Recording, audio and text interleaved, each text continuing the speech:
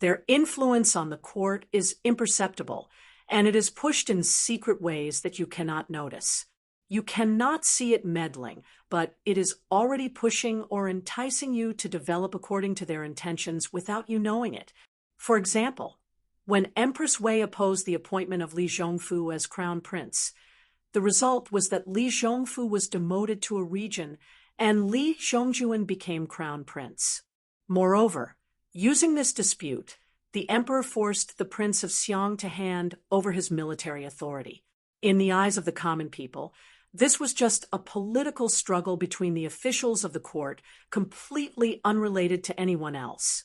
But if you knew that Li Chunquang, who was on very good terms with Crown Prince Li Zhongjuan, had long since been bribed by Lu Binji, if you knew that Empress Wei's most trusted chief eunuchs and palace maids had all received lavish gifts from Lu Binji, if you knew that Wu Sanxi's right and left arms, Cui Shi and Zheng Cha, were also Lu Binji's people, would you still believe that the only people who played a role in this matter were the emperor, Prince Liang, and Empress Wei? Lu Binji was like this. The noble clans were like this, and Shunmu and Yang Fan were also like this. Most of their methods of manipulating the political situation were like this. Although they possessed enormous power, they did not have the efficiency of the imperial court, so their methods of exerting influence were slow and secretive, and they would not let you see it clearly. Only a person as stupid as a pig would display this kind of power before the emperor for a moment of prestige. Thus, even though the noble clans had suffered a small loss, Shunmu did not underestimate the power of the noble clans. With such a massive change in the structure of the court, he urgently needed to unify the opinions of the noble clans. Moreover, putting aside their cooperative relationship, Grand Duke Li was Qiqi's grandfather, so this marriage still had to be arranged. The current Longyu was not as turbulent as it was 10 years ago, so Shunmu did not use the same extravagance as when he went to Longyu with Yang Fan. Instead, there were scouts in a 10-mile radius. Even so, it was still heavily guarded, and it was difficult to get close. Shunmu did not have the impressive martial arts of Yang Fan. If compared to someone who had practiced martial arts, he would be too weak to stand up to a gust of wind. Thus, he was very concerned about his safety, especially in a place like Longyu where the situation was treacherous and complicated. But no one could always maintain a tense state of mind. No one could eat, sleep, bathe, or take a stroll, and not relax at all times. When Shunmu entered the capital region, they naturally let down their guard, especially when they arrived at this small town, which was only a day's journey from Chang'an. This small town was the main route for travelers and merchants going to and from the western regions, so there were many guests coming from both north and south. The people here were simple and honest. It was rare to see people swindling and cheating customers in this town. If someone wanted to make money with a black heart, his shop would not be open for long. The people in the town would spread his bad name even before the tourists knew it. Every time Shunmu went to the western regions, he would stay in this town. Today, he could even accurately call out the names of some people in this town. Thus, when he arrived at the town that evening, he still stayed here. Here, he was as comfortable as if he was in his own backyard. Before dinner, Shunmu took a bath and took a walk on the streets with 2 guards. The golden sunset, the deep green trees, the narrow alleys, the yellow dirt roads, the simple shops by the roadside that exuded an alluring fragrance, the hawkers by the street, the barbarians from the western regions leading their camels, and the elderly with walking sticks, all of these gathered to form a special atmosphere. It was peaceful and lively, warm, lazy, and leisurely, making people involuntarily relax, their steps becoming lazier, and their posture more leisurely. Shunmu's body was tired from the long journey. He immersed his body and mind in this slow rhythm that was full of smoke and fire, enjoying this rare leisure. But he would never have thought that danger and murderous intent would arise at this time from this atmosphere. The camel bells rang out, and a few barbarians from the western regions with fur coats draped over their shoulders slowly walked over, leading tall camels. On the narrow road of the small town, this row of pedestrians and a row of camels took up more than half the road. When Shun Mu heard the sound, he looked back and slowly retreated to the side of the road. He even smiled and greeted the hawker who had set up a roadside stall selling seasonings, such as dried tangerine peel anise, pepper noodles, and other food condiments. This hawker had been setting up his stall here for a long time, and Shun Mu had seen him more than once on his many trips to the west. The hawker also recognized him and greeted him with a smile. A sudden change occurred at this moment. Shun Mu saw that the hawker's smile suddenly froze on his face, and his eyes suddenly widened, revealing a look of fear. He immediately felt that something was wrong. Shun Mu's movements were not fast, but his mind was very quick, and it was precisely this that saved his life. He did not instinctively turn back, but immediately pounced forward, pouncing towards the terrified hawker. Shun Mu felt a pain in his back as a sharp knife flew through the air, causing a string of blood droplets in the air, sparkling like a string of amber under the setting sun. Young master! Shun Mu's two subordinates had never expected to be attacked in this familiar small town, and in their great shock, their bodies paused for a moment. It was only this moment of delay that allowed the sharp knife to pierce straight towards Shun Mu's back. The two guards were scared out of their wits. Fortunately, Shun Mu used the most accurate reaction to save his life. If he had turned around to look or tried to dodge to the left or right, he would not have been able to react as fast as the assassin and would have died. However, he took advantage of the situation and pounced forward. Although the sharp knife pierced his back, it did not penetrate deep because of the force. The assassin was overjoyed that his knife had hit its target, but he did not expect Shun Mu to pounce forward, and missed by a hair. He wanted to follow Shun Mu and dive forward, but he leaped forward and used a bow step to stab Shun Mu's back with all his strength. The knife had already reached its end, and he did not have the time to stab again.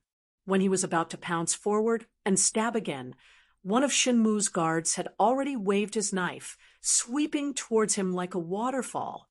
He hurriedly raised his short knife, and with a kung sound, he received the knife head-on.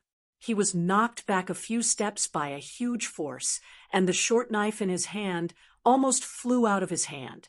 At the same time, the people leading the camels all drew their short knives from their saddles and fiercely pounced towards Shun Mu.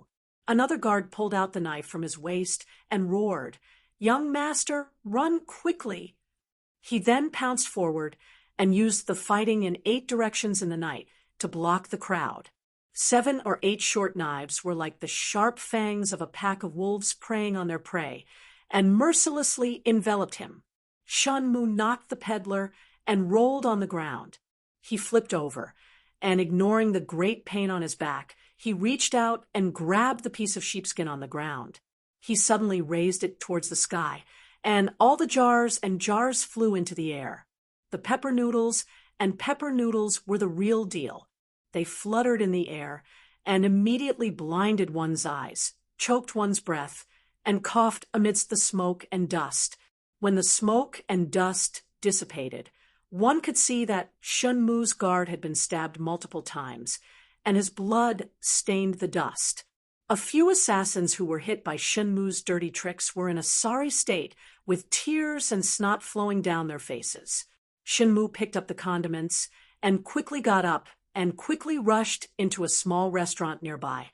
Shun Mu had eaten in this small restaurant before, so he understood the situation in the restaurant. There were a few customers eating in the restaurant. Shun Mu passed through the tables and chairs like a gust of wind, lifted the curtain, and rushed into the back kitchen. The fat chef was busy in the smoky kitchen when he suddenly felt a whirlwind behind him. He looked back in surprise, but there was nothing behind him. The chef did not care and turned his head back, continuing to cook the pig intestines. Shun Mu rushed into the back kitchen, and there was a customer who was relieving himself in the corner. Shen Mu did not make a sound and clenched his teeth as he ran along the narrow alley, leaving drops of blood behind him. Shen Mu's second guard had already pounced over when Shen Mu rushed into the small restaurant. He held his saber across his chest and assumed the stance of a man holding the pass by himself. A few assassins pounced towards him with red eyes and tears. He was destined to lose his life, but he had fought for the most precious time for Shen Mu. These assassins had been following Shen Mu for a long time, but they were unable to find an opportunity to make a move. It was only until they arrived at the small town that they were pleasantly surprised to see Shen Mu out for a stroll, which gave them an excellent opportunity. Thus, they hastily arranged this operation. The time and location of the assassination operation were not up to them to decide. Furthermore, the opportunity was fleeting, and no one could predict if Shen Mu would suddenly return, causing their only chance to go up in smoke. Thus, after following Shen Mu for a moment, they made their move decisively. The location that they chose was still acceptable, but no matter how they calculated, they didn't expect the pepper noodles to be flying in the sky.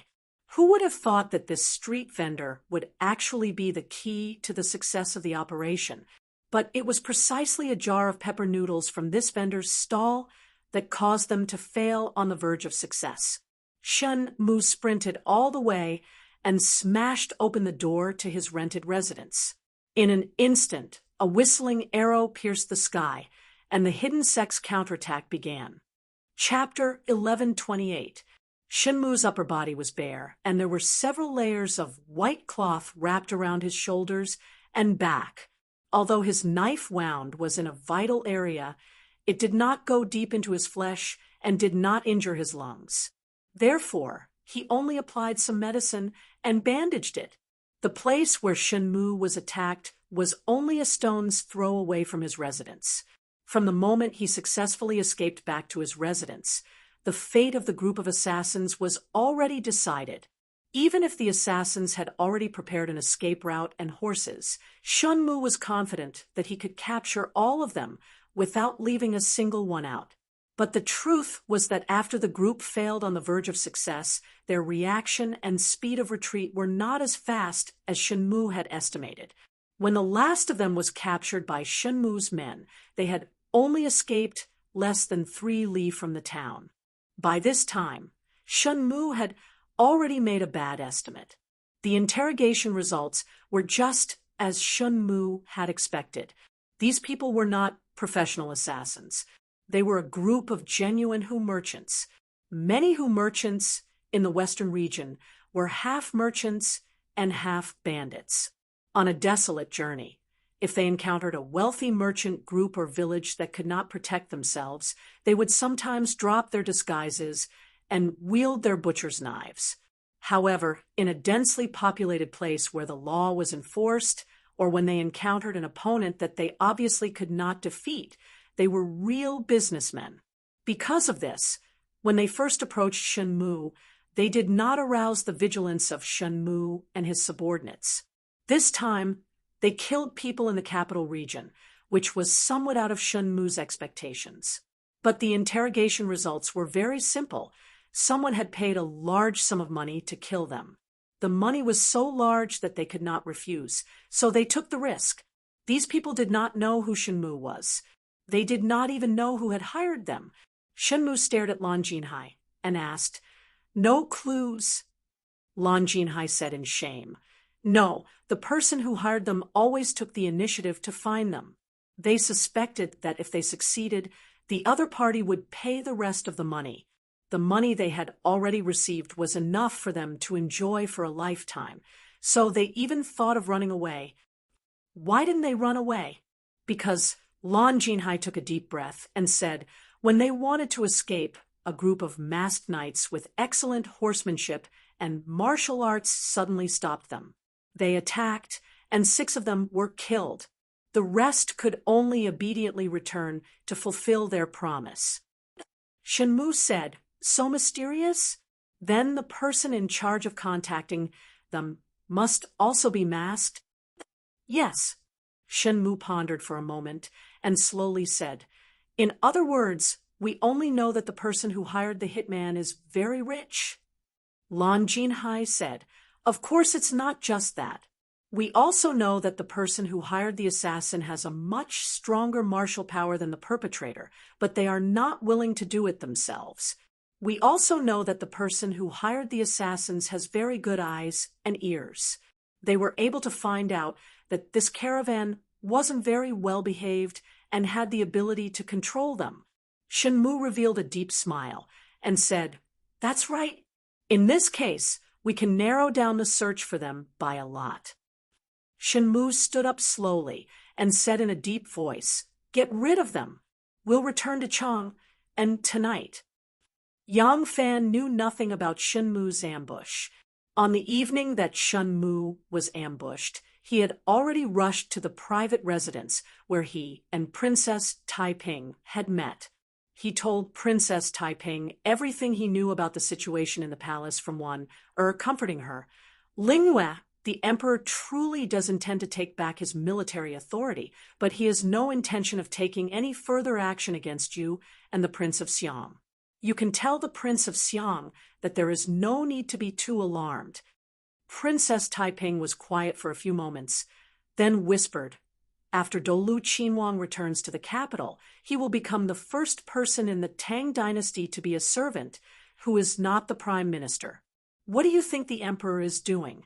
Perhaps, as you say, he has no intention of dealing with us right now, but who can guarantee that he won't have any intention of dealing with us in the future? Who can guarantee that the Empress and Prince Liang won't kick us while we're down? Yang Fan worriedly asked, then what do you want to do? Could it be? Princess Taiping faintly smiled and calmly said the word that Yang Fan had not said, rebel? She shook her head and gloomily said, he won't. He is a member of the Li clan, and the Prince of Xiang's elder brother. To rebel against him is to send troops without justification. No one will respond, even if there is a chance of success. Princess Taiping slowly raised her head and gazed at Yang Fan. Do you think that the Prince of Xiang and I will harm our brother? The Empress currently living in seclusion in Shangyang Palace was their mother. Was their relationship any weaker than that of their brother? Yang Fan truly had no place to comment on this sort of family matter, so he could only keep his mouth shut. Princess Taiping slowly and powerfully shook her head. He won't. No matter how he treats us, we are still brothers of the same mother. He can be heartless, but we cannot be unjust. Princess Taiping slowly turned her head and gazed at a cluster of purple and blue flowers blooming in front of the window. She gravely said, however, there are times when I truly regret it. If we hadn't worked so hard to bring him back from Fong province, perhaps the result would have been a little better. Yang Fan helplessly sighed. Emperor Zetian wanted to make him crown prince, so he was transferred back to the capital. If we didn't work hard to save him, wouldn't that be watching Wu Qingxi and Wu Sanxi put him to death? That's exactly what I meant. Princess Taiping suddenly turned her head and gave Yang Fan a cruel smile. Yang Fan couldn't help but feel a chill in his heart. Taiping's eyes were very cold, like a sculpture of profound ice, chilling one's heart. Her voice was also cold.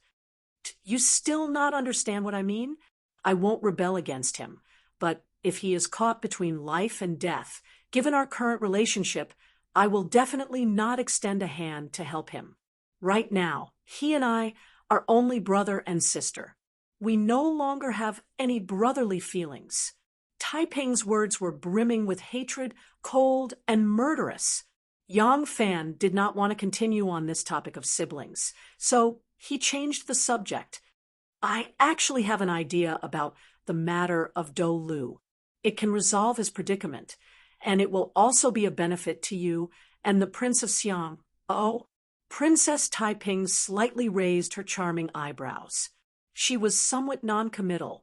Yang Fan leaned close to her ear and whispered a few words. Princess Taiping's eyes suddenly went wide as she asked in surprise, "Doing this, what's the benefit?" Yang Fan spread out his hands and bitterly smiled. "Ling Wei, given your intelligence, how could you not think of the benefit of doing this? Don't let your grievance and anger cloud your mind. This way, you can—" Princess Taiping's eyes suddenly flashed like lanterns as she said in understanding, I understand. Not bad, not bad. This truly is a good idea that kills two birds with one stone." The morning court session was held on the 15th day of the 7th month. When the emperor had conferred the titles of princes to the 5 ministers, he had said that they could go to the palace to have an audience with the emperor at the next court session. Zhang Jianji and the other princes had arrived at the Meridian Gate early in the morning, dressed neatly in purple robes and jade belts. However, in the past, the appearance of any one of them would cause many ministers to pounce on them like flies. Now, these people were avoiding them like the plague. Wherever they appeared, it was like an invisible wall had suddenly appeared around them. The ministers who had also been dealt with came forward to greet them, but they did not converse with them. In the current situation, they naturally had to be a little more cautious. When the morning court session began, because they were princes, they had to stand at the head of the class. The 5 of them entered the hall together and stood in front of the head of the class, appearing even more awe-inspiring than before. But their backs gave off the bleakness of heroes at the end of their road. The nobles could only listen to politics and could not discuss politics easily. They stood in the group of nobles and did not say a word, completely playing the role of wooden dummies. Seeing the hundreds of officials who used to be intimidated by their majesty, who always had to listen to their expressions, now discussed the affairs of the state as if there was no one else present, one could imagine the disappointment in their hearts. The hundreds of officials' memorials naturally had to be led by the prime minister. The prime ministers had just finished talking about their own affairs when Dolu Qinhuang suddenly coughed and walked out of his office. When Dolu Qinhuang walked out of his office, the officials who wanted to present the memorials immediately stopped in their tracks. Even Wu Sanxi, Wei Yuanzhong, Yang Zaixi, Wei Engshi, and the other prime ministers who had just returned to their offices curiously gave him a salute. There was no other reason than that after Dolu Qinhuang returned to court, he knew that the emperor did not like him. So he pretended to be deaf and mute in the Shangshu department. He maintained the attitude that it was better to avoid trouble than trouble, and did his best not to get involved in anything. He was even more slippery than the famous ambiguous old crafty Su. In court, Dolu Qinhuang did not speak much, so when he suddenly walked out of his office today, the hundreds of officials were all surprised. They did not understand why this Push Darren would suddenly act out of character. Just what kind of memorials did he have to present? Perhaps there really was some earth-shattering news. Recently, the court had been too quiet. It was unavoidably boring, at least for those imperial censors who made a living by impeaching other officials. Recently, they had not been able to find a topic to complain about. Li Xian was also very curious. His health had not been good, and in the past few days, he had fallen ill again. He sat on the throne with a sickly appearance, looking listless and listless. But when Dolu Qinhuang walked out of his office, even Li Xian became alert. Behind the curtain, Empress Wei also widened her eyes in shock. Dolu Qinhuang took 3 steps forward, coughed again, and slowly said, "His Majesty controls all affairs and listens to court politics. The lives of the officials depend on His Majesty to survive. The foundation of the 3 saints awaits His Majesty's prosperity.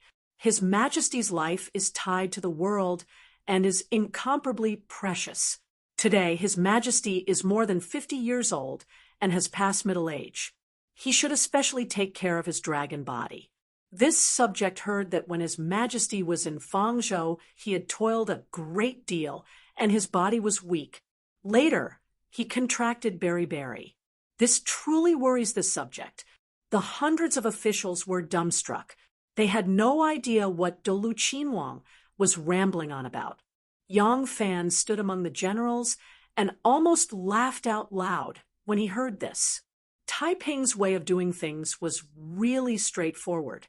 Yesterday, he had just given her a plan, and today, Dolu Qinhuang was acting according to it. However, Yang Fan had only suggested that Dolu Qinhuang should first flatter the emperor. The weaker he appeared, the better. The more mushy, the better. As for what topic to find, he did not mention it. There was no need for him to help think about these specific matters. Even he had not expected that such a genius like Dolu Qinhuang would be able to think of such a topic. Just look at him standing in the Golden Hall, holding a jade tablet and presenting a memorial, his face full of grief and hatred. Who would have thought that the topic he was discussing was Li Xian's beriberi? Some of the officials were already snickering. Dolu Qinhuang seemed to be completely unaware.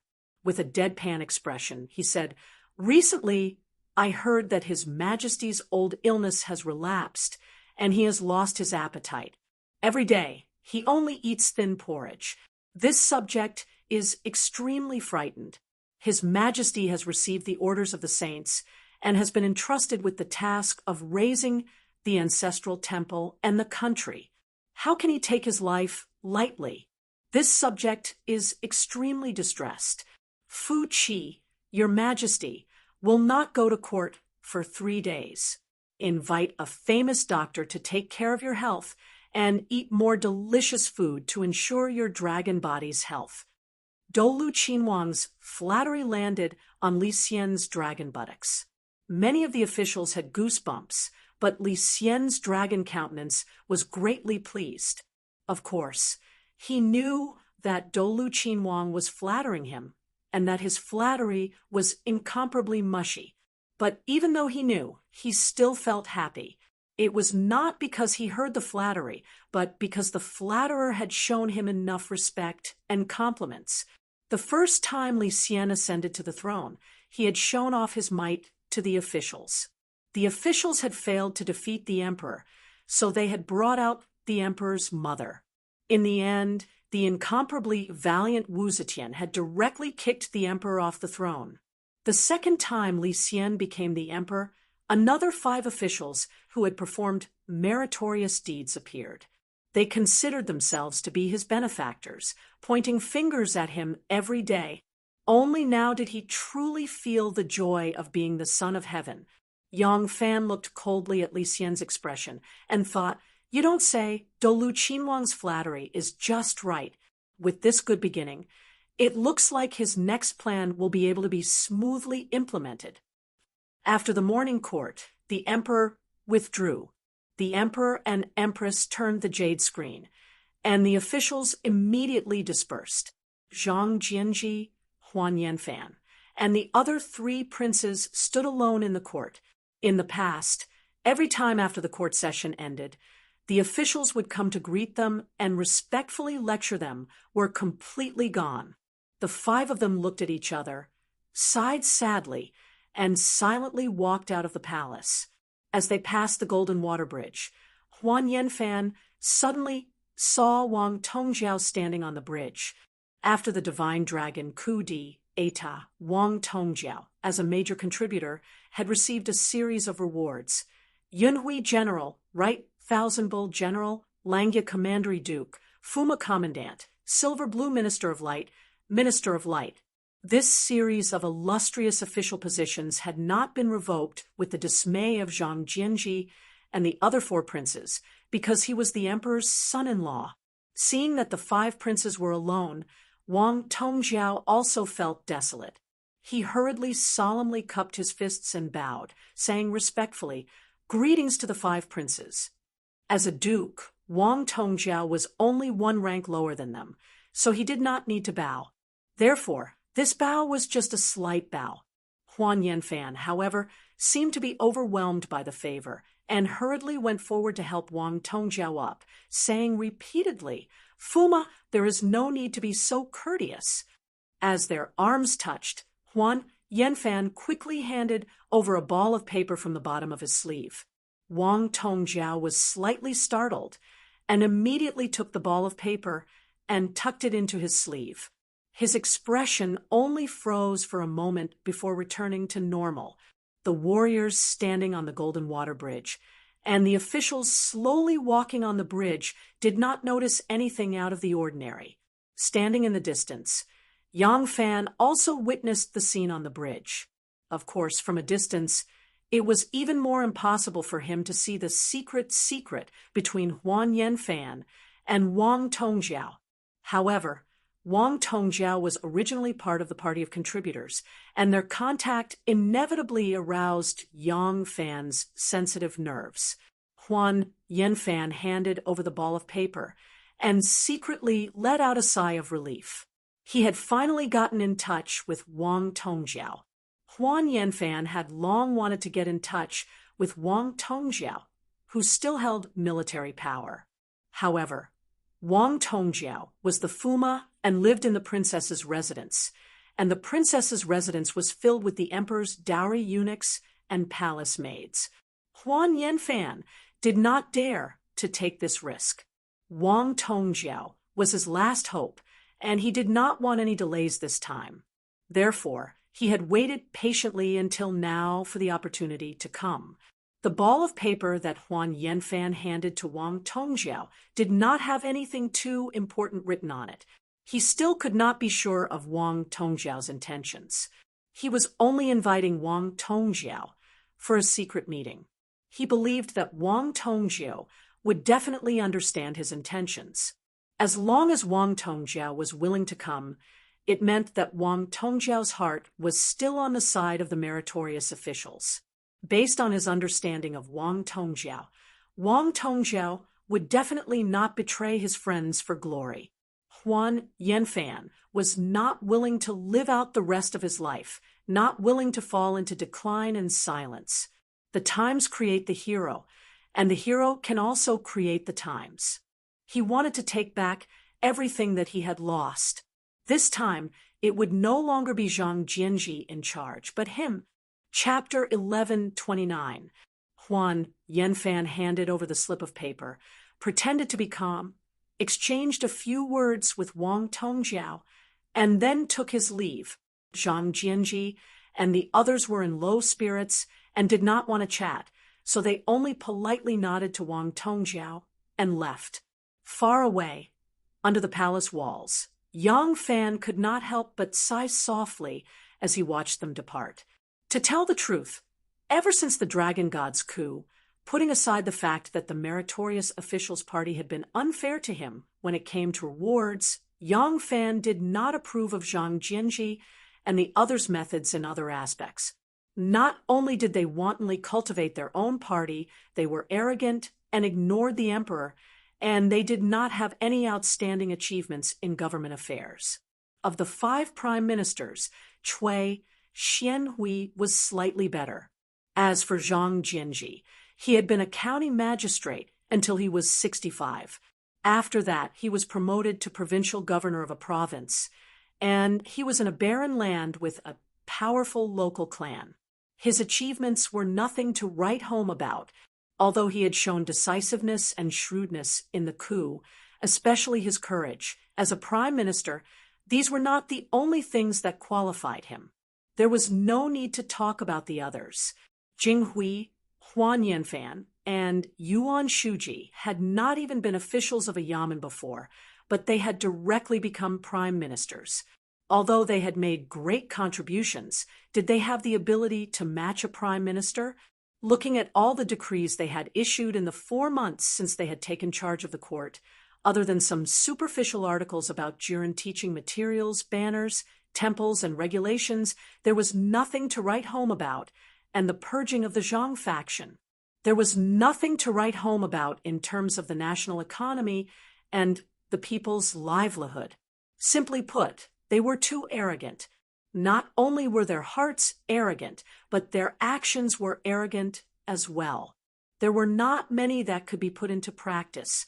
For the country, for the people, and for the Tang dynasty that had been ruled by Empress Etienne for nearly 20 years, there were few that could inspire people. Yang Fan felt that if it were not for the fact that the Empress and the martial party still needed to be restrained in court, it might not be a bad thing for them to continue living like this. Otherwise, in a year and a half, their shortcomings in governing the country would be exposed, and the glory of the meritorious officials of the coup would completely fade. At that time, even their illustrious reputation would be covered in dust. Zhang Jianji and the others left the palace. Yang Fan sighed and turned to leave as well. He had just received news from Runwei that Shan Mu had returned to Chang, and early in the morning, and was eager to meet him. His intuition told him that what happened in Zhuozhou was not as simple as the two sects fighting for power. One leaf knows the autumn. He had already detected that there seemed to be some restless element brewing within the Xian sect. He needed Shan Mu's help to deal with this. Yang Fan walked leisurely. He had just walked to the imperial road in front of the Eastern Palace when he suddenly saw a man wearing arrow sleeves, carrying a longbow and a quiver, with a few wild pheasants and hares on his shoulder, walking excitedly with big strides. Behind him were 4 eunuchs working together to carry an elk. When Yang Fan saw this, he immediately stopped and retreated 2 steps to the side. He cupped his hands and said, "This official greets the crown prince." "Ah, General Yang." Li Zhongjuan waved his hand carelessly at Yang Fan and walked past him like the wind without stopping. Through Li Chunquang's introduction, Li Zhongjuan had made a group of friends in the Yulin Royal Guards. Among them, there was no lack of Yang Fan's colleagues, comrades, and subordinates. When they had free time, they would go hunting together and become very close friends. Through these people, he had gained some understanding of Yang Fan and did not have any ill feelings towards Yang Fan. However, his best friend, Li Qingquang, had some complaints about Yang Fan. Li Zhongjuan's closest and most trusted person was Li Qingquang. Therefore, he purposefully kept his distance from Yang Fan. Yang Fan did not go too far.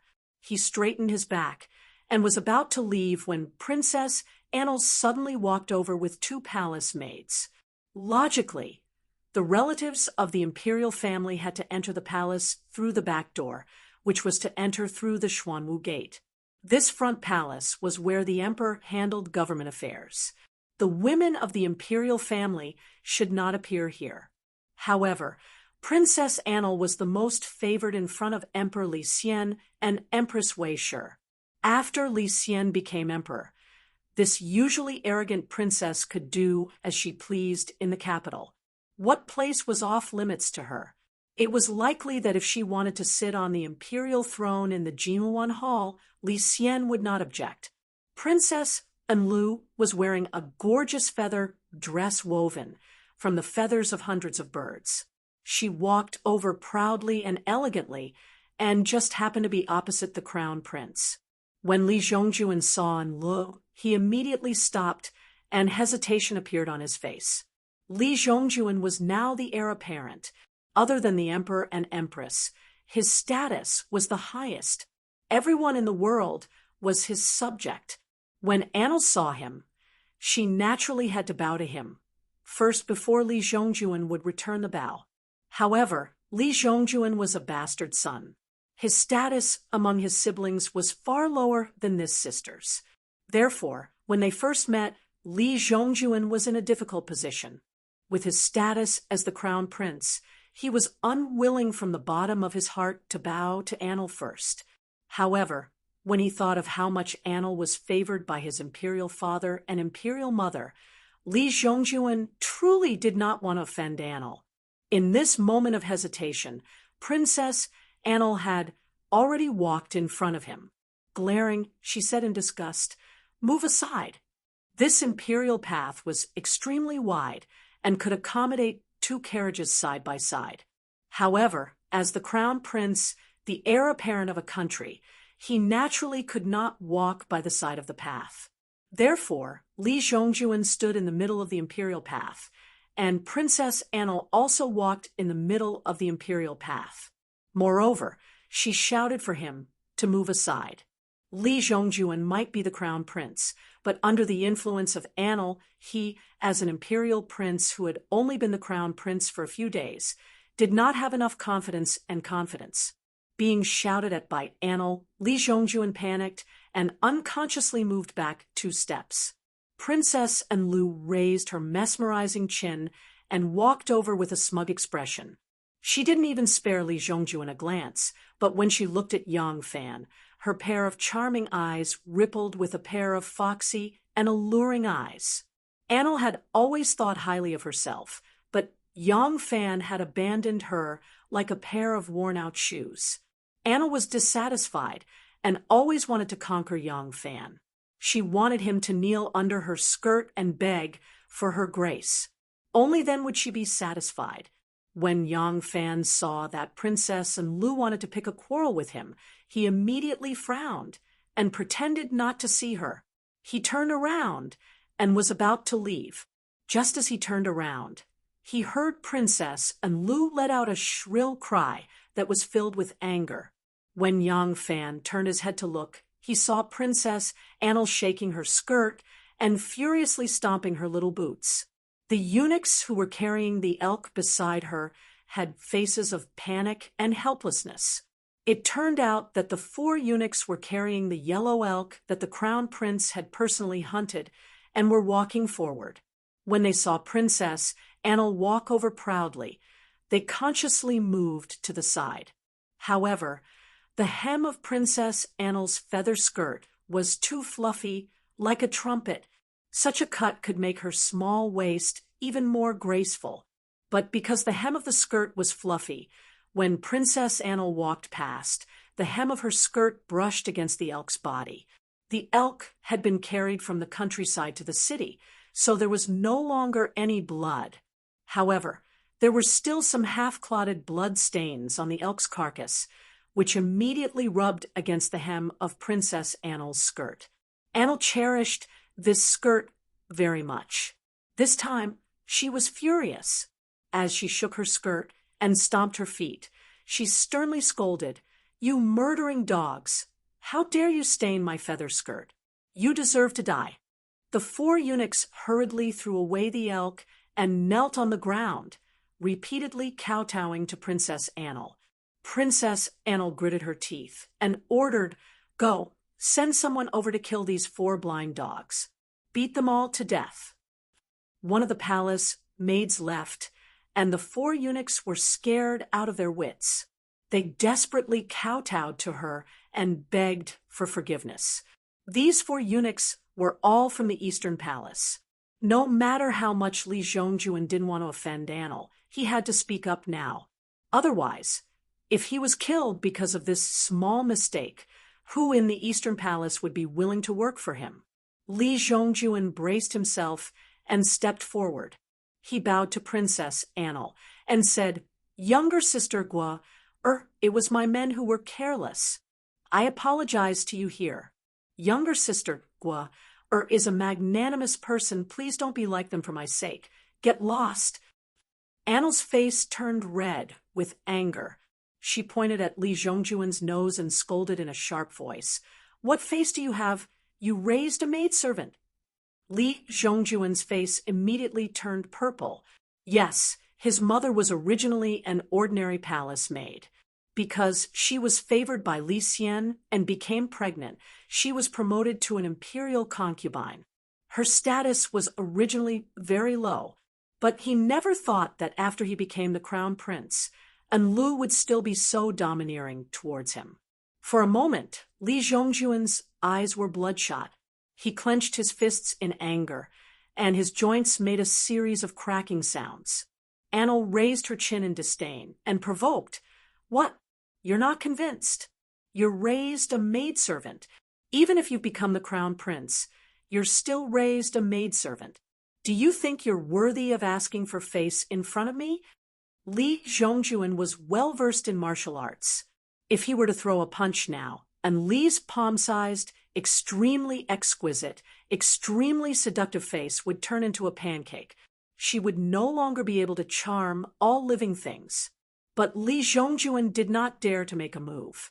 He was so angry that his entire body was trembling, but his tightly clenched fists were pressed against his body, and he did not dare to throw a punch. When Yang Fan saw this, he couldn't help but interrupt. These people only made an unintentional mistake. Your Highness, the princess, has such an esteemed status. Why would you care about ant-like characters? Please spare their lives. And Lu glared at him, and her anger suddenly subsided. She turned towards Yang Fan and asked, "What is General Yang pleading for mercy on their behalf?" If he could save 4 lives, Yang Fan would not care about his own status. He nodded seriously at Enlu and said sincerely, "That's right, this lowly subject pleads for mercy on behalf of these 4 people. Princess, please be magnanimous." Princess Enlu suddenly giggled and nodded sweetly. "Fine, then I will give you this face." Yang Fan happily clasped his hands and said, "Many thanks, Princess." The 4 eunuchs seemed to be relieved of a heavy burden. They kowtowed in gratitude and said, "Many thanks, Your Highness, many thanks, General Yang." Yang Fan sighed softly and clasped his hands towards Li Zhongjuan and Princess Enlu. He said, "Crown Prince, Princess, this lowly subject bids farewell." Even though Li Zhongjuan was a martial artist, he wasn't very broad-minded. When he saw that he had humbly begged for mercy, Princess Enlu didn't give him any face at all. Instead, she humiliated him. In the end, Yang Fan managed to persuade Enlu with just a few words. This was equivalent to another cut on his already bloody self-esteem. He lost even more face. Therefore, he wasn't at all grateful to Yang Fan. Instead, he even hated Yang Fan. At this moment, the palace maid led a dozen or so eunuchs with large staffs in their hands in a hurry. The eunuchs stood there panting and bowed to Princess Enlu. They said, "Your servants have arrived. What orders does the princess have?" As they spoke, they looked uneasily at the crown prince. They were the lowest servants and naturally didn't want to offend the crown prince. But for those who made a living in the palace, who didn't know that Enlu was the most favored in front of the emperor, Princess Enlu always kept her word in front of the emperor, even though the crown prince would become the emperor in the future. If they offended Enlu, they wouldn't be able to live. Weighing the two, they naturally had to listen to Princess Enlu. Princess Enlu pointed at the 4 eunuchs kneeling on the ground and said, "Go, break the legs of these blind things and throw them out of the palace. Let them fend for themselves." Li Zhongjuan was shocked and shouted angrily, "Enlu, you clearly promised to spare them just now." Princess Enlu glanced at him disdainfully and mocked, "I only agreed to spare them because of Yang Fan. Yang Fan begged me to spare their lives, so I spared their lives. I never said that I wouldn't punish them at all. You don't want me to break their legs, but unfortunately, you don't have the face to do so." Li Zhongjuan was so angry that he was trembling. He gritted his teeth so hard that they almost broke. Princess Enlu waved her hand and said coldly, "Don't blame me. If you want to blame someone, blame your master for being incompetent. Drag them away and execute them." Chapter 1130. Yang Fan left the palace and rushed to the Shun residence. He thought that Shenmu had just returned to the capital and would definitely be able to see him. However, he did not. The Shun family told him that eldest young Lady Gongsun came looking for Alang the moment he returned, causing Alang to flee. Now, no one knew where he was hiding. Yang Fan knew the details of this quarrelsome matter, so he did not have any suspicions. He only left a message for the Shun family, telling them to wait for Shun Mu to return and tell him about his visit. Yang Fan thought that Shun Mu would contact him after receiving the news. However, he did not receive any news from Shun Mu the next day. On the third day, Yang Fan visited again. The Shun family still said the same thing. Lang has not returned since that day. Yang Fan immediately had doubts. If it was said that Gongsun Lanji came to pester Shun Mu, he would believe that Shun Mu had hidden away to avoid the limelight. Gongsun Lanji was unruly and unruly. However, Shun Mu had just returned to the capital.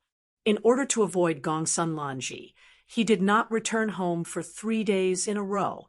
He did not visit his wife and children either. This was illogical. Shun Mu is deliberately avoiding me. This was the only conclusion that Yang Fan could come up with. As for why Shun Mu did this, he had no idea. He could only make a judgment based on the pitiful amount of information.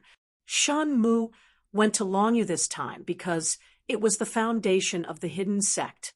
There were many matters that required him to handle personally, and he would definitely make contact with the Longxi Li clan.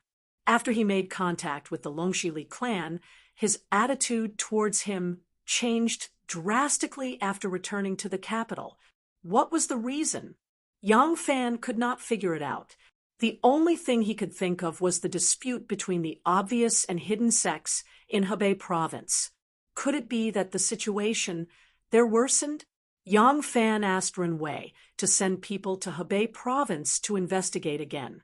At the same time, he asked the Gu brothers to look for Shun Mu's whereabouts.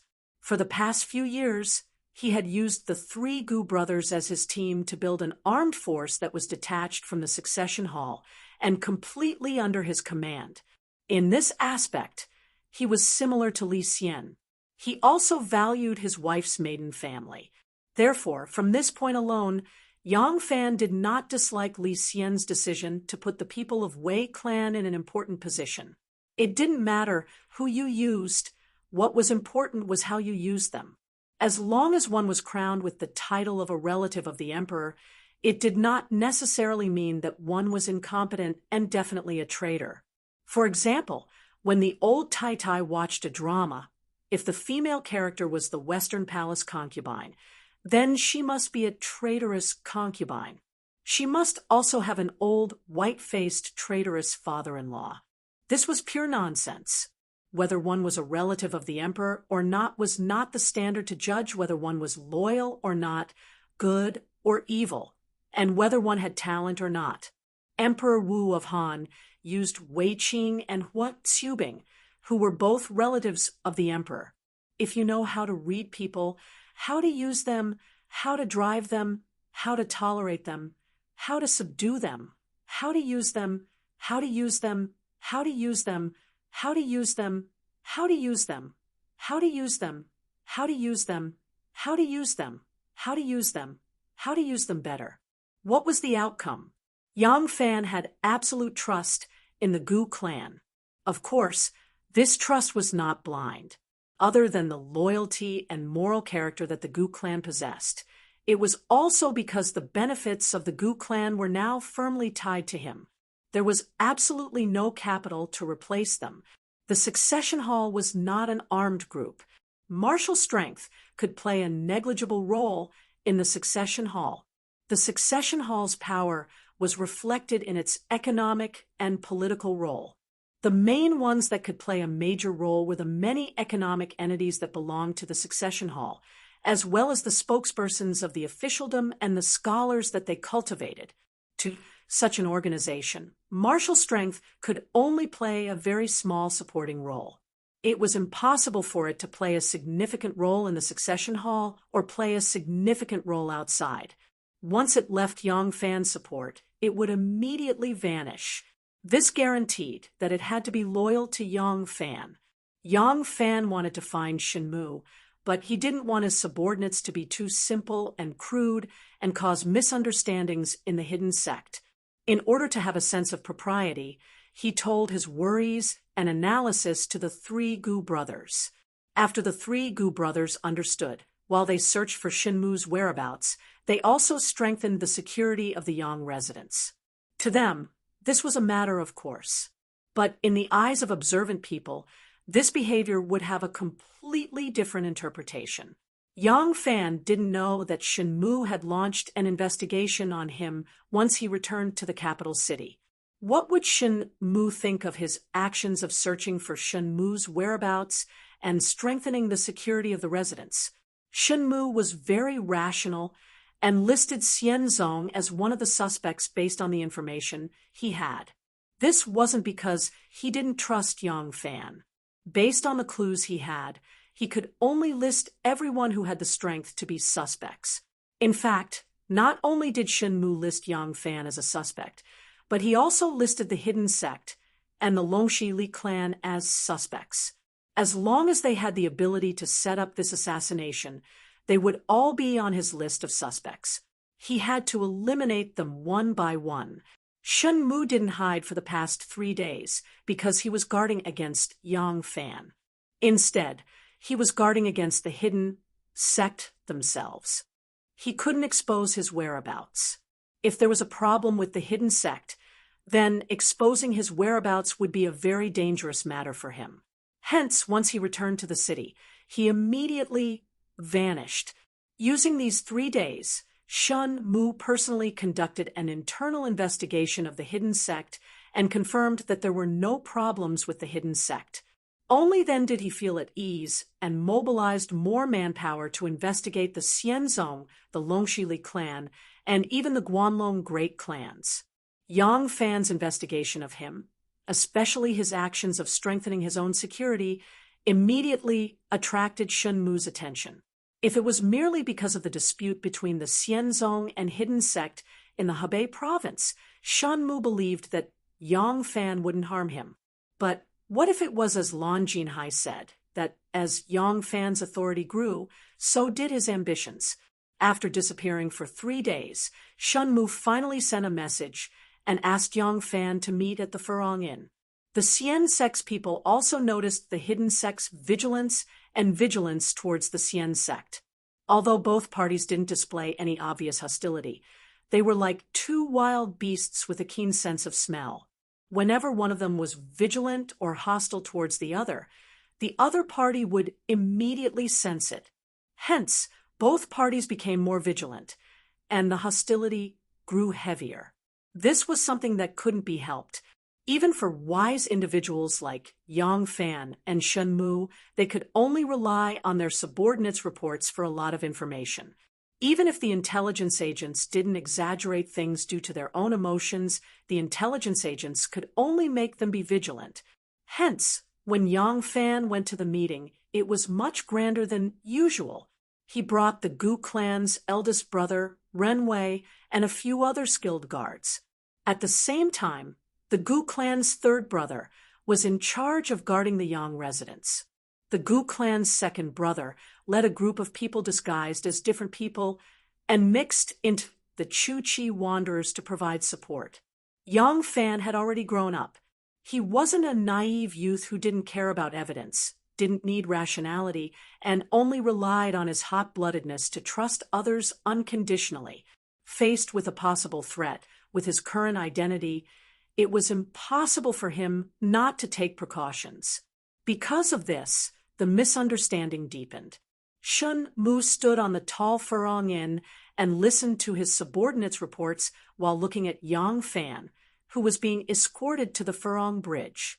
His eyes had a trace of deep sorrow. If he doesn't have any ulterior motives, why is he so heavily guarded? However, he didn't reflect on himself. Wasn't he also surrounded by experts in the open and in the dark this time? Brother Shun, Erlang. The two of them continued to address each other and smile. At their level, it was very easy for them to put on an impeccable human skin mask. However, they could still see a trace of unfamiliarity in the depths of each other's eyes. The sound of cicadas outside the window was loud and clear, making the inn seem even more lonely. The two of them sat down behind the table. Yang Fan smiled at Shinmu and teased, Brother Shen has just returned to the capital, and you've been hiding for 3 days. Is it just to avoid Miss Gongsuan's obsession? Speaking of which, although Miss Gongsun is a little unruly, she is infatuated with Brother Shen. Miss Gongsun is as beautiful as the moon and has a high level of martial arts. In terms of family background, she is also from a first-class family. Why should Brother Shen let down the beauty's kindness? Shen Mu sighed and said, Erlang has 2 beautiful wives and 1 beautiful concubine. Do you think that everyone in the world is like this? Erlang is still too young and naive. If I want to take in a few concubines, naturally, the more the better. The status has been decided, and there is an order of seniority. Naturally, there is no need to worry about trouble. However, can a lady from the Gongsun family become a concubine? Once she becomes my wife, who is superior and who is junior, who is senior and who is junior, who is in charge and who is managing the finances, all these will become troublesome. There are thousands of people in the family, and only one person is in charge. At that time, a little carelessness will lead to conflict. Forget about Shui, who will not and dare not compete with her. But what about Chi-Chi? Chi-Chi is the eldest daughter of Long You's Li family. She is the eldest daughter of the Gongsun family. Both of them are like fire. How can my backyard be peaceful? Yang Fan said. Both of them are deeply in love with Brother Shen. I believe you will be able to get along with them peacefully? Shen Mu looked up to the sky and laughed. I don't think so. There are some things that can't be done just because of your wishful thinking. You are not someone who can tolerate others. You also want to think for your own children. There are also maids and old maids around you and your own family behind you. It is hard to not have any problems. Shun Mu's words were a test and a warning to Yang Fan. However, when Yang Fan heard the words, your own family behind you, he did not think that Shun Mu was pointing at him. Instead, he thought that Shun Mu was talking about his own difficulties. Yang Fan's eyes instantly narrowed. Shun Mu naturally saw this change in expression. Shun Mu suddenly asked, Erlang has 2 wives. Why can your family be harmonious? What is the secret behind it? Can you give me some pointers? Yang Fan said, the reason behind it is not worth mentioning. Xiao Man and I depend on each other. We are brother and sister. Even though we have been separated for many years, our feelings have not changed. After we grew up, we finally met again. We are like siblings and husband and wife. She knows that I will never let her down and naturally does not need to scheme. On the other hand, Anu has encountered difficulties since young. Her childhood experience is similar to Xiao Man's. It can be said that they are in the same boat. Moreover, even though she is beautiful and talented, she was born a servant. Even though she looks unruly, she is actually different from the arrogance that is ingrained in the bones of the young ladies of aristocratic families.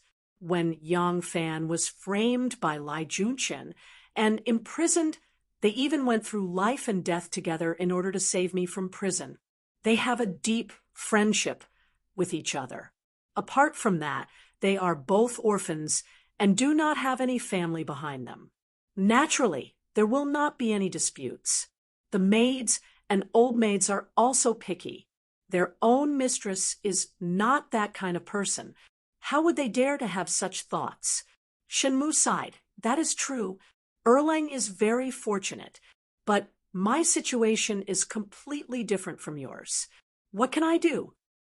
Yang Fan frowned.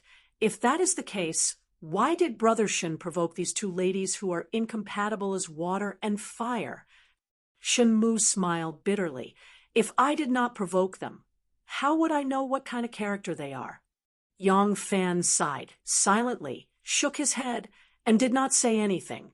Shen Mu suddenly smiled. All right, let's not talk about this little family matter.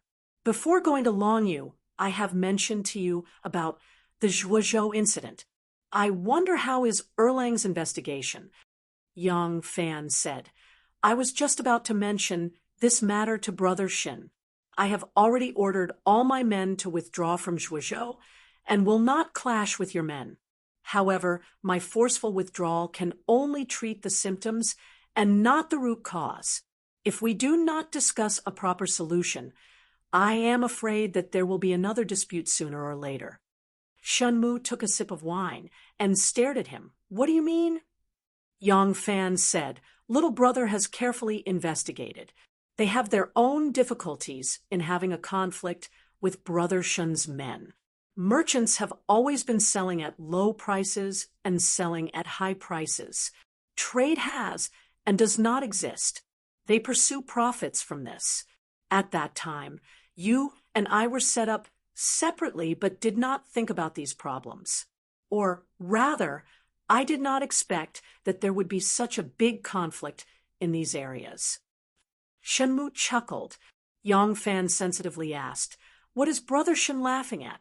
Shenmu said, I suddenly feel that perhaps when young Master Jiang established the succession hall, the various arrangements that you made are the most suitable for its existence. There is only one sect leader, and there is an orderly hierarchy. Naturally, there will be no trouble. Yang Fan's eyes suddenly shrunk. In a deep voice, he said, If it is for the purpose of continuing the line of succession, young Master Jiang's arrangements are naturally not inappropriate. However, the current succession hall still exists for this purpose, or should I say only for this purpose. Shenmu did not answer. He did not need to answer. Both of them understood in their hearts that the original purpose of the succession hall has long changed. This change did not even start from Shenmu. In fact, young Master Jiang, who used this pretense to establish the succession hall, originally had an ulterior motive. However, this bitter fruit, because young Master Jiang's motive has never been revealed, it is only now that the two of them have to bear this bitter fruit. At this moment, the two of them were speechless. Maybe at this moment, they both had a feeling that life was like the first time they met. Shenmu was silent for a long time. Then he raised his neck and gulped down a cup of wine. Then he slammed the cup heavily on the table. This affected the injury on his back and caused his expression to be in great pain, as though that cup of wine was bitter. Yang Fan said in a low voice, We have to think of a way. I suspect that there are already people in the Xian sect that are moving. I worry that we cannot control them. Shenmu's gaze suddenly became sharp. He stared closely at Yang Fan and said, What do you mean by cannot control them?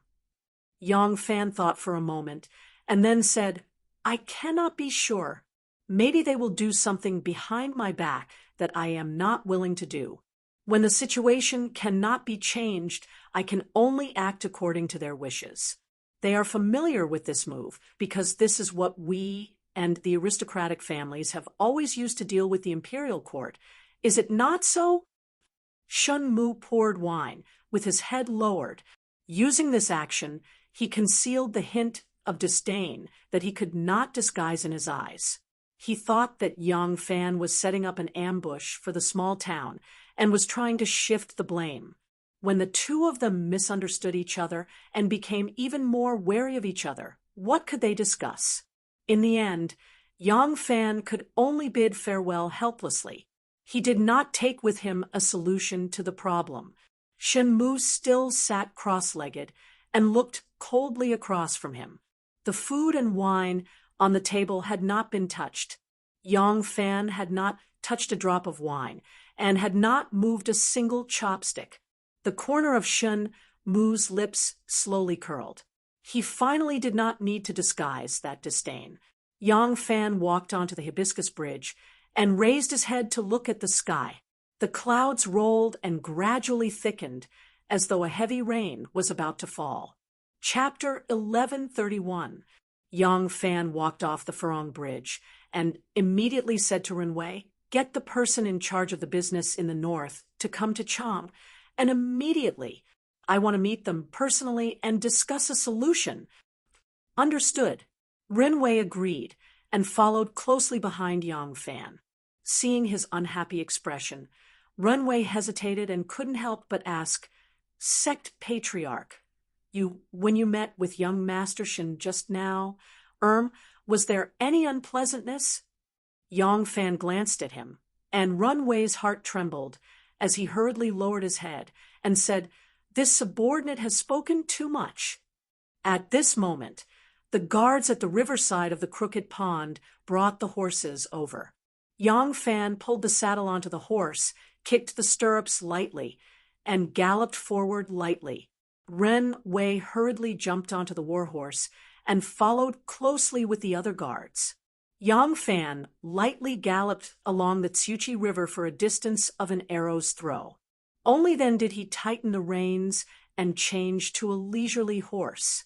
He sighed deeply and said, "I really don't understand why he suddenly has such a strong vigilance and hostility towards me." The horse slowly galloped along the riverside of the Crooked Pond, and the leisurely ducks wagged their tails among the lotus leaves.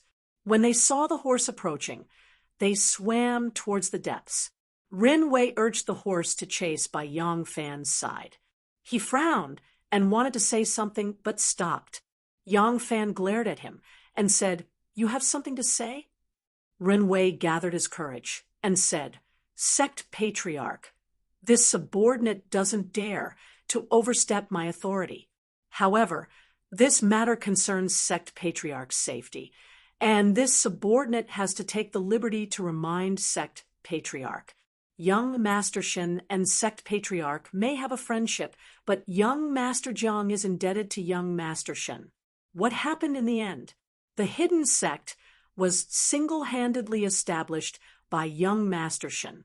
For him to be able to quietly develop such a powerful force under young Master Jiang's eyes and ultimately force young Master Jiang to step down in dejection, his scheming methods are truly outstanding.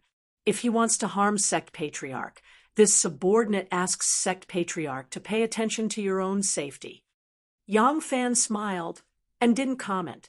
He only looked at the small boat that was lightly floating in the middle of the lake and said in frustration, "The reason why the Xian sect acknowledged the existence of the hidden sect and divided missions with the hidden sect was so that the story of Shun Mu and Mr. Jiang would not repeat. However, I never expected that I would gradually drift apart from him."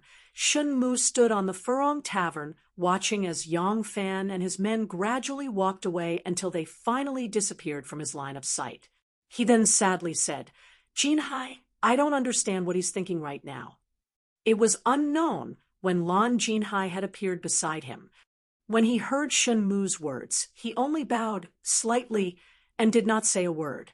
Shun Mu waved his sleeves, turned around, and walked downstairs. Thump, thump, thump. Amidst the sound of footsteps, Shun Mu ordered in a deep voice, "From now on, be on full alert against Xian Zong. Do not slack at all." Dou Lu Qinwang cupped his hands and followed a young servant holding a horsetail whisk into the Kai Si courtyard. In the Kai Si courtyard, there was the sound of stringed instruments. On the stage, there was a songstress in colorful clothing singing loudly.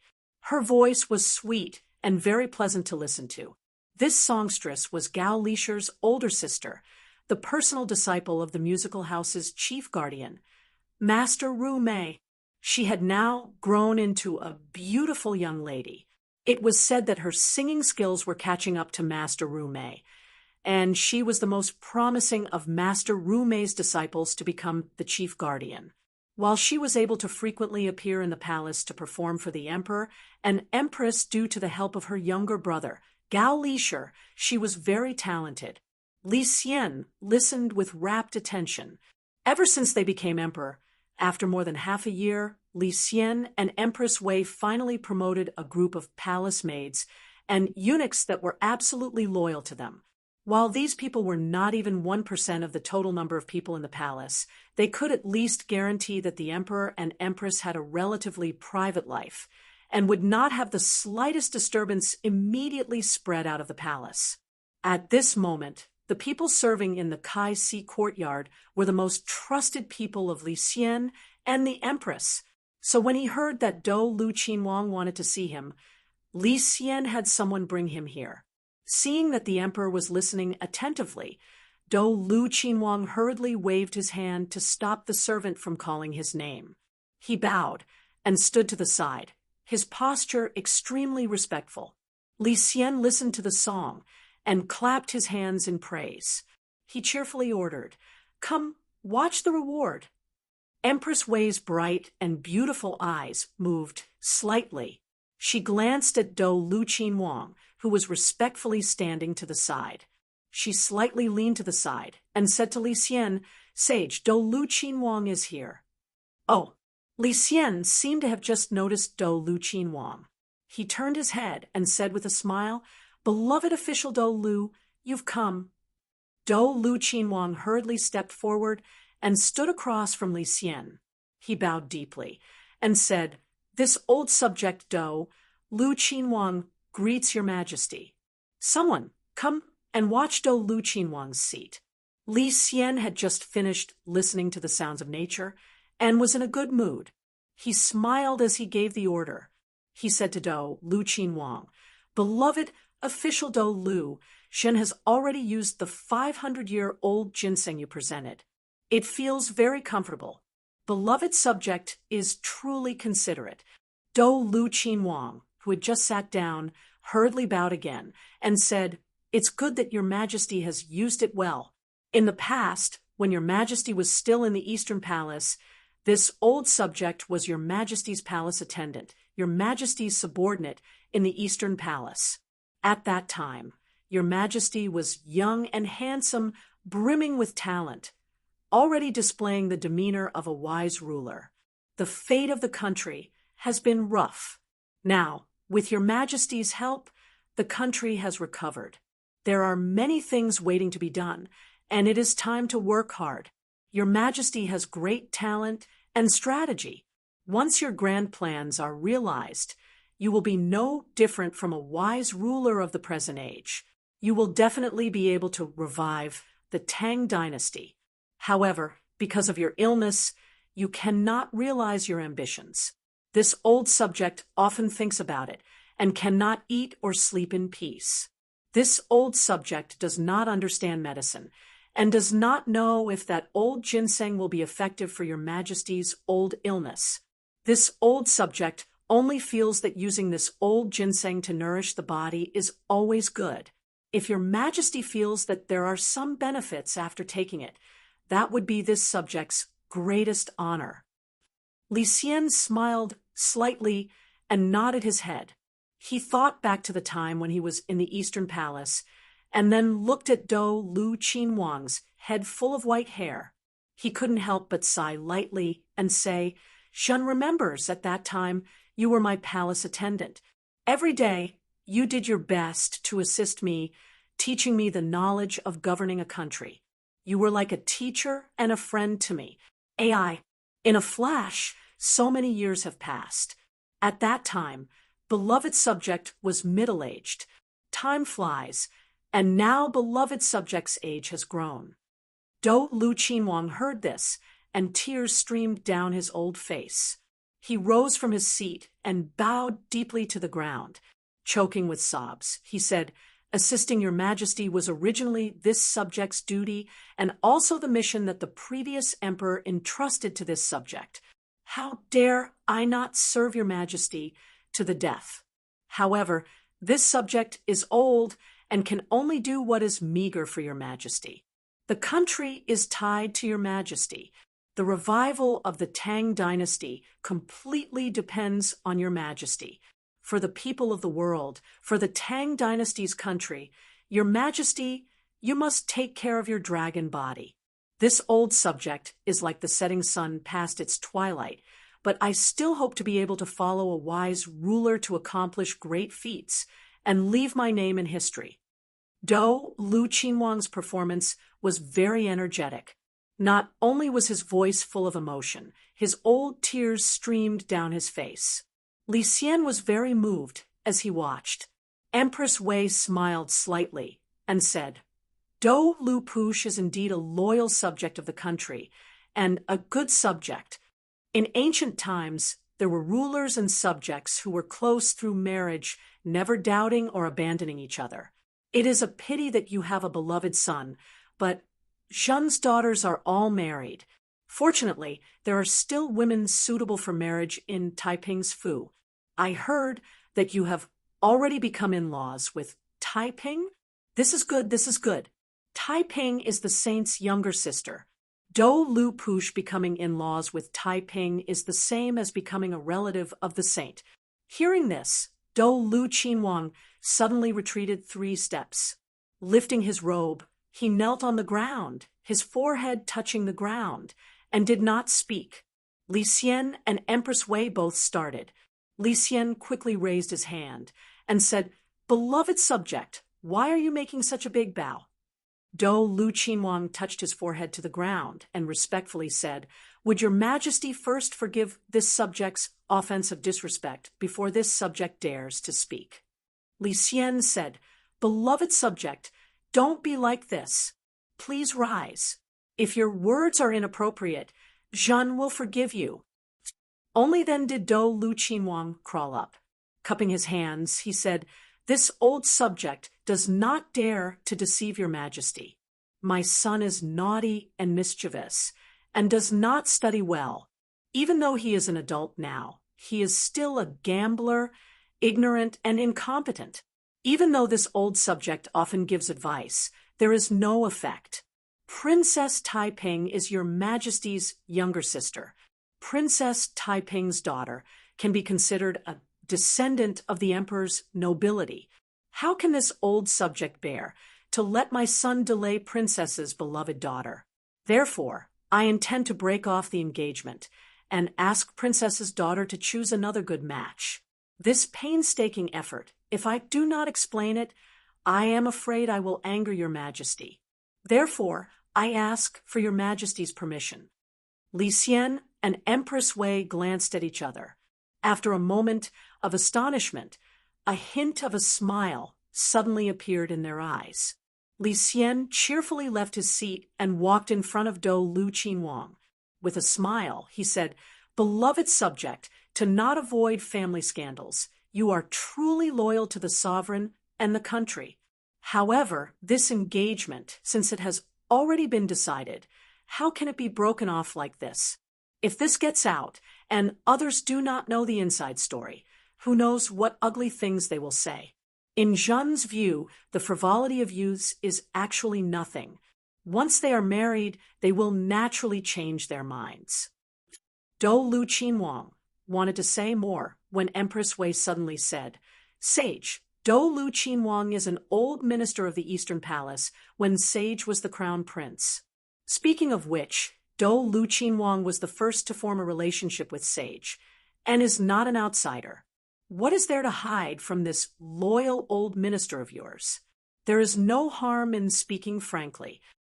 Dou Lu Qinhuang glanced at Empress Wei with some surprise, then looked back at Li Xian. Li Xian coughed and somewhat awkwardly said, "Beloved subject, I will not hide it from you. Ever since we ascended the throne, because of our political views, we have often clashed with the Prince of Xiang and Taiping, causing Taiping and the Prince of Xiang to misunderstand us. They are brothers of the same mother as us. Every time we think about being misunderstood by our own flesh and blood, we grieve and lament. Beloved subject was once Zhen's palace attendant, and is also the uncle of the Prince of Xiang's consort. If you become in-laws with Taiping, then you will truly be the closest person to my Li Tang imperial household. We also hope that you can become one of us 3 siblings. If the Prince of Xiang and Taiping have any misunderstandings about us, beloved subject can inform us as soon as possible. Only then can we resolve the misunderstandings and live in harmony as brothers. Thus, we feel that this marriage between you and him should be made." Only now did Dou Lu Qinhuang understand Li Xian's intentions. If not for the Prince of Xiang and Taiping risking their lives to help, the Son of Heaven might not have reached his current position. He had not imagined that he would be so scheming and have such a cold-hearted nature. Dou Lu Qinhuang couldn't help but feel a chill in his heart, but he put on a terrified expression and said, "This old subject is willing to serve your majesty." Li Xian was overjoyed. He happily took Dou Lu Qinhuang's hand and said, "Good, good, good. We just knew that beloved subject would not disappoint us. Dear subject, you have been back in the capital for more than a month. We previously heard that you had fallen seriously ill, and it was for this reason that your return to the capital was delayed. Thus, when you first returned to the capital, we did not dare to rashly have you take on heavy responsibilities, fearing that you would be tired from the long journey and tire yourself out. Now, that beloved subject has been resting for more than a month. You should be able to come out and help us share some of the burdens. We understand and will issue an edict for beloved subject to preside over the government. We hope that beloved subject will not refuse." Dou Lu Qinhuang knew that this favor was entirely because he had flattered and expressed his loyalty. Today, he had also agreed to serve as a secret agent for the emperor. His heart was filled with bitterness, but he still had to put on a happy expression. Cupping his hands, he said, "Yes, this old subject will definitely fulfill his duty and share your majesty's burdens." At this time, a tall and young eunuch hurriedly walked into the colored silk courtyard. His appearance was still immature, but he was wearing a high-ranking eunuch robe. Along the way, many palace maids and eunuchs saluted and greeted him one after another. This person was Gao Lisher. Because of his outstanding performance on the night of the coup, even though he was young and could still be considered an adult, he had become one of the few major eunuchs in the palace. Ever since Wu Zetian had been placed under house arrest, the important matters of looking after Wu Zetian had been his responsibility. Gao Lisher sprinted into Kaixi Garden and urgently reported to Li Xian, "Your Majesty, Emperor Zetian's old illness has relapsed, and his condition is serious." Ah, Li Xian was startled and hurriedly asked, "Has the imperial physician been summoned?" Gao Lisher replied, "Nubi has already summoned the imperial physician." Li Xian urgently said, "Quick, quick! Zhen will immediately go with the empress to visit Mu Huang." Gao Lisher bowed and said, "Nubi has already had someone prepare the imperial carriage." Hearing this, Li Xian and Empress Wei hurriedly walked out of Kaixi Garden. When Dou Lu Qinhuang heard that Wu Zetian was critically ill, he was also very shocked. Seeing Li Xian leave in a hurry, he didn't even have time to say a word to him. Behind him, he bowed deeply and said, "This subject respectfully sends off Emperor and Empress." Chapter 1132. The day after Dou Lu Qinhuang paid his respects to Li Xian issued an edict declaring, when there is an important matter concerning the military or state, the Hall of Governmental Affairs may jointly mediate. With this edict, Dou Lu Qinhuang had the authority of prime minister. But Li Xian's edict did not make any changes to Dou Lu Qinhuang's position as the Bodhisattva. From this point onwards, the title of Bodhisattva became a title signifying the emperor's favor. He no longer had the authority of prime minister. The people of the outside world did not know the inside story of Dou Lu Qinhuang's loyalty to Li Xian. As for Dou Lu Qinhuang's reappointment as prime minister, the ministers, scholars, and common people all believed that this was the emperor's approval and encouragement for the Prince of Xiang to hand over his military authority. But in reality, even though the Prince of Xiang had already handed over his military authority, Li Xian still did not feel at ease. His authority and influence over the Prince of Xiang and Taiping was gradually being retracted and compressed. The weather grew colder by the day, and the relationship between the emperor, the Prince of Xiang, and Taiping also grew colder by the day. Meanwhile, the relationship between Yang Fan and Shenmu also grew colder and colder as the distrust between the two grew. The source of the conflicts and troubles between the clear and hidden factions was extremely complex. Even though Lu Binji was playing tricks in the shadows. He had not created them out of nothing. Instead, he had used the mutual dissatisfaction between the two sects and the inevitable competition in business to bribe the lowest few people in order to intensify and expand this conflict. This was just like the quarrel between two mulberry pickers on the border between Chu and Yu during the Warring States period. It first involved two families, then involved two villages, and then expanded to two cities, ultimately developing into a war between the two countries. If there had been a third person fanning the flames, how could the lofty sovereign have sensed it?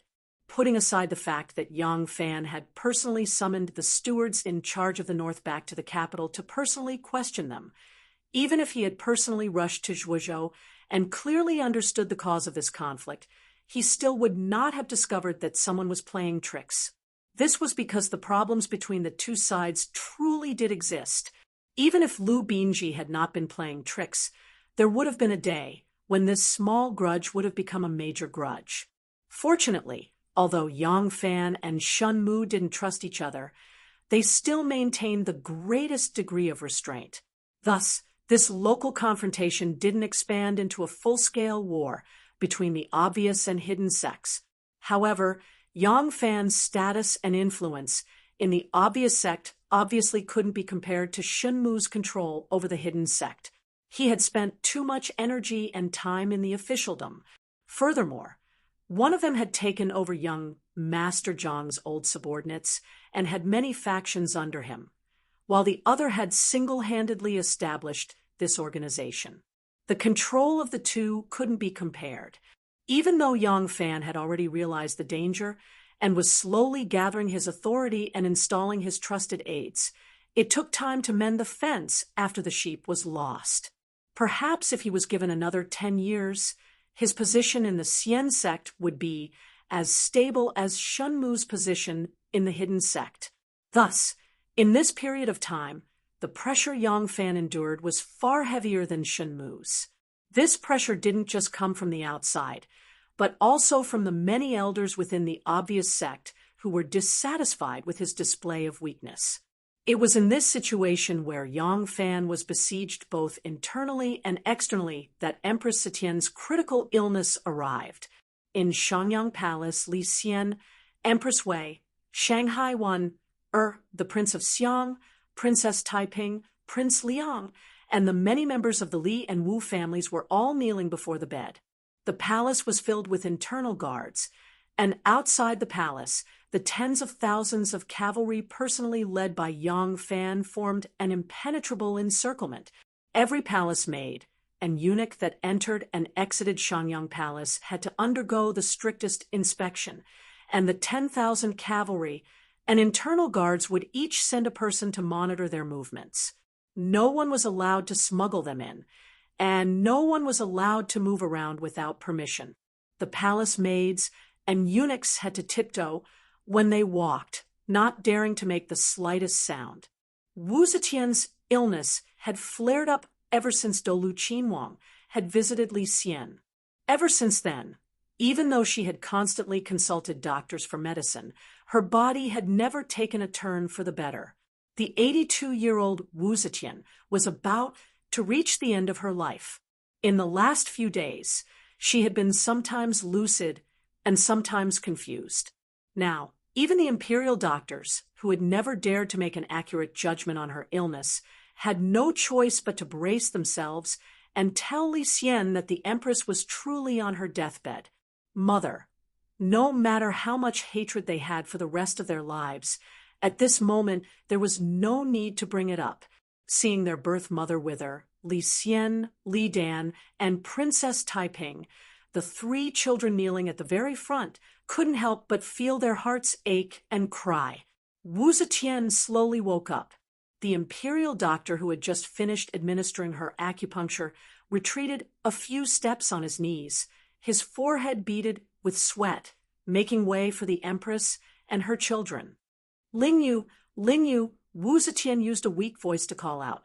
Princess Taiping hurriedly moved forward on her knees, grasping her cold and old fingers, and choked out, "Mother, your daughter is here."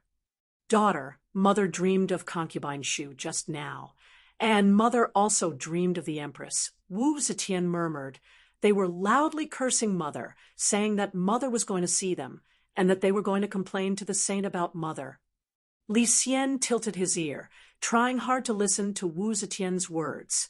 Ever since Wu Zetian had suddenly fallen gravely ill when they had been listening to the songs in the Kai-Si garden previously, he had already ordered that if there was anything wrong with his mother, they had to immediately report to him.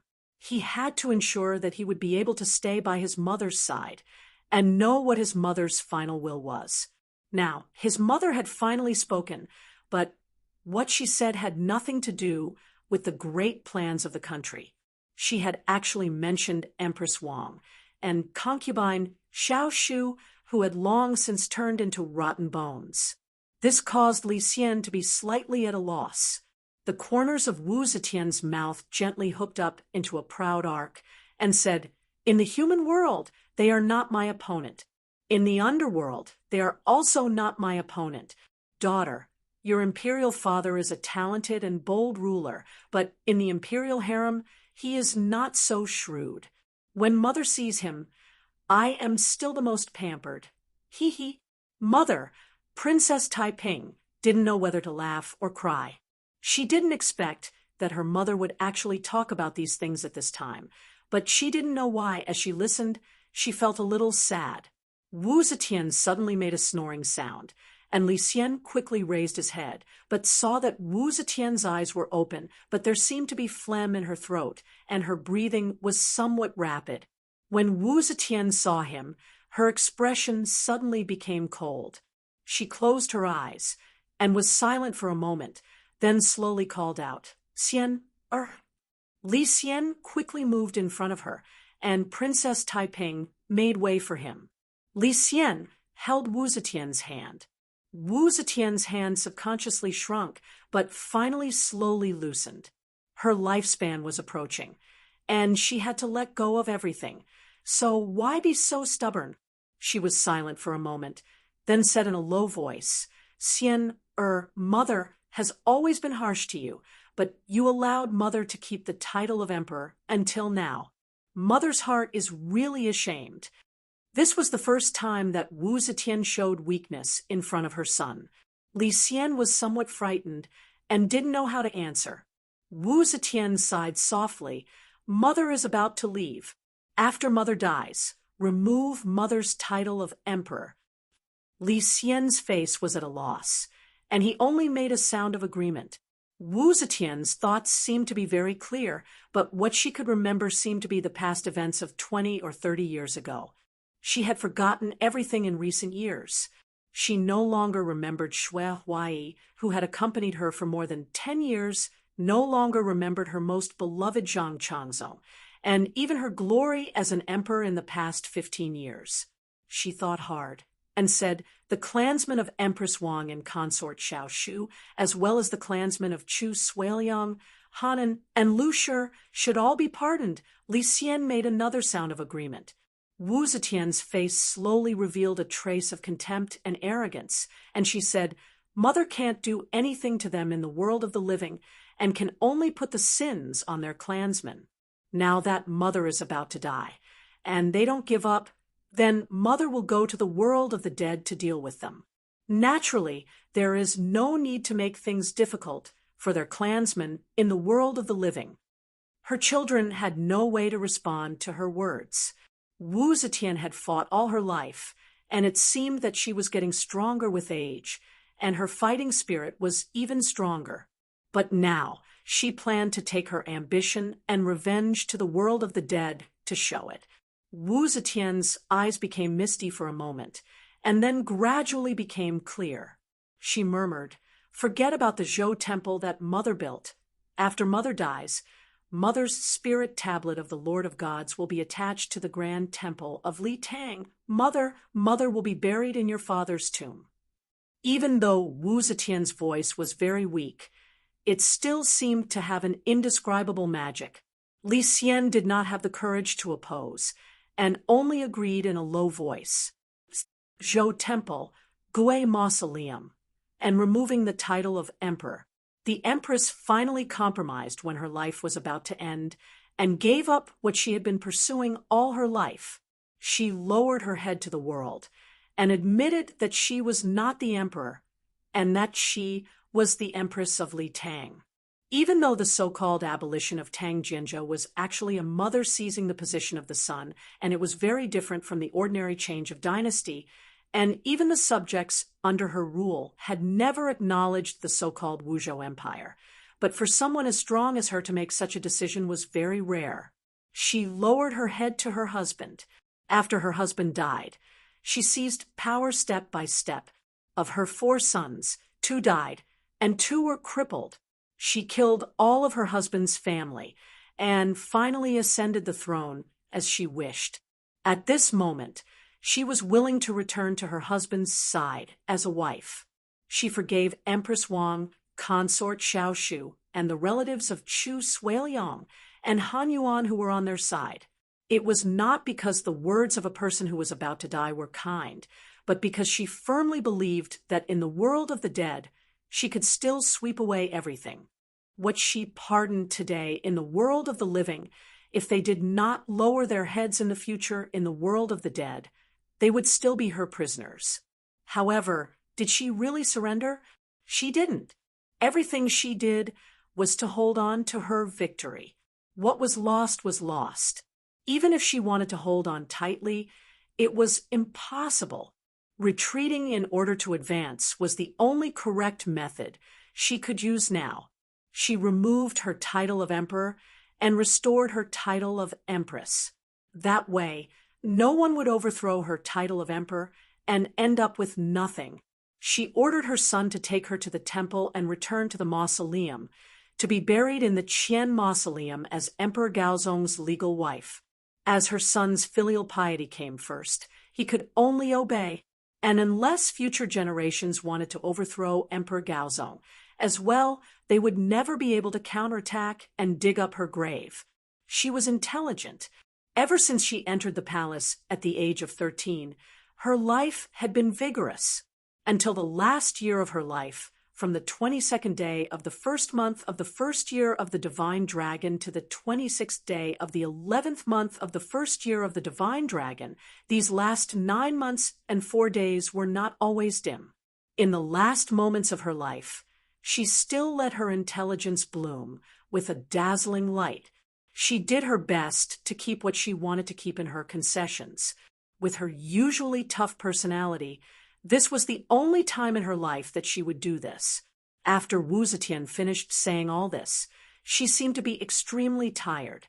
She once again fell into a deep sleep. After an unknown amount of time, Wu Zetian suddenly woke up from her dreams with a start. She called out in panic, "Daughter, Ling Wei!" Power, status, fame, in the last moments of her life, they were all useless. At this moment, what she could remember, what could give her warmth, was only the bones of her bones, the flesh of her flesh. Tai Ping held her hand. Wu Zetian was relieved. She let out a long breath and murmured, "It's so cold. What season is it now?"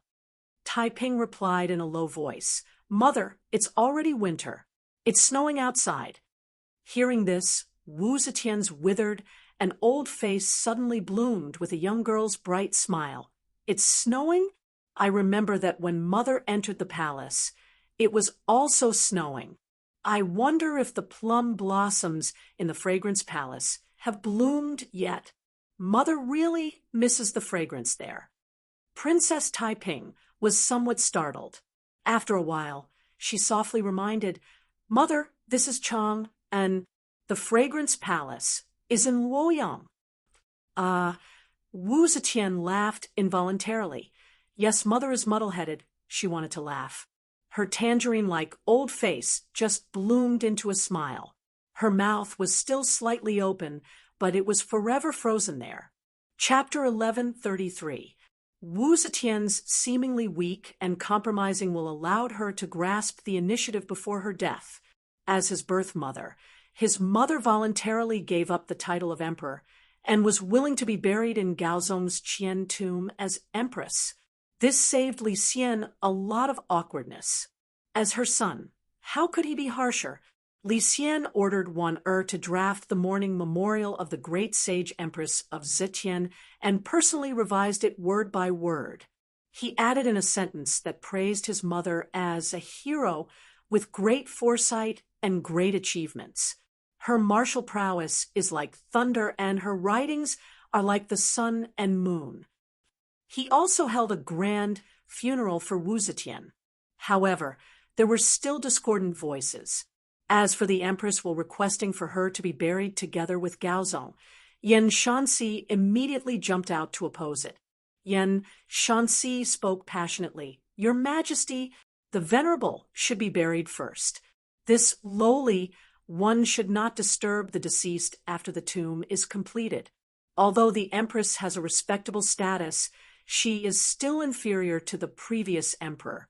It is not a good omen to disturb the venerable. Furthermore, the Qian Tomb Black Palace uses giant stones as the doors and iron liquid to seal the gaps.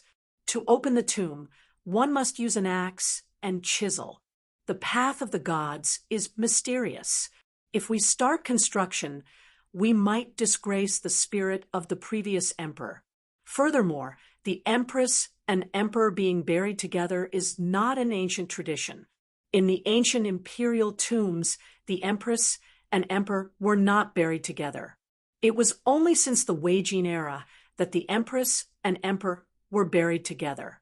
The empress has always respected the ancient tradition. Why would she request to be buried together? This is probably not the empress' original intention. When Li Xian heard this, his face fell. What did he mean by probably not the empress' original intention? Was he going to change his mother's edict? In fact, Li Xian knew very well what his mother's intentions were. Wu Zetian wanted to prevent Li Tang's descendants from attacking her one day. Even her remains would not be able to rest in peace. He also knew why Yan Shanxi objected to the burial. Yan Shanxi had ulterior motives. The reason why he objected to his mother being buried with his father was so that one day when he overthrew the Wu clan, he could cleanse the Wu clan's people without any misgivings. This was because Yan Shanxi was one of the accomplices of the meritorious ministers. Yan Shanxi didn't notice that Li Xian's expression had already darkened. He continued to speak passionately. "This subject believes that your Majesty should be buried in another auspicious place beside the Qian mausoleum. If the way of God is aware, the netherworld path will naturally be connected. If it is without consciousness and spirit, there is no benefit in being buried together." Li Xian interrupted him and sneered. "We, the Prince of Xiang, Prince Liang, Taiping, and all the other members of the imperial family heard Imperial Mother's posthumous edict. Shangguan Zhaorong was also present, so how could it be fake? As a son, I will naturally follow my mother's last wish to be buried together." Ever since the 5 princes dethroned the government, Li Xian was in the limelight. In the imperial court, he had the momentum to make decisions with a single word. As a member of the accomplices of the meritorious ministers, Yan Shanxi's power was currently at its weakest. It was difficult for him to find a few people to support him. Helpless, he could only hold his scepter and retreat to the side. Li Xian swept his gaze over the officials and indifferently said, "There is no need to discuss this matter anymore. Everyone, let's discuss the inscription on Empress Zetian's mausoleum." At the beginning, Li Xian wanted to entrust this matter to Wan'er. This was because Wan'er had assisted Wu Zetian at the age of 14 and was the most familiar with her life. In the end, even with Wan'er's ability to weigh the world, she couldn't write a single word after one night. Li Xian also knew that this matter was difficult, so he instructed Prime Minister Wei Yuanzhong to write. Wei Yuanzhong braced himself and agreed. In the end, after holding it in for 2 days, he still asked the Son of Heaven to choose someone else in shame. In terms of writing, whether it was Wan'er or Wei Yuanzhong, there was no problem. The problem was, what could they write? The inscription on the mausoleum was a final evaluation of a person's life. The scholars of the world attached great importance to these words that had been left for thousands of years. But how could people evaluate Wu Zetian's life? The current emperor was her son. She was the former emperor's empress, but she was also a usurper and a traitor. They couldn't write derogatory words. If they only sang praises, which of her great achievements didn't have dirty and embarrassing things hidden behind them? Li Xian had no choice but to bring this difficult problem to the imperial court for discussion. As a result, as soon as he said this, all the officials immediately shut their mouths. The Golden Hall was completely silent. Because of the matter of erecting the mausoleum, all the officials actually kept their mouths shut. Not a single person spoke. Li Xian looked around and saw that all the officials had their eyes on their noses and their noses on their hearts. Not a single person dared to say anything. He couldn't help but smile bitterly to himself. His gaze slowly moved. Yang, husband, why don't you say something? How should we write the inscription on the mausoleum? Li Xian's, Yang, word dragged on for a bit too long. Everyone in the hall, with the surname Yang, jumped in fright. Even Yang Fan, a military general, was on tenterhooks, even though he knew that the task of writing the inscription on the mausoleum wouldn't fall to him. Fortunately, Li Xian followed up with the word husband. All the officials let out a sigh of relief and looked at Yang Zixi with gloating eyes. Hearing this, Yang Zixi's face twisted into a steamed bun. He felt that he was about to become a jack of all trades. Anyone who had any trouble would pull him out. Even the emperor was like this. Yang Zixi hummed and hawed for a while. In the end, he could only awkwardly reply, In this subject's opinion, the Empress Dowager's achievements in her life are really, really hard to describe with words. There is no harm in erecting a mausoleum without words. Her merits and demerits, gains and losses, will be left for later generations to evaluate. Yang Zixi's suggestion was originally an act of helplessness, but when Li Xian heard it, his eyes brightened. When the other ministers and generals heard this, they all whispered to each other, feeling that this idea was a stroke of genius. That's right. How would the previous empress, the present emperor's mother, comment on her life? Could they say anything bad about her? But if they ignored their conscience and only picked out good things to say, whoever wrote the inscription would feel guilty. Erecting a wordless mausoleum would be the best. Since it was hard to describe, then they might as well not describe it.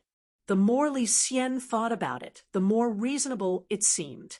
This difficult problem that he couldn't avoid had been solved in an instant. He nodded and said, "Beloved subject's words are reasonable. Then let's not write the inscription on the mausoleum. Prince of Xiang, Prince Liang." Li Dan and Wu Sanxi stepped forward at the same time and cupped their hands. "Your subjects are here." Li Xian said, "The Prince of Xiang and Prince Liang will be in charge of all matters related to the national mourning." The two of them bowed and said, "Your subjects receive the decree." Li Xian believed that this was a very appropriate way of handling things. The son did not speak of his father's faults, and this was naturally the same for his birth mother. How could he criticize his mother on the mausoleum? That was not the way of a son. But if he spouted some nonsense, speaking nonsense with his eyes closed, then he would lose the meaning of the mausoleum and become a laughingstock for future generations. This was the most appropriate way of handling things. But he had never expected that by setting a precedent like this, he would suffer the same treatment in the future. After he passed away, his successor didn't know how to evaluate his life. In the end, he also erected a wordless mausoleum for him. Unfortunately, he was one of countless male emperors throughout the ages, while Wu Zetian was unique. Just by being unique, it was enough for some people to view her in a different light. Wu Zetian's wordless mausoleum was said by those who flattered her feet to be an empress with a broad mind and extraordinary spirit. They said that she didn't want to evaluate her own life and that her merits and demerits would be up to future generations to judge. They completely ignored the fact that this mausoleum had been carved for her by her descendants after her death. As for Li Xian, the majority of people overlooked that he also had a wordless mausoleum. Occasionally, someone would think of it, but they attributed it to bystanders who were busy fighting for power and had no time to care about Li Xian's funeral. When they said this, they completely ignored the fact that the imperial court had arranged for Li Xian's national funeral. So why didn't they have time to carve a mausoleum? After the Prince of Xiang and Prince Liang presided over the funeral for Wu Zetian began to formally begin. The officials entered the palace in batches to pay their respects. Of these officials, the ones who drew the most attention were Zhang Jianji, Huan Yanfan, and the other two princes with different surnames. They had all been subjects under Wu Zetian's rule, and they had all pulled down Wu Zetian. Now, standing before Wu Zetian's spiritual coffin, what were they thinking?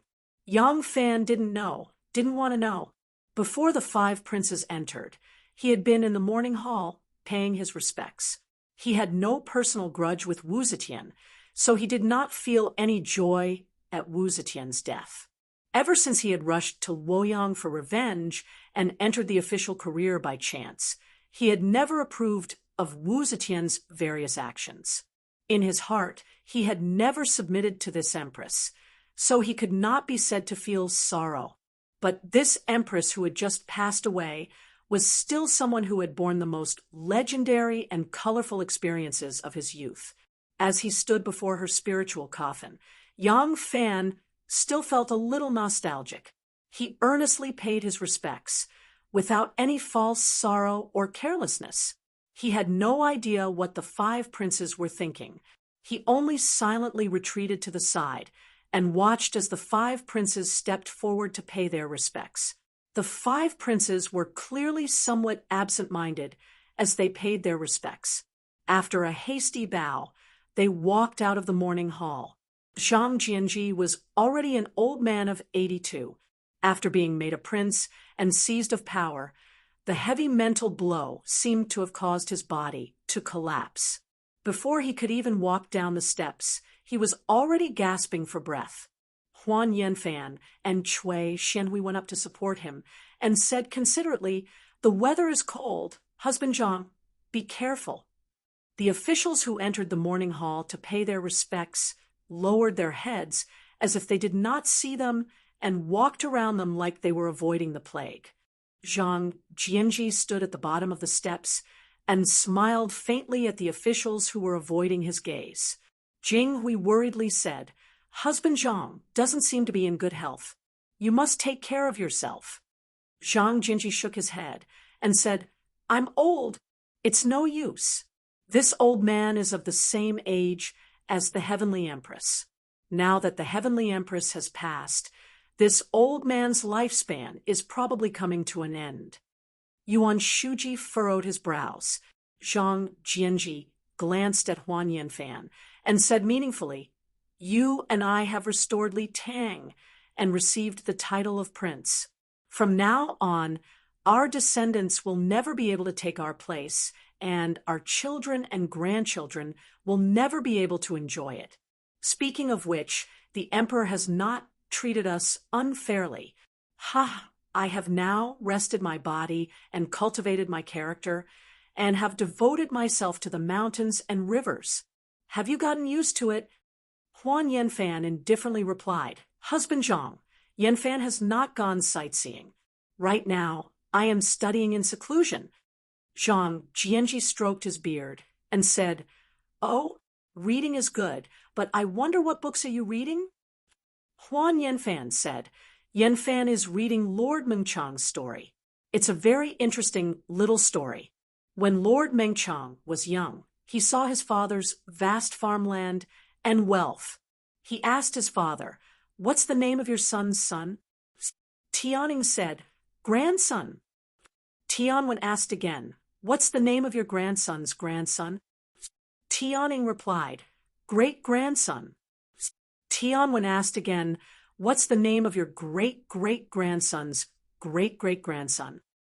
Tianning shook his head and said, "I don't know." "Husband Zhang, do you think this story is interesting?" Zhang Jianji's expression instantly turned ugly. The few people present were all well-read people, so they had naturally read this story before. They knew what Meng Changjun was going to say next, and they also knew why Meng Changjun said that. Hence, their expressions turned serious.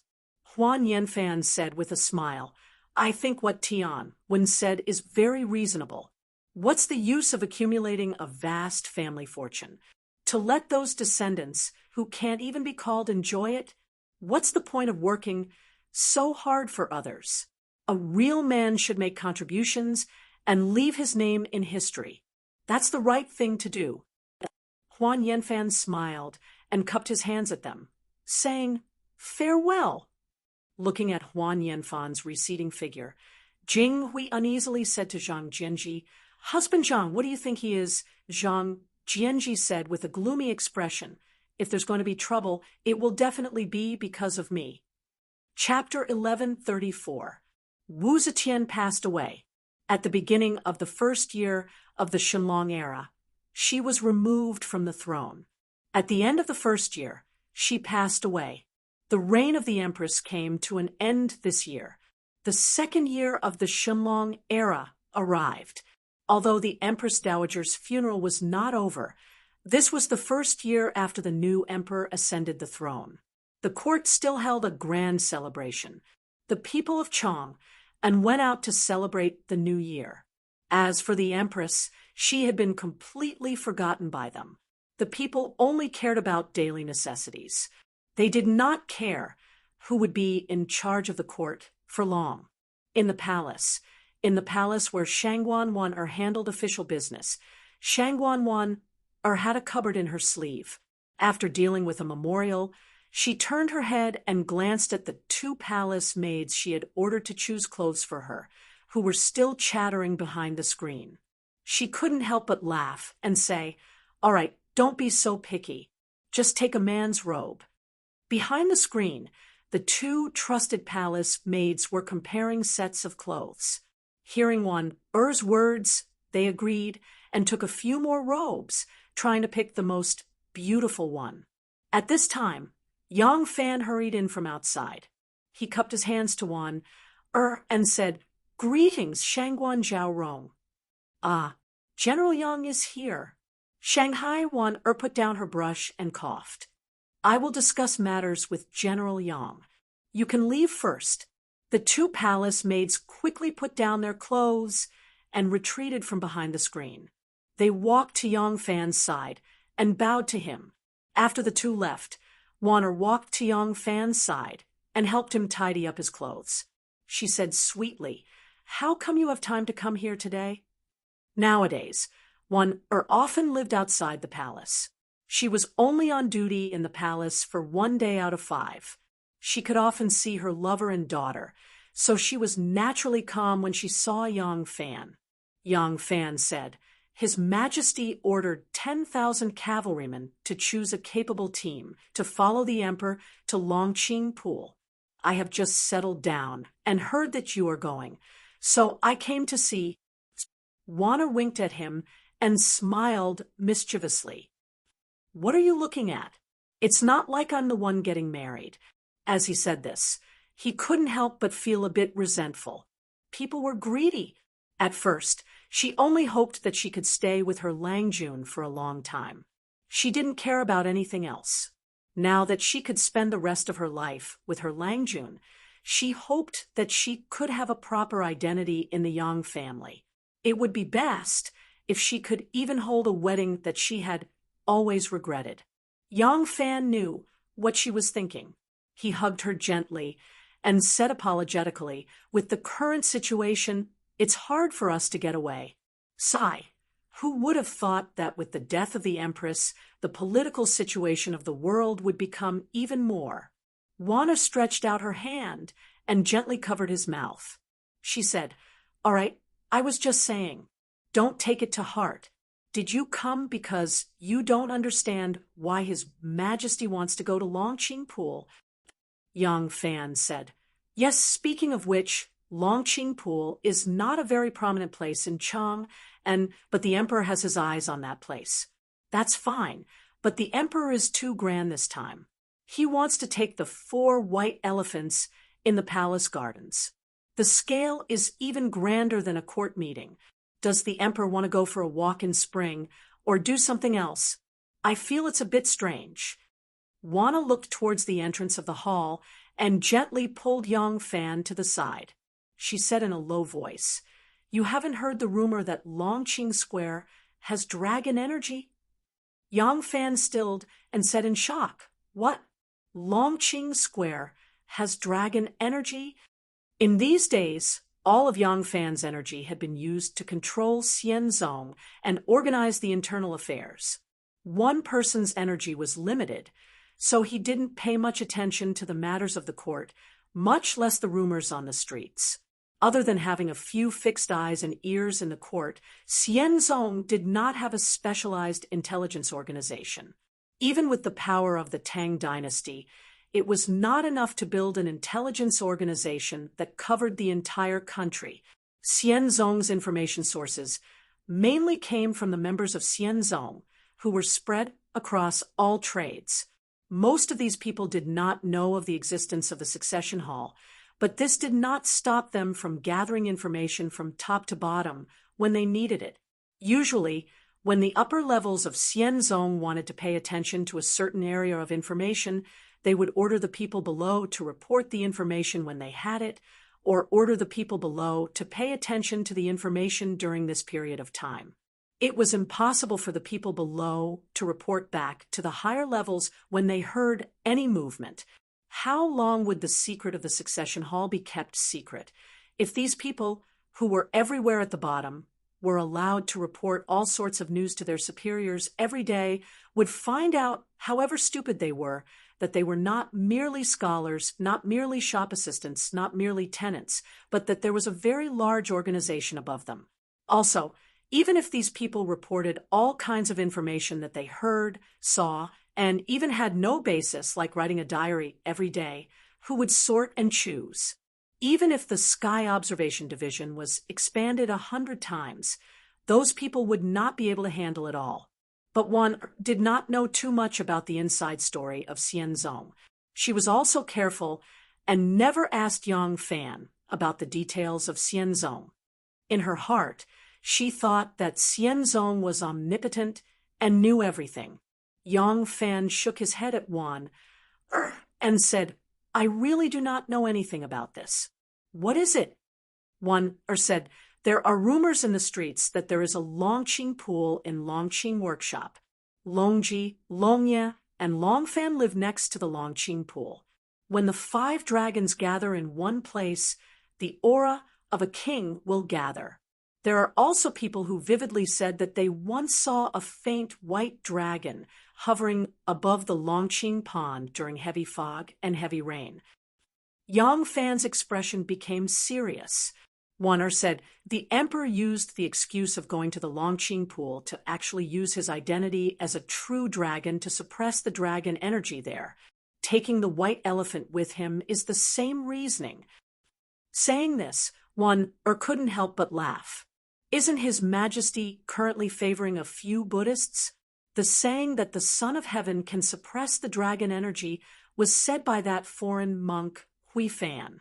As for the white elephant stepping on the ground and the boat in the pool being able to destroy the feng shui of the place, it was said by the warlock Sheng Pusi.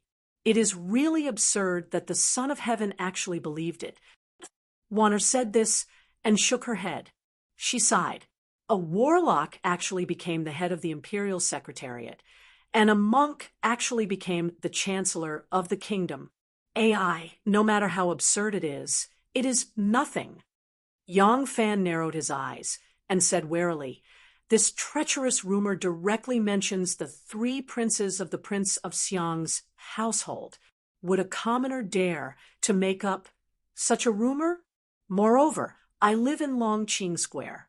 Even if I didn't notice the rumor related to Longqing Square, there are so many maids and servants going in and out of my mansion every day.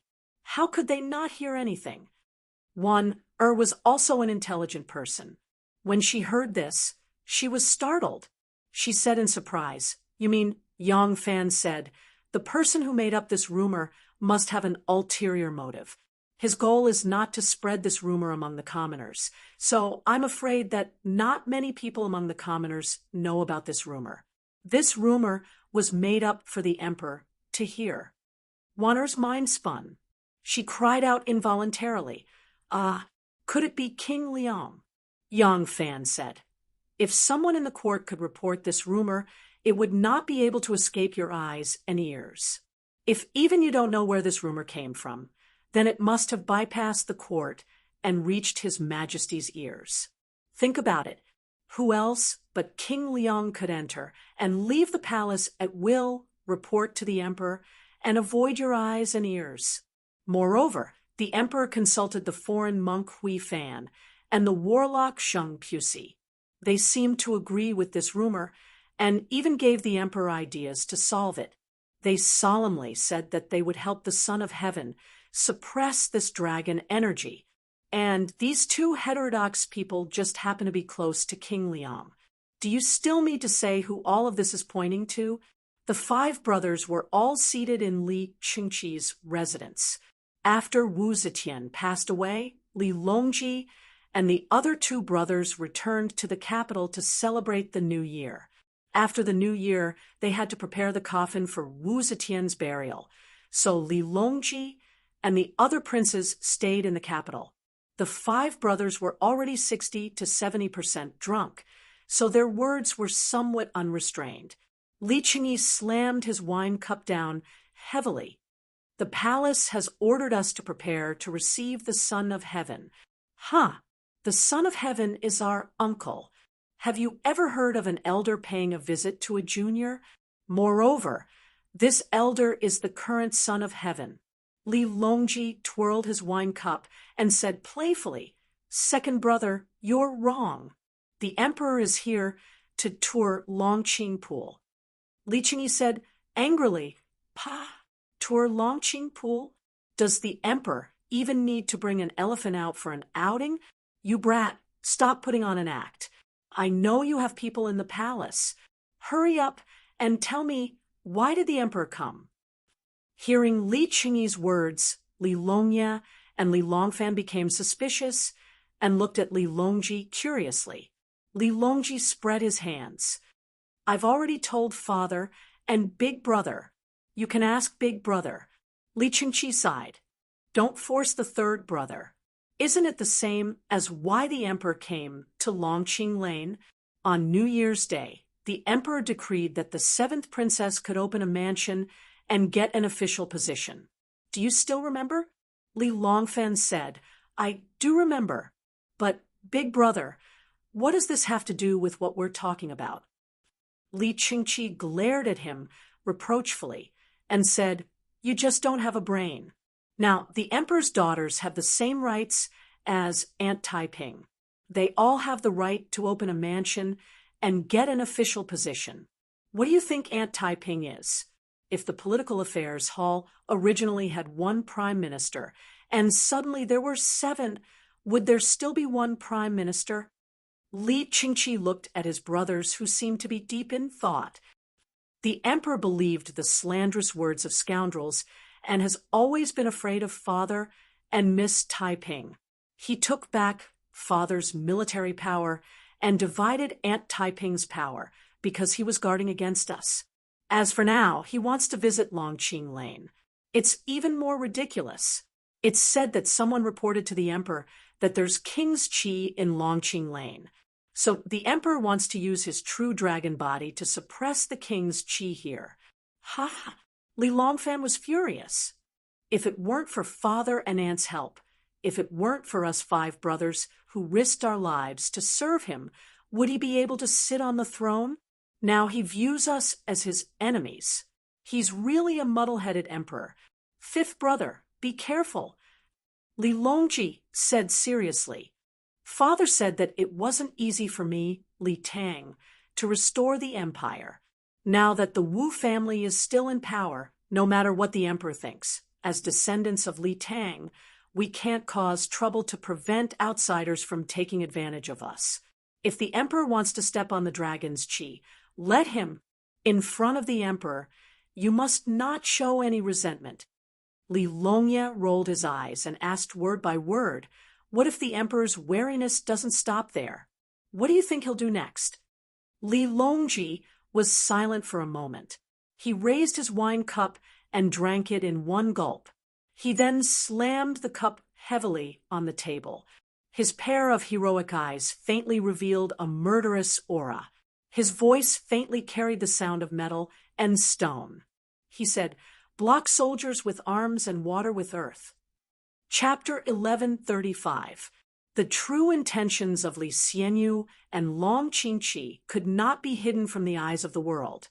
He had put on a full show of honor, even leading the lion and the white elephant during the Grand Court assembly, and still saying that this was just a spring outing was a bit too much. Moreover, some people had deliberately spread this news, implying that the Prince of Xiang had fallen out of favor. Li Xian's true intentions were naturally known to everyone. When Prince Consort Tong Jiao heard of this matter, he felt indescribable grief and indignation. Wang Tongjiao was not implicated in the purge of the Meritorious Subjects Party because he was the emperor's son-in-law and had the status of a member of the emperor's party. But in his bones, he only regarded himself as the emperor's son-in-law. As for his faction, he believed that he belonged to the Meritorious Subjects Party. This was normal. Who would be willing to think that they had such achievements just because they married the emperor's daughter? Of course, he had relied on his own merits, one saber and one spear to kill. Now, seeing the political enemy of the Meritorious Ministers' Party, the Wu clan, at its peak, Wang Tongjiao's heart was burning with anxiety. When Wang Tongjiao and her close friends heard that the emperor had once again listened to slanderous rumors and was heavily guarded against the Prince of Xiang, she couldn't help but grieve. At this moment, they were drinking under the flowering trees in the back garden of the princess mansion. Wang Tongjiao put down the glass with a blush on her face. His good friend, Zhu Yanqing, advised, Prince Consort, don't drink like this anymore. You're going to get drunk. Wang Tongjiao shook her head and sighed. I'm just drowning my sorrows in wine. The Son of Heaven favored the treacherous and persecuted the loyal. First, it was Minister Zhang and the other 4 meritorious ministers who were banished, and now they wanted to act against the Prince of Xiang. If the meritorious ministers and members of the imperial clan were banished, wouldn't the Wu clan be able to do whatever they wanted? Thinking of this, Tongjiao's heart is burning with anxiety. His other good friend, Zhou Xian, said, Didn't Prince Consort say that Master Huan already has a plan for this? Wang Tongjiao waved her hand and said with a bitter smile, Sai, let's not talk about Master Huan's method. Last year, the dragon god Ku breaking into the gate of Black Tortoise and the immortal treading abode were so easy. Who would have thought that Master Huan would actually use a literary method this time? An elementary scholar rebelling, 3 years is not enough. Zhu Yanqing glanced at Wang Tongjiao and said, if Master Huan's method doesn't work, then we'll have to think of something else. I think Prince Consort seems to have an idea. You and I are brothers, so if you have an idea, don't hide it. There's no harm in telling me. Indeed, Wang Tongjiao said, Tongjiao indeed has other plans. Today, I have invited all of you here because I want to discuss it with you.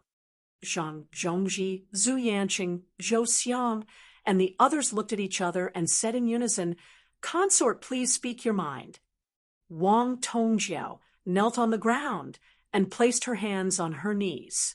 She solemnly said, Everyone, the Wu clan is wreaking havoc now, and they only rely on Wu Sanxi. As long as Wu Sanxi dies, the Wu clan will immediately collapse. Therefore, Si Jiao wants to assassinate Wu Sanxi with all of you. We want to get rid of this traitor and protect the country. What do you think? Zhang Zhongji said. For the sake of the country, we must eliminate the traitor without hesitation. However, our martial arts are limited. King Liang's entourage is huge, and he has experts protecting him. How are we supposed to succeed? Wang Tongjiao said, the opportunity is right in front of you.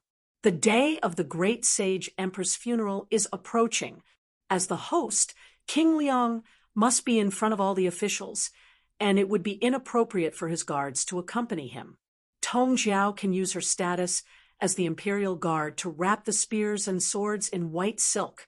When the time comes, we can take our weapons and wait for an opportunity to assassinate Wu Sanxi. Once he is dead, the outcome will be set. Zhu Yanqing frowned. But how are we going to sneak into the entourage? Wang Tongjiao said, leave it to me. After a brief discussion, Zhu Yanqing spoke on behalf of everyone. The Wu clan's perverse actions have angered even the gods. We are willing to work with Prince Consort to eradicate these evils and achieve great feats. Wang Tongjiao said excitedly, good. I knew that you are all hot-blooded men. Behind the thicket, a silhouette quietly left. None of them noticed it, as they were too engrossed in their passion. The man hurriedly ran to the west wing. Inside the guest room, two middle-aged men in Confucian robes were shaking their heads and reciting poems. The man rushed in and said in panic, Father, Uncle, a disaster has come. We'd better run away quickly. His words, which came out of nowhere, startled the two men in the room. One of them asked in surprise, what disaster has arrived? The person panted and said, Prince Consort is planning to assassinate King Liang. If he fails, the entire clan will be exterminated. If we stay in the princess residence, we will be seen as the Prince Consort's henchmen. We should run for our lives as soon as possible. The two poets in the room turned pale with fright when they heard this. The two middle-aged men in the room were the famous Tang dynasty poets, Song Jiwen and Song Jixuan. When Zhang Yizhi and Zhang Changzong were favored by the emperor, these two great poets sought refuge with the two Zhangs. They wrote poems to flatter the emperor, and when the two Zhangs were executed, they were exiled to Lingnan as their henchmen. The two of them did not want to go to the plague and suffer, so they begged Prince Consort Wang Tongjiao. They did not have much of a relationship with Wang Tongjiao, but their cousin married Zhu Yanqing, who was a good friend of Wang Tongjiao's. Through this relationship, the two of them begged Wang Tongjiao to be their disciples.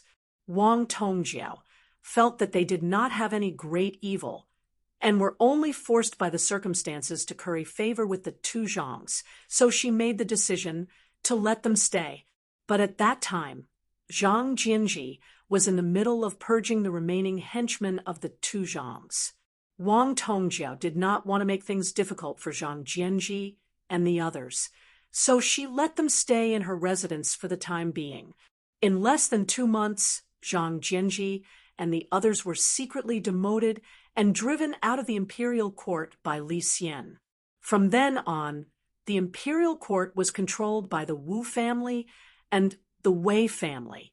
Wang Tongjiao did not have much of a relationship with these two factions, so it was not appropriate for her to speak up for them. Therefore, the two brothers and their families stayed in the prince consort's residence. Song Jixuan asked his son Song Tan for the details and could not help but panic. Song Jiwen rolled his eyes and suddenly slapped the table, saying, Good, Jixuan, a great opportunity has come for us brothers. Song Jixuan was taken aback. Big brother, what great opportunity? Song Jiwen smiled. The faction of meritorious officials has already lost power. You and I have been living in the prince consort's residence with our families for a long time, but we have still not been able to get our posts back. It seems like the prince consort is no longer of any use. You and I want to rely on King Liang, but there is no way to do so. But hasn't this chance come knocking on our door? Song Jishuan was suddenly enlightened. You mean, on Longqing Lake, Li Xian, the empress, King Liang, and the other important ministers boarded a boat for a leisurely stroll. The Prince of Xiang, Li Dan, accompanied them. His heart was heavy, but he still forced himself to appear cheerful. The 5 sons of the Prince of Xiang stood at the railing of the boat. In the distance, they could see a row of green willows by the lake. Behind the willows, they could faintly see beast masters leading lions and elephants back and forth. They could also see that someone was wearing a Taoist robe with 7 stars, his hair draped over his shoulders and his sword in hand. He seemed to be performing some sort of ritual. Li Qingyi couldn't help but spit fiercely outside the boat. "Io, who is this?" Unexpectedly, a small boat was approaching. Li Qingyi spat on the back of that person's neck. The man angrily raised his head, but suddenly remembered that this was the Son of Heaven's ship. The people on this ship were all rich and noble, and none of them were people he could afford to offend. He could only resentfully shut his mouth and take out a handkerchief to vigorously wipe his face. The man on the small boat was Song Jishuan's son, Song Tan. When the 2 brothers learned that Wang Tongjiao wanted to assassinate Wu Sansi, they completely disregarded the kindness Wang Tongjiao had shown them and immediately thought that this was an excellent opportunity for them to return to their official careers. The 2 brothers were worried that they would arouse Wang Tongjiao's vigilance if they went out, but Song Tan, who often went out, had no such worries. As a result, the 2 brothers ordered Song Tan to immediately inform Wu Sansi. By the time Song Tan arrived at Wu Sansi's residence, Wu Sansi had already accompanied Li Xian to Longqing Lake. When the steward of the martial house heard Song Tan's reason for coming, he knew that this matter was of great importance and did not dare to be negligent. He immediately brought Song Tan to Longqing Lake. By the time the 2 boarded the ship, Li Longji and his brothers had already gone elsewhere. The steward of the martial house revealed his identity to the imperial guards and quietly went to see Wu Sansi. Wu Sansi was sitting at the bow of the ship with Li Xian, drinking wine. When he heard the news, he excused himself to Li Xian and was led by the steward to the rear cabin. When Song Tan saw Wu Sansi, he immediately clasped his hands and fearfully said, "This junior, Song Tan, has received orders from my father and uncle to request an audience with the great king." Wu Sansi grabbed his collar and sternly said, "You said that you have an extremely urgent news to report to this prince." As Yang Fan walked past the railing of the ship, he just happened to see the Prince of Xiang's 5 sons walking over. Yang Fan stopped and cupped his hands to them with a smile. To Yang Fan's surprise, Li Longji also stopped in his tracks and solemnly cupped his hands towards him. He smiled and said, "Greetings, great general." Yang Fan did not expect Li Longji to be so courteous and hurriedly returned the greeting. "Greetings, Prince of Lin Zi. Greetings, royal princes." Li Longji laughed. "This little prince has known great general since I was young. I did not expect that we would become neighbors after coming to Chang. And this is a rare encounter. It is a pity that this little prince will be leaving the capital soon. Otherwise, I will definitely invite great general to my residence to have a drink with my brother." Yang Fan smiled. This lowly general is terrified. If royal prince does not mind, when royal prince is free, I am willing to buy some wine and drink with you. Li Longji laughed and nodded. "That is my wish. I dare not invite you." Both parties passed by each other. Li Longfan was a little surprised and whispered to Li Longji, "Why is Samling so courteous to that man surnamed Yang?" Li Longji smiled. "Under the Son of Heaven's apprehension, our Prince of Xiang's lineage is like a candle in the wind. What is wrong with befriending the heroes of the world? Li Qingxi thoughtfully said, "Oh, Yang Fan. Yang Fan seems to be under Aunt Taiping's tutelage. Speaking of which, he can be considered to be on friendly terms with my Prince of Xiang's estate. We can get close." Li Longji smiled mysteriously. "Hee, I am afraid that is not the case." Pausing for a moment, he explained, "What I am saying is that he may not be under Aunt Taiping's tutelage. This person's strength may not be as simple as what we see, but fortunately, his attitude towards Li Yanwu should be genuine. Yang Fan's hearing is extraordinary, and he is currently traveling with the wind. Therefore, even though Li Longji and company's voices are extremely soft, he can vaguely hear them." Yang Fan had just dodged a fluttering dragon flag when he suddenly heard Li Longji's words. His heart thumped as if he was a ferocious beast that had smelled danger. A chill surged into his heart with a swish, immediately causing all the hairs on his body to stand up. Chapter 1136. Li Longji's seemingly ordinary words, but in the ears of Yang Fan, who was harboring a great secret, he immediately sensed something different. He immediately realized that Li Longji had sensed something, but how had he sensed it? In a flash, Yang Fan realized that he had neglected far too many things recently.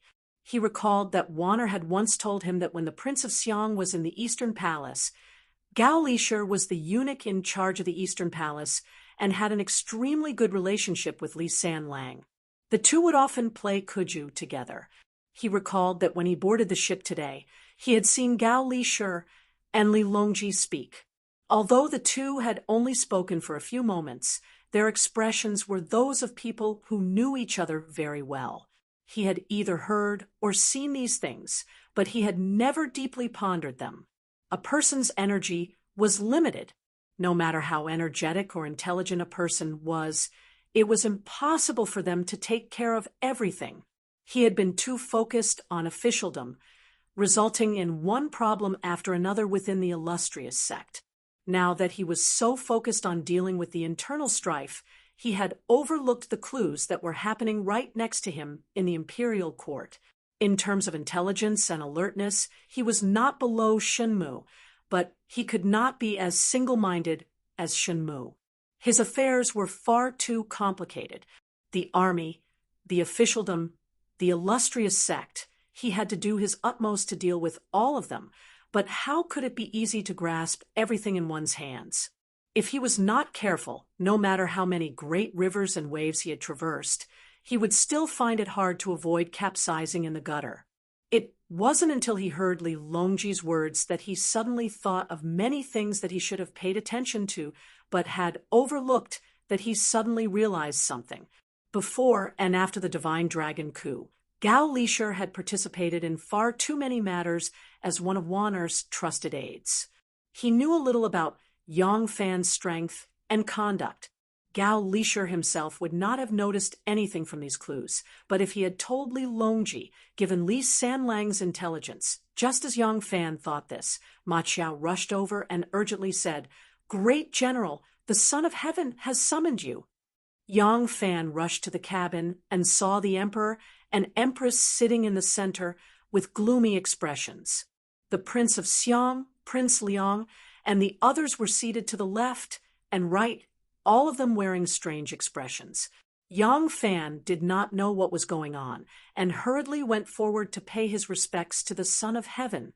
With a cold expression, Li Xian ordered, "Yang Fan, immediately mobilize a group of men, accompanied by Wu Yanxiu, to capture Wanyan County Magistrate Zhou Xiang." Yang Fan was stunned. Arresting officials? Why didn't they use the people of the 3 law divisions to capture an official? Why did they send 10,000 cavalry instead? With a cold countenance, Wu Sanxi of the Liang said, "Yang Fan, the Yulin General Wang Tongjiao has colluded with a group of rebels, trying to take advantage of the great sage Empress Wei Zetian's funeral to murder the Empress and Ben Wang. Fortunately, the righteous Song Tan reported this to us. Right now, Wu Chongxuan, Yao Xiaoji, Li Chengjia and the others have separately led their men to arrest Wang Tongjiao and his accomplices. You're in charge of one of the routes. Capture Wan Nian County Magistrate Zhou Xiang. Remember, try to catch them alive." Empress Wei's face was ashen as she shouted, "Go!" Yang Fan did not dare to tarry. He hastily received the imperial edict and left with Wu Yanxiu. When Song Tan reported this matter to Wu Sanxi was both shocked and angry. He immediately wanted to complain to the emperor. However, he had a second thought. Wang Tongjiao was the emperor's son-in-law. If he only said that Wang Tongjiao wanted to kill him, he might not be able to put Wang Tongjiao to death. Wu Sanxi suddenly had a bright idea. He turned around and enlightened Song Tan. Song Tan was a scholar, so his mind was flexible. As soon as he heard Wu Sanxi's words, he understood Wu Sanxi's intention. He immediately acted according to Wu Sanxi's words. Wu Sanxi was very satisfied. Only then did he lead him to see Li Xian and Empress Wei.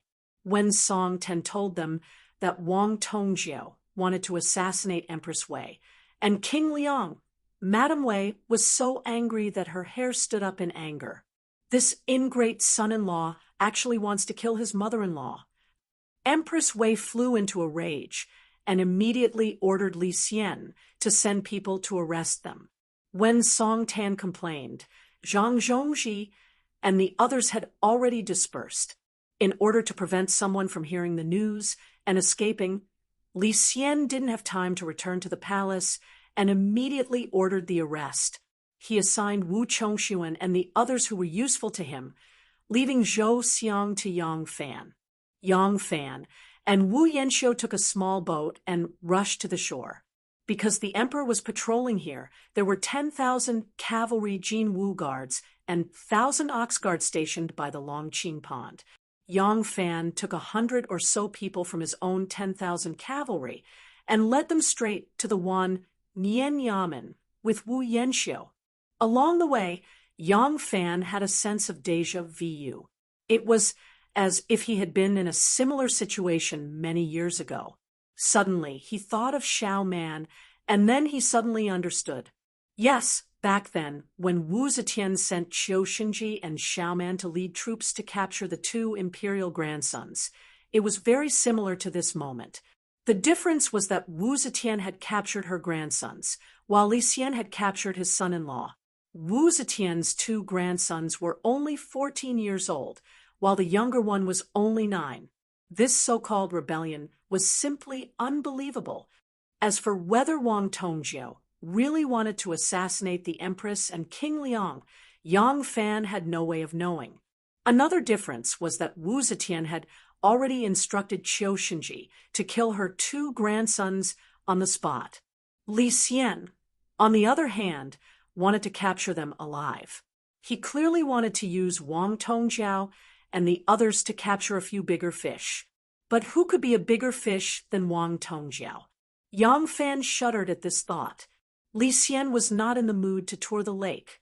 When he received news that the warlock Zheng Sishan had finished his ritual and released Long Qingqi's draconic aura, Li Xian immediately returned to the palace and angrily waited for his son-in-law to be interrogated.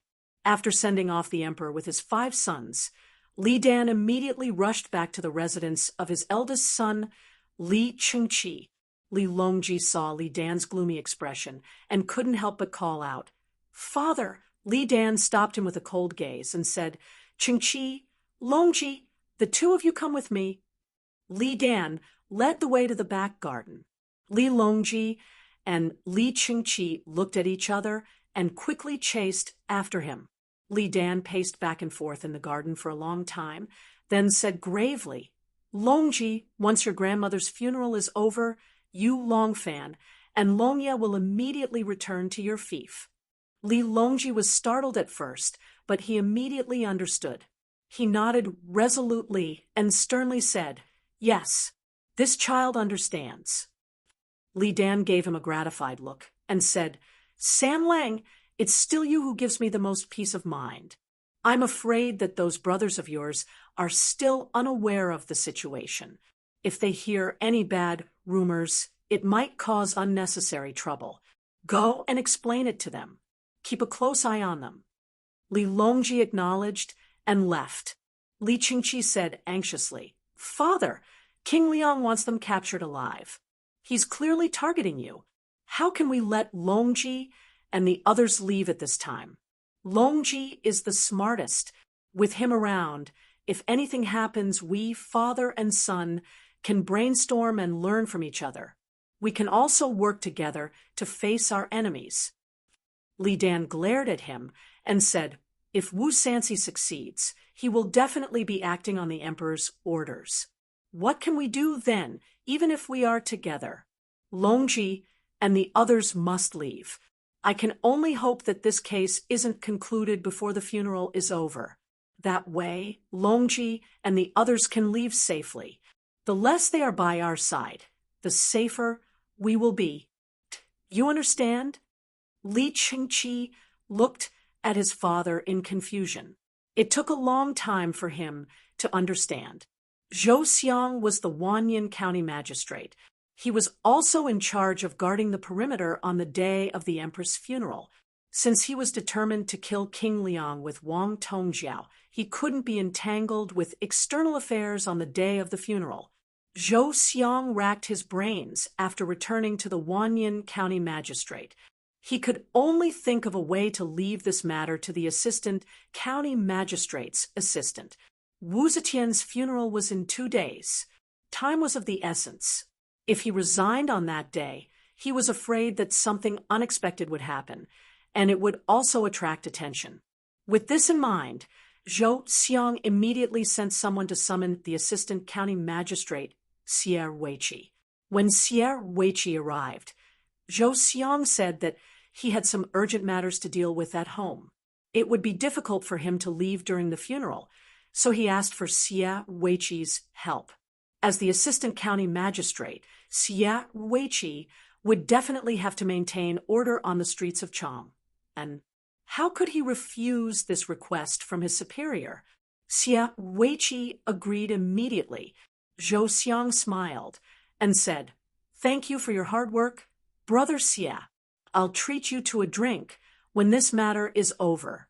The matter at home is quite urgent, so I'll leave now. There are still a few documents on the table. I'll have to ask Brother Xie to handle them." Zhou Xiang hurriedly took his leave. Before he reached the gate, Yang Fan barged in with his men and bumped into him.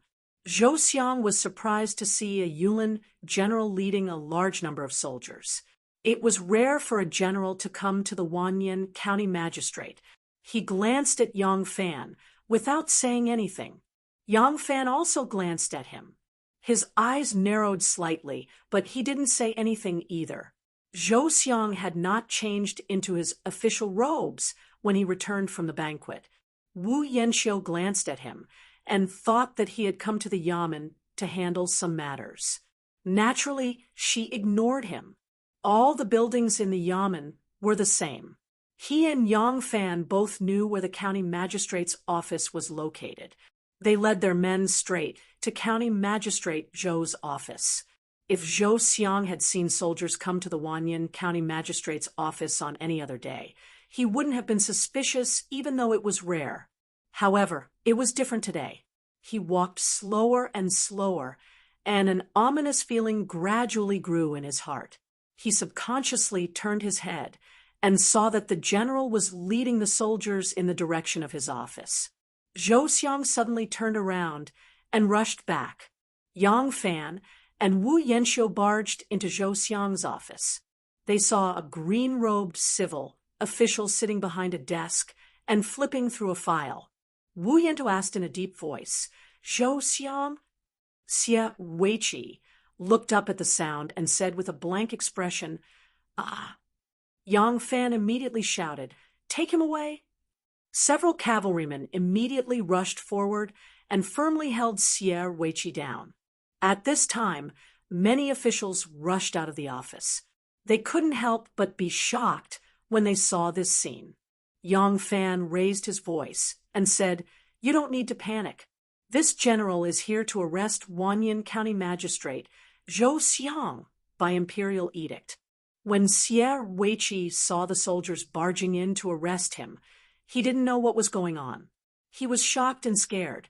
Hearing Yang Fan's words, Xie Weiqi let out a sigh of relief. He quickly jumped up and shouted, "I'm not Zhou Xiang, I'm not Zhou Xiang. I'm Wanyan County Magistrate Xie Weiqi."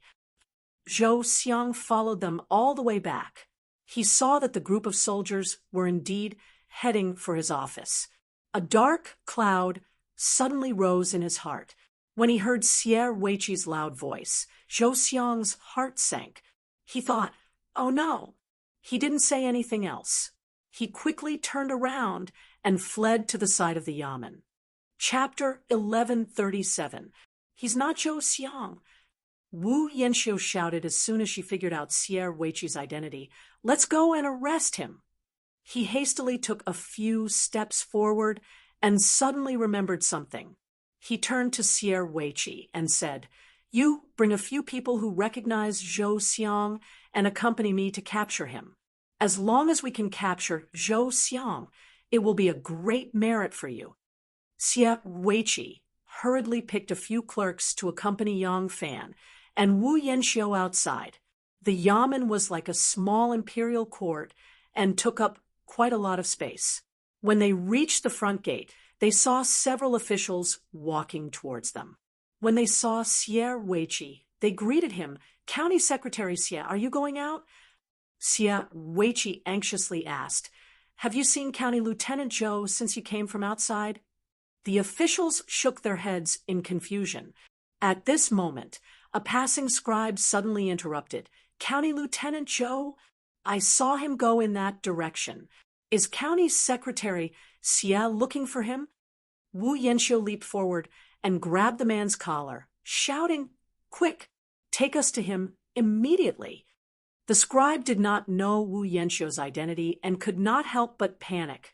Xie Weiqi hurriedly said, "Hurry up.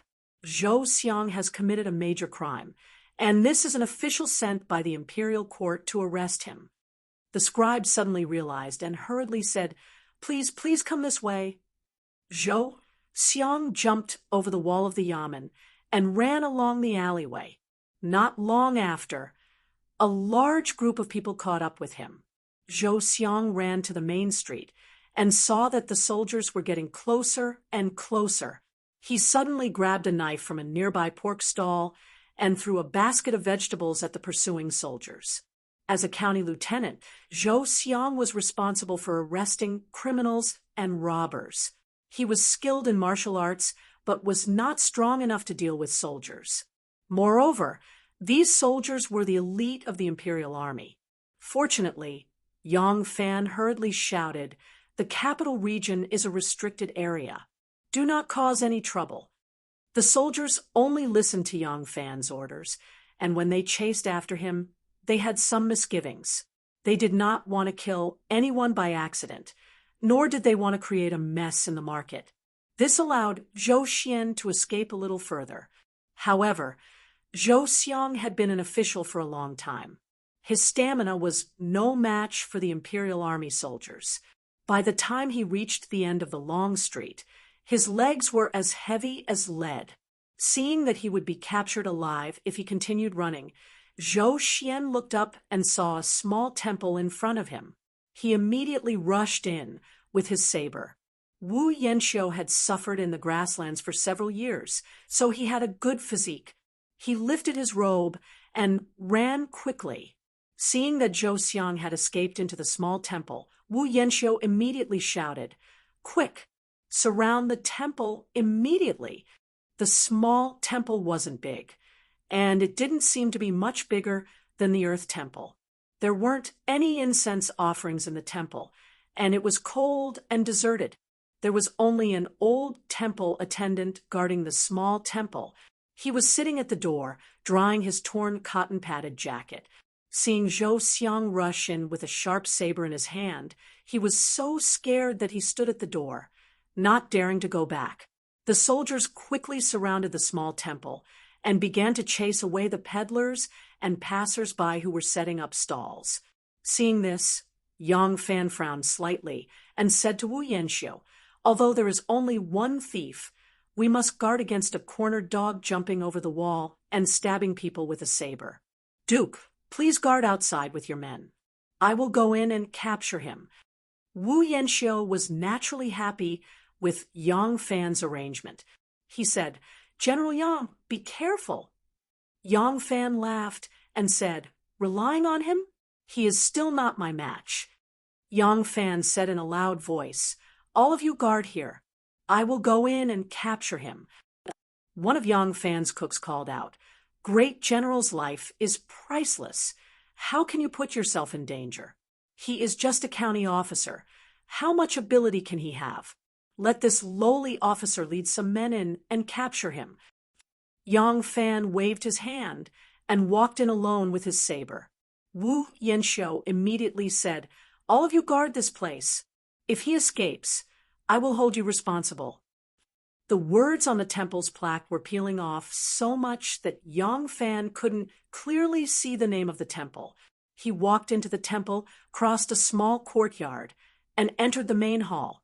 He saw Zhou Xiang clutching the sharp saber tightly, looking up at the statue of a deity in a daze. The deity statue was old and simple. Because the old temple attendant cleaned it from time to time, its facial features could still be seen clearly. However, this deity statue was rare. Although Yang Fan saw it, he couldn't tell which deity it belonged to. Zhou Xiang heard footsteps, but didn't turn his head. He only muttered, "It's fate. At this moment of life and death, I actually escaped to Baigan Temple. This is probably God's will." Only now did Yang Fan know that this small temple, which had almost no incense offerings, was actually worshipping Baigan, a loyal minister during the Shang dynasty. Yang Fan let out a light sigh and said slowly, "I don't believe in God's will. I believe that everything depends on human effort. However, I have to say that you people are hot-blooded, but you can accomplish anything and are more than capable of ruining things. Such an important matter, yet you can let others casually overhear it. This matter is not confidential, so what can you accomplish?" Zhou Xiang suddenly turned to look at Yang Fan and said sternly, "Who reported it? Zhang Zhongji Zhu Yanqing?" Or Yang Fan interrupted him and said, "If it was your accomplice who reported it, then it can only be said that you don't even have the ability to judge people.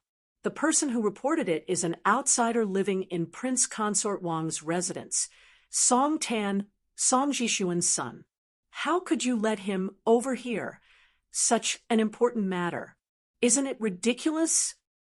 So it was him. Zhou Xiang first gnashed his teeth in hatred, but then he thought of how such an important matter was so easily overheard by others. He couldn't help but feel dejected. Yang Fan took 2 steps forward and raised his head to look at the statue of Baigan. He said, "County Lieutenant Zhou, when I met you at the Wanyan County Yamen, I already suspected you." Zhou Xiang was startled and looked at Yang Fan in astonishment. Yang Fan said, "You didn't wear official robes, but official boots. I know that you just came back from the Prince Consort Wang's residence, so it's normal for you not to wear official robes. There are actually not many people with official positions in the Yamen, so I should have stopped you to ask about your identity, but I didn't do so." Zhou Xiang looked at him in a daze, not knowing what to do. Yang Fan continued, "When we rushed to your detention room, I saw County Secretary Xie's blank expression. When he answered you, I knew that he wasn't you, but I still ordered him to be arrested, hoping to buy some time. Even when we were on the street, just now, I still hoped that you could escape." Zhou Xiang's eyes brightened, and his excited voice began to tremble. You also hate the Wu clan for monopolizing power and bringing chaos to the court? You and I are kindred spirits. Can you let me go?" Yang Fan looked regretfully at him and lightly shook his head. "I once wanted to create an opportunity for you, and I created 3 opportunities for you.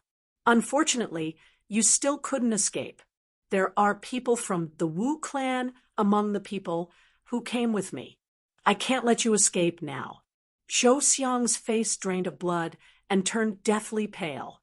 Yang Fan said, "The Son of Heaven wants me to capture you alive. You understand why?" Zhou Xiang was at a loss. Why? Yang Fan couldn't help but sigh. These people had nothing but hot blood. They really weren't made for changing dynasties.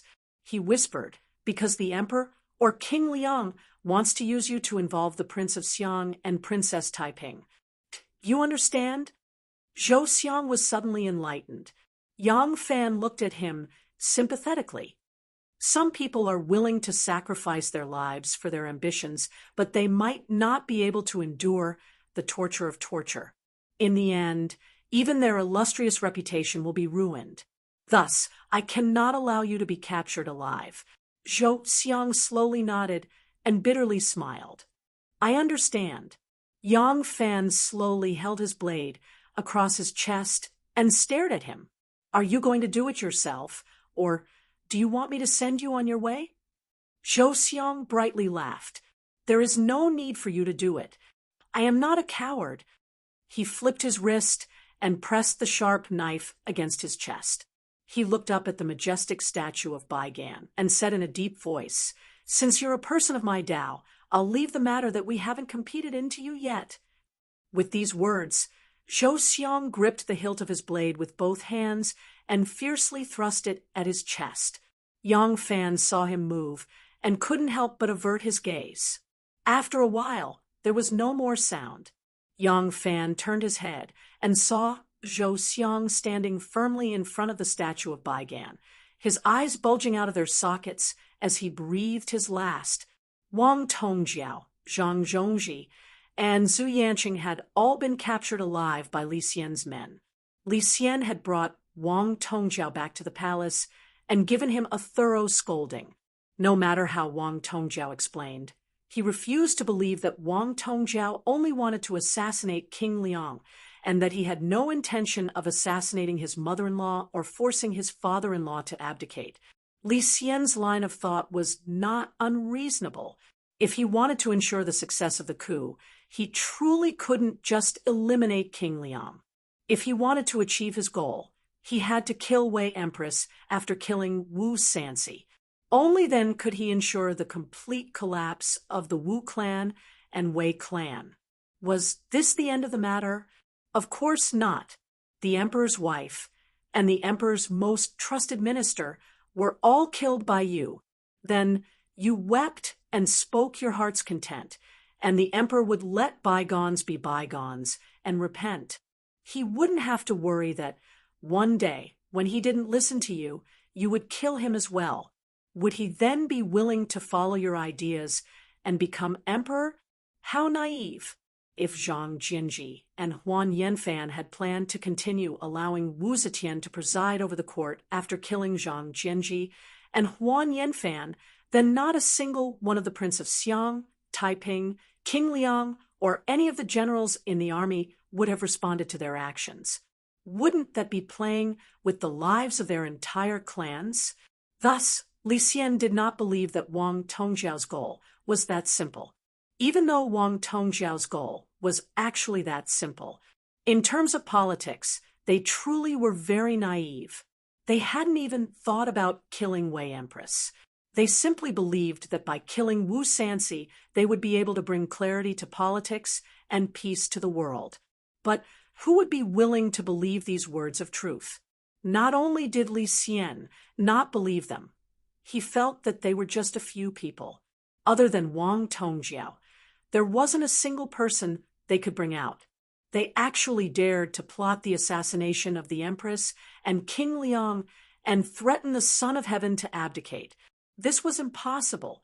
Even though Zhou Xiang had already committed suicide to escape punishment, Wang Tongjiao, Zhang Zhongji, and Zhu Yanqing were still alive. Li Xian believed that they might be able to find the true mastermind behind the scenes. Thus, He handed these 3 living witnesses over to Imperial Censor Li Chungjia and supervising Imperial Censor Yao Xiao as the chief interrogators, with Prime Minister Yang Zixi, Li Jiao, and Wei Jiyuan as his assistants. The edge of his blade flashed as he pointed it at the Prince of Xiang and Taiping. Chapter 1138. In the hall of Han Yuan of the Daming Palace, at the foot of the stone steps outside the hall, a young woman in plain clothes and a 3-year-old boy were kneeling in front of the palace gate. There were 2 lines of tears on the pretty young woman's face. The naughty boy didn't seem to understand why they were here today. Tears were still on his face, and he was looking around curiously. Gao Lisher tiptoed out of the palace. Seeing that young woman was still crying nonstop, weeping like a pear blossom in the rain, he couldn't help but shake his head. The eunuchs on his left and right were in a dilemma. As soon as they saw him, they quickly surrounded him as if they had seen their savior. Gao Lisher separated them and lightly walked to the side of the young woman. In a small voice, he comforted, "Princess, Her Majesty the Empress has said that the matter of the Fuma is related to rebellion. In the face of the law, even if he is a close relative, he cannot be selfish. This matter will be decided by the court. Princess, please return to the Fu and listen to air."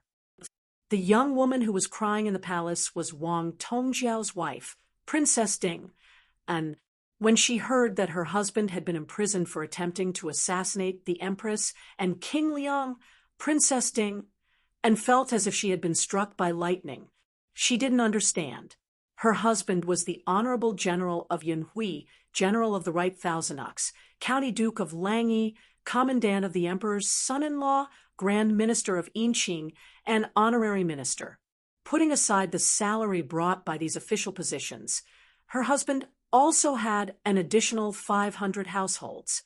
She, as a princess, had 1,300 households. The 2 of them lived a life of glory, splendor, wealth, and rank without any worries. What else could her husband be dissatisfied with? Why couldn't he just live a good life? Why did he have to rebel? But as much as she hated, he was still her man, the father of her child. Even though she was not Empress Wei's own child, she had always been afraid of this shrewd and strict mother. She still braced herself and ran to the palace crying. Princess Ding unraised her teary eyes and pleaded, "Gao Gonggong, would Gonggong please pass on a message for Ding and to ask Imperial Father to be merciful?" Tong Jiao was muddled for a moment. Imperial Father can remove him from his official position and put him under house arrest in the Fu. Please do not pass down a heavy punishment." Speaking to hear, tears streamed down again. Gao Lisher sighed deeply and said, "Princess, you are making things difficult for this servant. The saint was by Her Majesty's side at that time. The saint also listened to Her Majesty's words. I've already broken the rules by delivering a message to the palace for the princess. I really don't dare to offend you again." When Princess Dingen heard this, she understood. Of course, Empress Wei did not care about Wang Tongjiao's life or death. It was likely that Empress Wei did not even care about her daughter. She had hoped that her father would be merciful, but her father had always been henpecked. Now that he knew that she was crying and begging outside the palace, he hardened his heart and refused to see her. What should she do? Gao Lisher looked around and said in a low voice, "The case hasn't been concluded yet, and we don't know how the verdict will be. Thinking about it, the saint will not be too harsh on the emperor's son-in-law because of his kinship. However, if the princess continues to kneel here and cry, it will not be good if the saint and her highness dislike you. Going too far is as bad as not going far enough. Princess, you should go back." When Princess Dingen heard these words, she could only pull her son up and walk out of the palace, crying and looking back every 3 steps. Gao Lisher looked at the backs of the mother and son, sighed sympathetically, and quietly walked in the direction of the left silver door. Inside the palace, Li Xian was restless. Even though he was harsh and merciless, he still had feelings for his own flesh and blood. Thinking about his daughter bringing her 3-year-old grandson to knock on the door and cry, he could not bear it. He sneaked a glance at Empress Wei and probed with some guilt, "Wife, what do you plan to do with Tong Jiao?" Empress Wei glared at him fiercely and said, "What Tong Jiao? That is a rebel of the court, a traitor plotting to usurp the throne. Do not be soft-hearted. If no one reports, if you are lucky, you will be a prisoner. If you are unlucky, your head will be separated from your body. At that time, who will be soft-hearted for you?" Li Xian had always been henpecked. As the power of Wei Shi's paternal family rose, the communication with the Wu family was mainly conducted through Wei Shi. Wei Shi's words became more and more important, and he became more and more afraid. Hearing Empress Wei's words, Li Xian no longer had the courage to plead for Wang Tongjiao. But thinking about his daughter's youth and how few grandchildren he had, he knew that his wife had steeled her heart to kill Wang Tongjiao. He couldn't resist mumbling, "Wang Tongjiao, it is true that her death is not to be regretted, but Ding and is still so young. When your husband thinks about it, my heart does not feel good." Empress Wei rolled her eyes at him and said, "Look at your good-for-nothing appearance. Does the emperor's daughter still have to worry about marriage? Don't worry about this matter. Didn't my cousin Wei Zhu's wife just die last year? He hasn't remarried yet. I think it would be better to have Ding and marry Wei Zhu. That would be even more intimate." Li Xian nodded and sighed, saying, "AI, this is the only way." "And what did you say?" Li Xian suddenly reacted and said in shock, "Your cousin? Ding and is our daughter. Your cousin, in terms of seniority, isn't he her uncle?" Empress Wei impatiently waved her hand and said, "They don't have any blood relationship. What's the big deal about seniority? All right, don't worry about this matter. Later, I will have young Zaisi go matchmake them."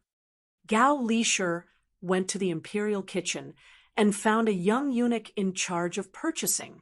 Purchasing was a lucrative position in the palace. This young eunuch had been arranged by Gao Lishi, so he listened to everything Gao Lishi said and was Gao Lishi's confidant. Gao Lishi went to the young eunuch and only stayed for the time it took for an incense stick to burn before leisurely leaving with a bag of dried meat. Looking at his appearance, it seemed like he was hungry and had come here to get something good to eat. But not long after he left, the young eunuch also left the imperial kitchen and quietly left the palace. The young eunuch went to the East Market to stroll around and casually bought some things before returning to the palace. The entire matter did not appear to be out of the ordinary.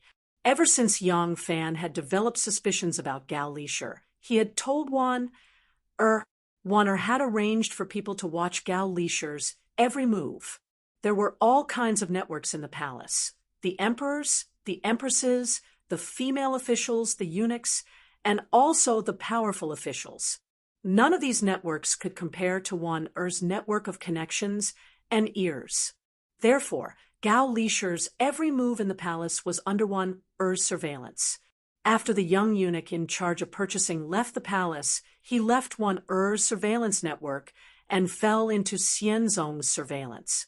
In the end, the information that was sent back to Yang Fan was only one sentence. The young eunuch often went to a meat and vegetable shop, and it was a shop designated by the Prince of Linzi's residence. At this point, Yang Fan finally understood that he was not the only one with capable eyes in the palace. Wan could not tolerate Yang Fan's betrayal. She angrily said, "Lang Jun saved Gao Lishi's life. I did not expect him to be used by Li Sanlang. All factors that are disadvantageous to Lang Jun should be nipped in the bud. Lang Jun, leave this matter to me." Yang Fan glanced at her and smiled. "What do you plan to do?" Wana replied, "It is not a difficult matter for someone to die accidentally in the palace." Yang Fan shook his head. No, Gao Lisher's life is pitiful. Although I helped him, I did not think of using him. Him accepting Li Longji's recruitment is not considered a betrayal to me. Moreover, since we know that Li Longji has this spy, he may be of great use. He smiled thoughtfully and said, "This person is very useful." In order to dig out useful confessions from Wang Tongjiao and the others, the imperial censor Li Qingjia and the supervising imperial censor Yao Xiaozhi racked their brains. They were Wu Sanxi's people, and of the 3 prime ministers overseeing the trial, Yang Zixi was a typical opportunist. Wei Jiyuan was a descendant of the Wei clan of the capital. Empress Wei had already recognized the Wei clan of the capital and could be considered a brother of the empress, so she naturally belonged to Empress Wei's faction. As for Li Jiao, he was an old minister of the Eastern Palace, a pure member of the emperor's faction. With this group of people controlling the court, one could easily imagine the fairness of the trial. However, Wang Tongjiao and the others were all hot-blooded men. Even though they had been tortured and beaten, they remained silent in the face of enticement. Wu Sanxi's original intention was to use this opportunity to bring down the Prince of Xiang and Taiping, but not only did Wang Tongjiao and the others not give up any information that was detrimental to the Prince of Xiang and Taiping, they did not even reveal the slightest information that Huan Yanfan was plotting against Empress Wei and Prince Liang. Helpless, Li Qingjia could only concoct a plausible confession for Wu Sanxi. Faced with this confession that was full of loopholes, Li Xian actually believed it. He immediately summoned the imperial censor, Xiao Shizhong, and ordered him to take over the case. At this point, the case was no longer something that a single imperial censor could handle. But Gao Lisher had already secretly sent out a message, and the Prince of Xiang and Princess Taiping had already made contingency plans. Deputy Minister of Imperial Censor Xiao Shizhong was Princess Taiping's disciple, so when he heard the emperor's order, Xiao Shizhong burst into tears and immediately cried out, "Your Majesty, you are rich and powerful, so why can't you have a younger brother and a younger sister? Does your Majesty feel that they are people who are plotting rebellion? If not for them during the Divine Dragon coup, would your Majesty have been able to sit on the throne? When your Majesty had just returned to Luoyang from Fangling, the Prince of Xiang was still an imperial heir, and it was he who took the initiative to abdicate the position of Crown Prince. He didn't even want to fight with your Majesty for the throne, so why would he participate in a rebellion now? If this subject accepts the edict, it would be placing your Majesty in an unjust position. This subject would rather die 10,000 times than obey." Li Xian's face turned red from Xiao Shizhong's interrogation, and for a moment he didn't know what to do. Xiao Shizhong left, tears streaming down his face. The moment he left the imperial city, he spread word of this matter. This time, Li Xian felt like he had poked a hornet's nest. Wu Jing, the right mending K, was the first to rush into the palace. As the name implied, the officials who held this position were responsible for supervising the Son of Heaven's words and actions, criticizing the Son of Heaven's mistakes and omissions. Since this was their duty, there was no need for them to be polite to the emperor. Wu Buke vehemently expressed his views to Li Xian, his spittle spraying all over Li Xian's face. "Your Majesty, you are muddle-headed. The imperial clan is your Majesty's greatest support. Right now, your Majesty's flesh and blood have withered away, and the only ones that can assist your Majesty are the Prince of Xiang and Taiping. Your Majesty still wishes to get rid of them and become a man cut off from the world?" Before Wu Buke could finish speaking, Chao Shi angrily charged in. Upon hearing Wu Buke's words, he immediately added, "Your Majesty, since ancient times, those who have trusted outsiders and alienated their own flesh and blood have never had a good end. This subject absolutely cannot sit by and watch as your Majesty follows in the footsteps of the ancient emperors." Soon after, There were those who cried and remonstrated in front of the emperor, and those who submitted letters of rebuke. The emotions of the hundreds of officials were stirred up, and the court was abuzz with discussion. Everywhere, it was said that the emperor was ungrateful and wanted to kill his own brother and sister. In the face of this situation, Li Xian couldn't help but panic. Chapter 1139. Li Xian had not expected the ministers to react so strongly. When Zhang Jianji's group of 5 had been stripped of their authority, the ministers had not reacted so strongly. But he had never thought about how many years the Prince of Xiang and Taiping had been operating in the imperial court. He had lived in Fang province for 16 years, and the Prince of Xiang and Taiping had always been in the imperial court. Although they had always been cautious under the pressure of Wu Zetian, not daring to make any major moves, they were still more popular than the Prince of Luling. Although Li Xian was currently emperor, he had only been restored to the throne for less than a year. So how much power and support could he have established?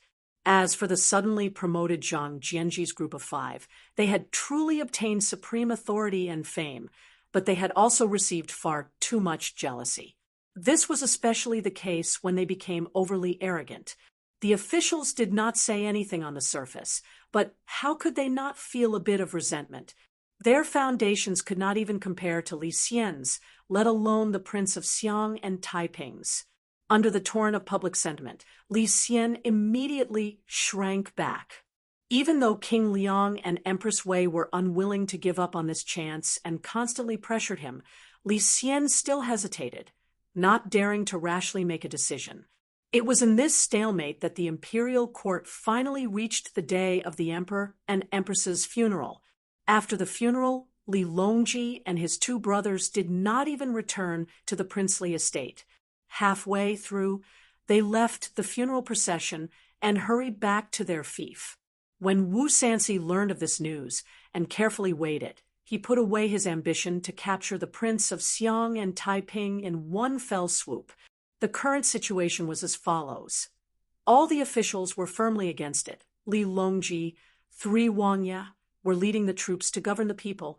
The imperial guards of the southern Yamen had been somewhat restless lately.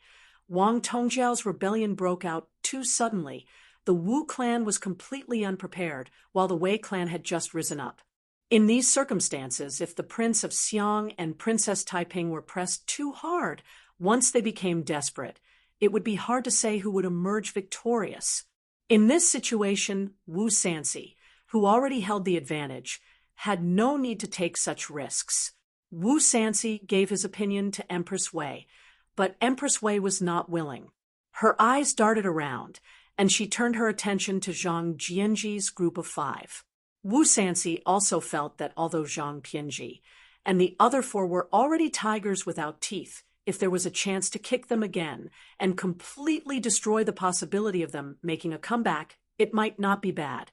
Therefore, he immediately instructed a group of lackeys to create a new confession. Li Xian clearly knew that Zhang Jianji's group of 5 were innocent, but he did not remember the kindness of Zhang Jianji's group of 5 in helping him ascend to the throne. Instead, he firmly remembered how arrogant Zhang Jianji's group of 5 had been after he became the emperor. Li Xian tacitly acknowledged the authenticity of this confession and acted against Zhang Jianji's group of 5. Li Xian issued a decree. Because the 5 princes were dissatisfied with the emperor, they incited Wang Tongjiao and the others to assassinate the king of Liang and the empress, attempting to coerce the son of heaven into ordering the feudal vassals. Considering that they had performed meritorious service in assisting the dragon, plus they had the iron ticket to avoid death 10 times, he did not punish them severely. The 5 of them were stripped of their Wangya title and were demoted to local prefectural governors. Wang Tongjiao and the others were careless. Just as Yang Fan had said, not only did they harm themselves, they also harmed others. It was now the 3rd month of the spring of the 2nd year of the divine dragon. It had been a year since the coup of the 5 princes had overthrown Empress Zetian and supported Li Xian's ascension to the throne. On the 7th day of the 3rd month, Li Xian had Wang Tongjiao, Zhang Zhongji, and Zhu Yanqing executed at the capital's resting place for treason. Song Jiwen and Song Jixuan, the two brothers, were immediately conferred the title of 5th-rank official for their meritorious service. Song Jixuan's son, Song Tan, was also conferred the title of Minister of Imperial Clothing. In the blink of an eye, another half a month had passed. The bloodstains of the resting place had been washed clean by the spring rain. In the Prince of Xiang's estate, Li Qiang sat in her boudoir, pensively reading a secret report in her hands. The secret report had come from the palace.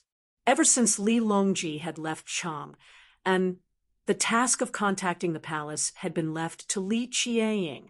Li Longji had chosen Li Qiang because she and he were twin sisters from the same mother, and the two of them were the closest to each other.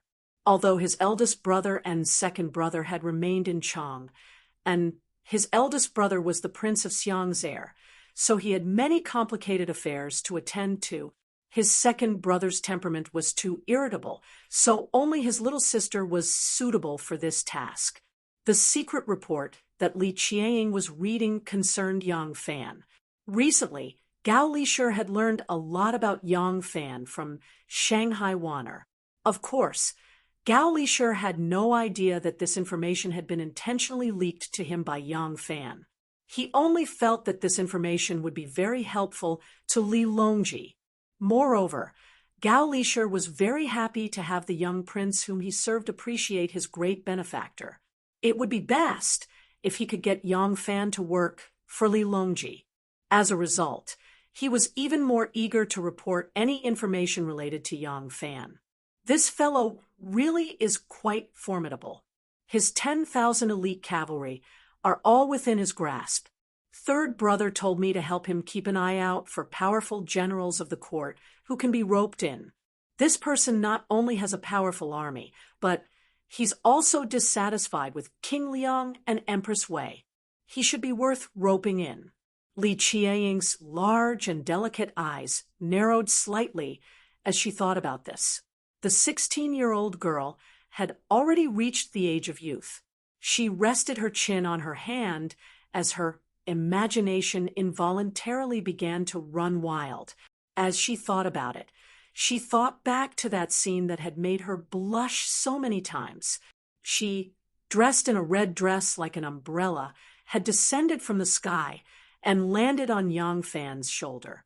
She thought about how she was completely empty inside, and how her but was sitting on his body. Li Qiang squirmed uncomfortably as if there were ants crawling there. She spat at herself lightly. She seemed to have thought of something, and her cheeks began to blush. The corners of her eyes began to ripple with a charming and gentle expression. Shenyang, Shenyang. Hua Guo rushed in from outside. Although she was a few years younger than Li Qiang, Hua Guo could still be considered a young lady in this era. Even though her figure and face still carried a bit of baby fat, her features were already extremely adorable. Why are you all so noisy? Li Qiang's thoughts were suddenly interrupted. She unhappily put away the secret letter and glared at her younger sister. Hua Guo panted and said, "Something has happened. Something big has happened. I just heard it from the steward. Do you want to hear it?" Li Qiang yawned and lazily said, "What is it? If you want to say it, then say it. If not, then forget it. I'm feeling sleepy right now." Hua Guo was an impatient person. Li Qiang knew that Hua Guo would not be able to hide her thoughts. As expected, Hua Guo took the initiative to speak. She mysteriously said, "Shenyang, did you know? There are many posters posted on Vermilion Bird Avenue. The posters say that King Liang and Her Majesty the Empress are having an affair, and that they are promiscuous in the palace." "What?" Li Qiang's beautiful face paled in fright. She jumped up and cried out involuntarily. "Something like this actually happened. Sage! Sage! Her Majesty has committed suicide." What? Li Xian jumped up in fright, knocking over the stack of memorials. He asked in shock, "The Empress committed suicide. What happened? How is the Empress?" The palace maid hurriedly shook her head. "This servant does not know why Her Majesty committed suicide. Fortunately, we discovered it in time, and Her Majesty was rescued. She is currently being treated." When Li Xian heard this, he hurriedly left the table. "I'm going to see her." Li Xian hurriedly walked to the entrance of the hall. At this time, a eunuch hurried over and said, "Sage, King Liang requests an audience." Li Xian swung his sleeve and said, "Let him wait." Li Xian hurriedly rushed to the Empress' palace. Empress Wei was just slowly waking up. When she saw Li Xian, she immediately burst into tears. "My Wei clan was born into a great family.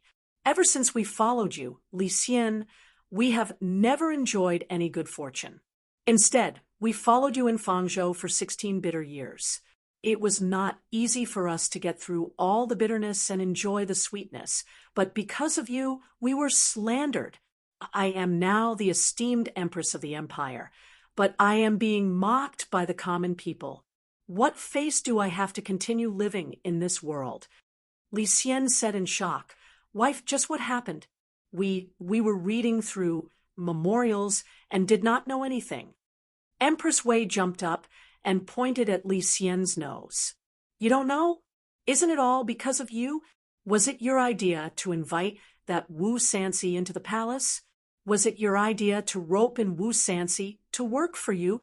Now, someone is spreading rumors and putting up posters on Vermilion Bird Avenue saying that I am having an affair with Wu Sansi and that I am promiscuous in the palace. That Wu Sansi is an old man over 60 years of age, with wrinkled skin and white hair. Even if I don't follow the ways of a woman, do you think I would fancy that damned old man? My clean reputation has been ruined by your hands. Are you happy now? Woo-woo, I don't want to live anymore." Empress Wei suddenly jumped up and slammed into a pillar. Li Xian was greatly alarmed and hurriedly shouted, "Quick, stop the Empress!" Several palace maids and eunuchs rushed forward to stop her. For a moment, the palace was thrown into chaos. After a while, the confused Li Xian finally understood what had happened. He was so angry that his hair stood on end. He angrily roared, "Who is so shameless? We definitely won't let him off. Definitely not." Wu Sansi respectfully knelt in front of the palace without his hat and hat. He had also heard that posters had been put up on Vermilion Bird Avenue saying that he was having an affair with the Empress, so he had hurriedly come to beg for forgiveness. As the head of the Wu clan, Wu Sansi could ally with others for the sake of profit, but he wouldn't work for others for the sake of pleasure in bed. Moreover, he was a noble prince. He could obtain any beauty, so why would he be interested in a middle-aged woman? At his age, he didn't like women in their prime, but rather beautiful young girls. Moreover, he had been exiled by his aunt Wu Zetian and married very late. So, although he was related to Li Xian and his wife by marriage, and their children were of similar ages, he was 20 or 30 years older than Li Xian and his wife. How could an old man like him be favored by the Empress? It was hateful that someone had shamelessly created this rumor and put it up in the market. Wu Sansi felt somewhat apprehensive, although he knew that Li Xian wouldn't believe this, and that Li Xian relied on him in many ways and wouldn't harm him. He was still worried that the emperor would distance himself from him. After all, he was a man. Even if it wasn't true, he would still feel a knot in his heart. He knelt in front of the palace gates for a long time, but Li Xian still didn't summon him. His heart couldn't help but feel uneasy. Jing Hui hurriedly rushed to the royal prince of Fuyang, Huan Yanfan's residence. Without waiting for the gatekeeper to announce his arrival, he barged in. There were dozens of carriages parked in the Huan residence, some already filled with things. The 5 princes had all been demoted to provincial governors, but with their large families and large businesses, they hadn't been able to leave in time. Huan Yanfan had just come out to welcome him when he saw Jing Hui angrily walk in. With a shake of his sleeve, he ordered his servants to leave. With an ashen face, he said to Huan Yanfan, "Was the poster on the street you're doing?" Chapter 1140. Huan Yanfan saw Jing Hui's face full of anger and couldn't help but frown. He looked left and right, then lowered his voice and said in displeasure, "Zhong Yi, did you come in such a rage just for this matter?" Jing Hui saw that he had avoided his question and couldn't help but say angrily, "So it really was you? Shirzai, you're muddle-headed. You're muddle-headed. Are you afraid that there aren't enough disturbances in court? Roping in Wu Sansi was the emperor's idea, but it was just the fake Empress Wei's idea. Do you think the emperor will believe those preposterous words?"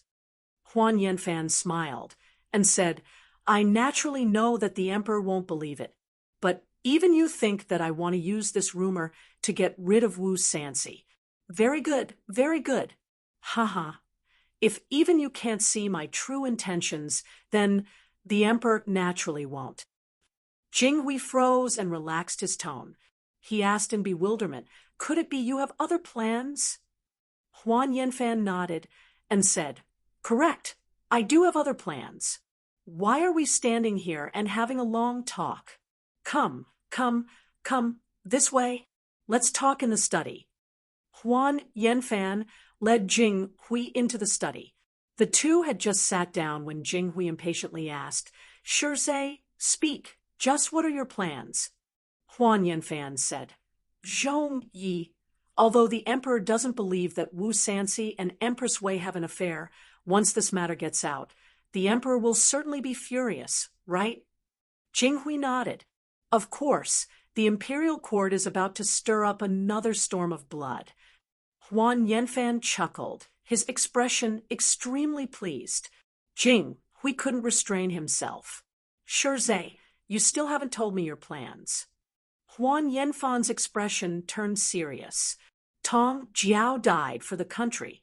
The emperor listened to slander and wanted to use this to move against the Prince of Xiang and Princess Taiping. But because the officials reacted too fiercely, the emperor had to settle for the next best thing. The 5 of us were stripped of our titles and banished to other places. The Prince of Xiang and Princess Taiping barely managed to escape. Think, now that something has happened, who will the emperor suspect first? Jing Hui froze and slowly sank into thought. Huan Yanfan said, "We've already been demoted and are about to leave the capital. How could we have caused this storm? The greatest suspects should be the Prince of Xiang and Princess Taiping. I want to use this matter to force them to stand with us." Jing Hui's body trembled as he hesitantly said, "The will of the heavens is hard to fathom. Will the emperor definitely suspect the Prince of Xiang and Princess Taiping? Wouldn't it be reasonable for us to take revenge out of anger? Besides, do you have the confidence to pull over the Prince of Xiang and Princess Taiping? If they are willing to stand up for you, then what are you going to do?" Huan Yanfan shook a finger contentedly and said, "Your first question isn't a question at all. It wasn't that the emperor wouldn't suspect the Prince of Xiang and Princess Taiping, but that pushing the blame onto them was in the best interest of the emperor, the Prince of Xiang, and Empress Wei. So they would definitely do this. Of course, I will not discuss this matter with the Prince of Xiang and Princess Taiping in advance, but once the emperor becomes suspicious of them, the emperor will press forward step by step, and I will not be afraid that they will not seek to protect themselves. At that time, as long as we generously extend a helping hand, not only will they be of use to us, they will also shed tears of gratitude." Jing Hui's eyes flickered with uncertainty. Huan Yanfan sighed and said, "What happens after that is not something we can decide alone. We still need the Prince of Xiang and Princess Taiping to agree. Either We ask the crown prince to ascend to the throne, or we just let the Prince of Xiang proclaim himself emperor. The current emperor must be the emperor emeritus, and he can only be the emperor emeritus. Huan Yanfan suddenly stood up and shouted, I want to borrow Tong Jiao's blood, borrow the emperor's repeated treacherous attacks to incite all of Prince Liang's enemies to unite against a common enemy. Everyone will join hands and fight another battle. With the strength of us, the Prince of Xiang and Princess Taiping, we might be able to reenact the story of the divine dragon. Jing Hui stared in shock at Huan Yanfan, like he was looking at a stranger. Huan Yanfan looked at him fervently and said, Zhongyi, we are about to leave the capital. The 5 of us will be sent to 5 different places. When the time comes, we will be under the surveillance of the imperial court, and it will be difficult for us to communicate with each other. We cannot wait any longer, or we will never have another chance. Jinghui powerlessly said, Scholar, you are playing with fire. You are taking risks. Huan Yanfan pointed at him and began to laugh. Oh, you. Riches and honor have always been sought in danger. Relax. Last time, we created momentum and used it, and it was a great success.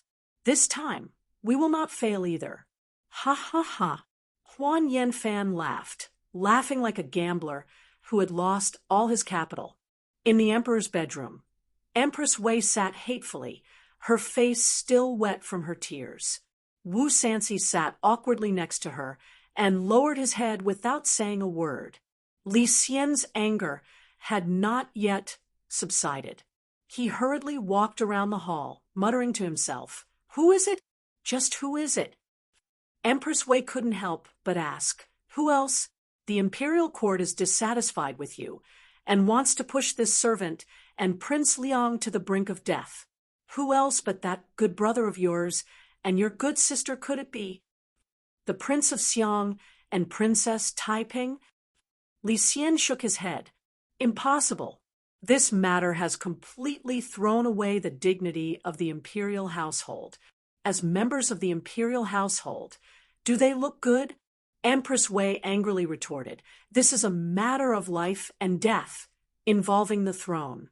Who cares about face? Wu Sanxi loathed the person who had framed him, but when he carefully thought about it, he also shook his head. The Prince of Xiang and Taiping had just escaped calamity because of Wang Tongjiao's case, so why would they take the initiative to stir up trouble? This old subject also feels that it's not very likely. Empress Wei said, If not them, who else could it be? Who else in the court is dissatisfied with us? Wu Sanxi creased his brow in thought for a long time, unable to make up his mind. Li Xian turned around and said to Wu Sanxi, King Liang, I leave this matter to you. You and Imperial Censor Li Qingjia will work together to handle this case. They've put up so many posters on Vermilion Bird Avenue, so there's no way they won't have any clues. Investigate. We must get to the bottom of this. Wu Sanxi hurriedly rose from his seat and cupped his hands. This old subject obeys the imperial decree. Tinkling, tinkling, the melody of the zither came to an end. Lu Bin's 10 fingers pressed down on the zither strings, stopping the sound. With a smile, he said, Interesting, interesting. This matter is getting more and more interesting. He was surrounded by a cluster of flowers, their fragrance assailing the nostrils. Several of his subordinates were kneeling around the mat. Lu Bin said, After this calamity, the Prince of Xiang and Taiping will definitely be like frightened birds. One of his subordinates said, Young master speaks correctly. This subordinate has discovered that the Prince of Xiang and Princess Taiping are frequently in secret contact. They seem to be discussing countermeasures. Another subordinate said, Zheng Ji has sent word that Wu Sanxi has received Empress Wei's orders to push this matter onto the Prince of Xiang and Taiping. Lu Bin closed his eyes in thought for a few moments, then suddenly opened them. No, at present, the Prince of Xiang and Princess Taiping still have considerable influence. If they are driven to desperation, even if they can't win, they will still cause both sides to suffer. If they win, we won't have placed our bets on them. If that happens, our plans will be for naught. We cannot be too hasty right now. Lu Bin stood up and slowly paced around the mat with his bare feet. He sternly said, "Tell Cui Shi and Zheng Ji that they must persuade Wu Sansi. They cannot rashly break off relations with the Prince of Xiang and Taiping. The rhythm of the change must be in my hands." "Yes," one of the subordinates respectfully replied and hurriedly left. Lu Bin turned his head to another person and said, "Tell Li Qingquang to intensify his training of the Crown Prince." "I won't rebel. I can't rebel." Li Dan's voice was suffused with indescribable sorrow.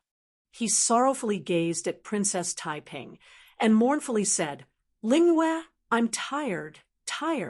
For the sake of seizing the throne, our birth mother was willing to kill her children and grandchildren without the slightest pity. Now, Qilong inexplicably suspects me and wants to kill me again and again to protect his throne. Is this throne really so important? If he wants to kill me, then let him kill me." Li Dan bitterly smiled and said, "What joy is there in living?" Princess Taiping saw that eighth brother was actually beginning to hate the world and couldn't help but anxiously say, "Eighth brother, you can let go, but do you have the heart to let your children die as well? Wu Sansi and the Empress won't kill you.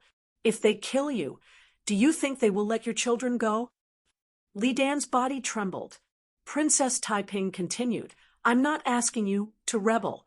I'm asking you to use your influence in the Southern Office to get in touch with those generals.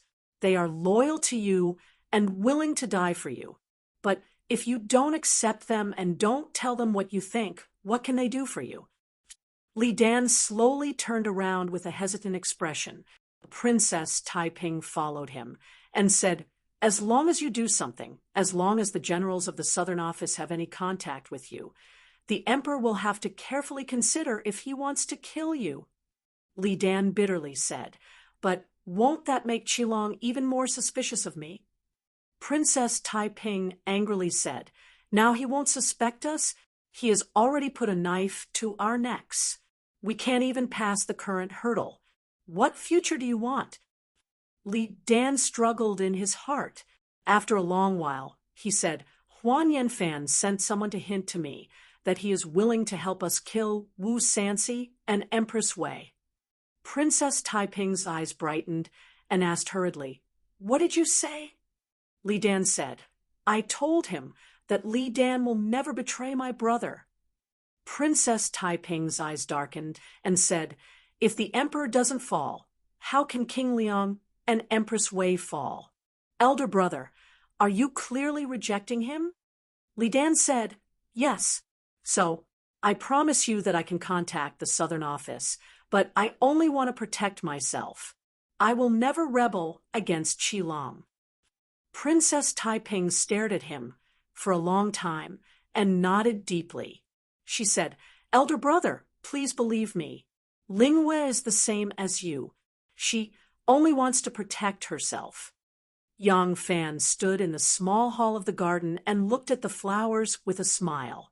Anu's son, Yang Ji, and Wan Er's daughter, Dai, were running crazily among the flowers.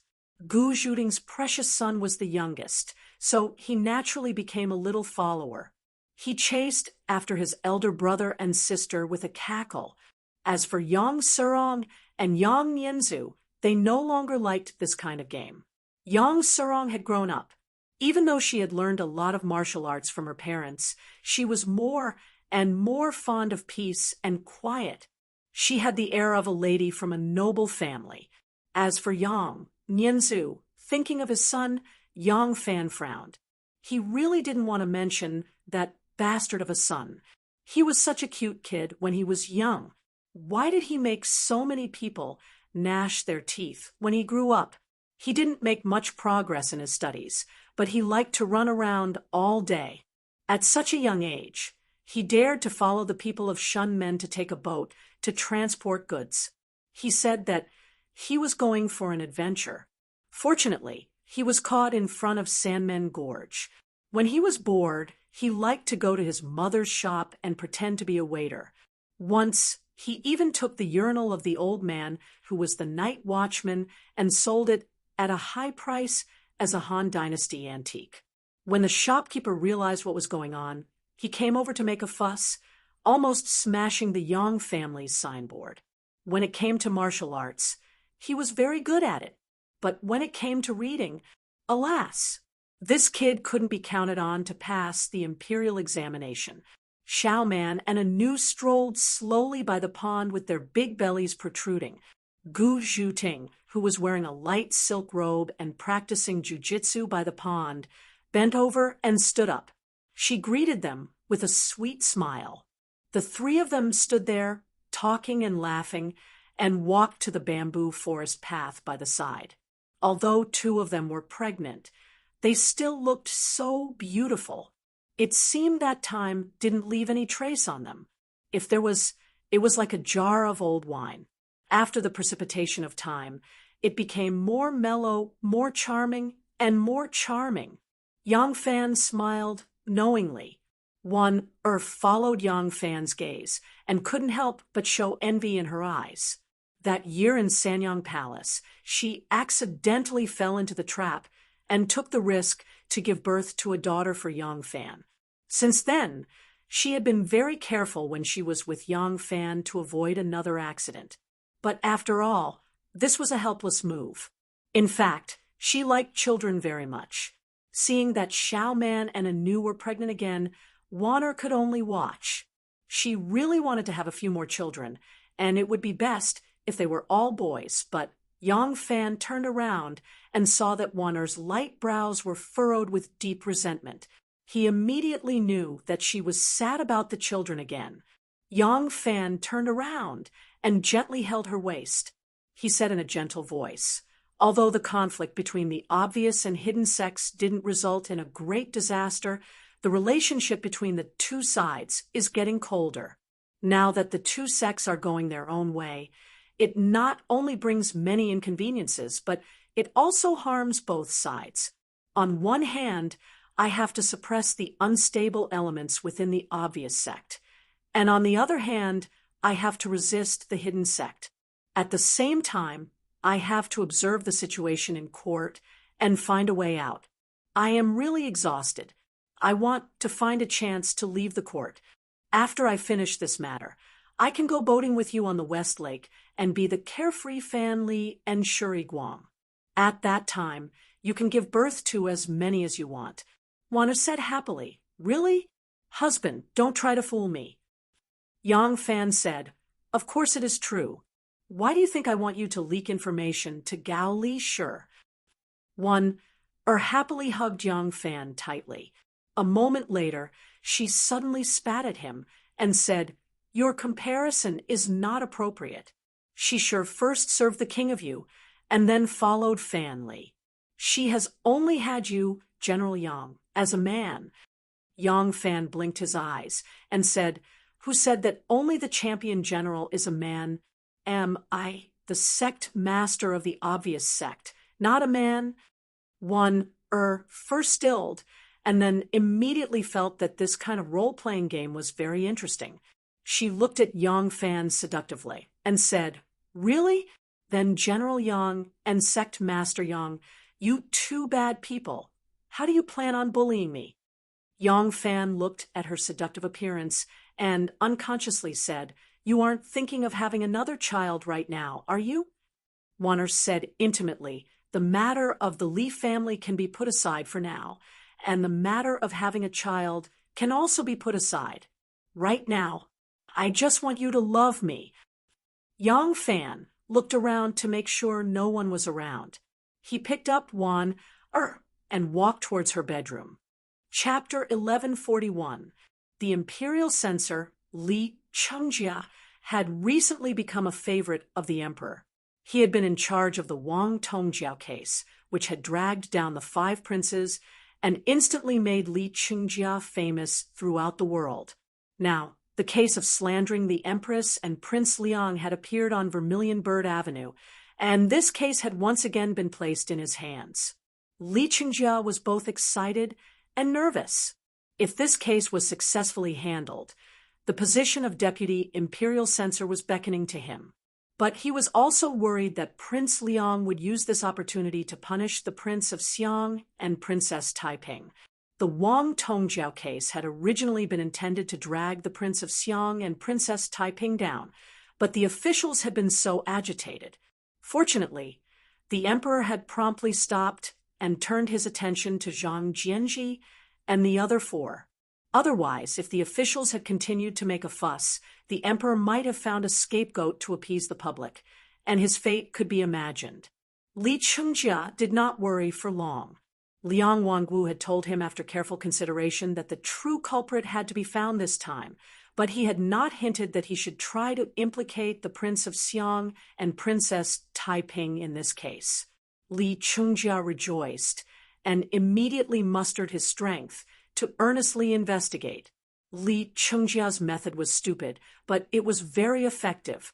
The posters on Vermilion Bird Avenue had been discovered by the citizens of Chang'an early in the morning, which meant that they had been put up the night before. Through Chang'an and Wanyan counties, Li Qingjia broke down the case to every workshop in Chang'an and asked for a thorough investigation of everyone who had entered or left the workshop after the curfew. That night, after the curfew, there were only 2 families that went in and out of the square. The other family had gone out in the middle of the night to find a doctor because their father had fallen ill. It was easy to investigate the doctor's family if only one person went out, but the married family included relatives and friends, so the number of people was very large. Li Qingjia transferred a large number of people from the Supreme Court, the Ministry of Justice, and the Imperial Censor to cooperate with Wanyan and Chang'an counties in the investigation.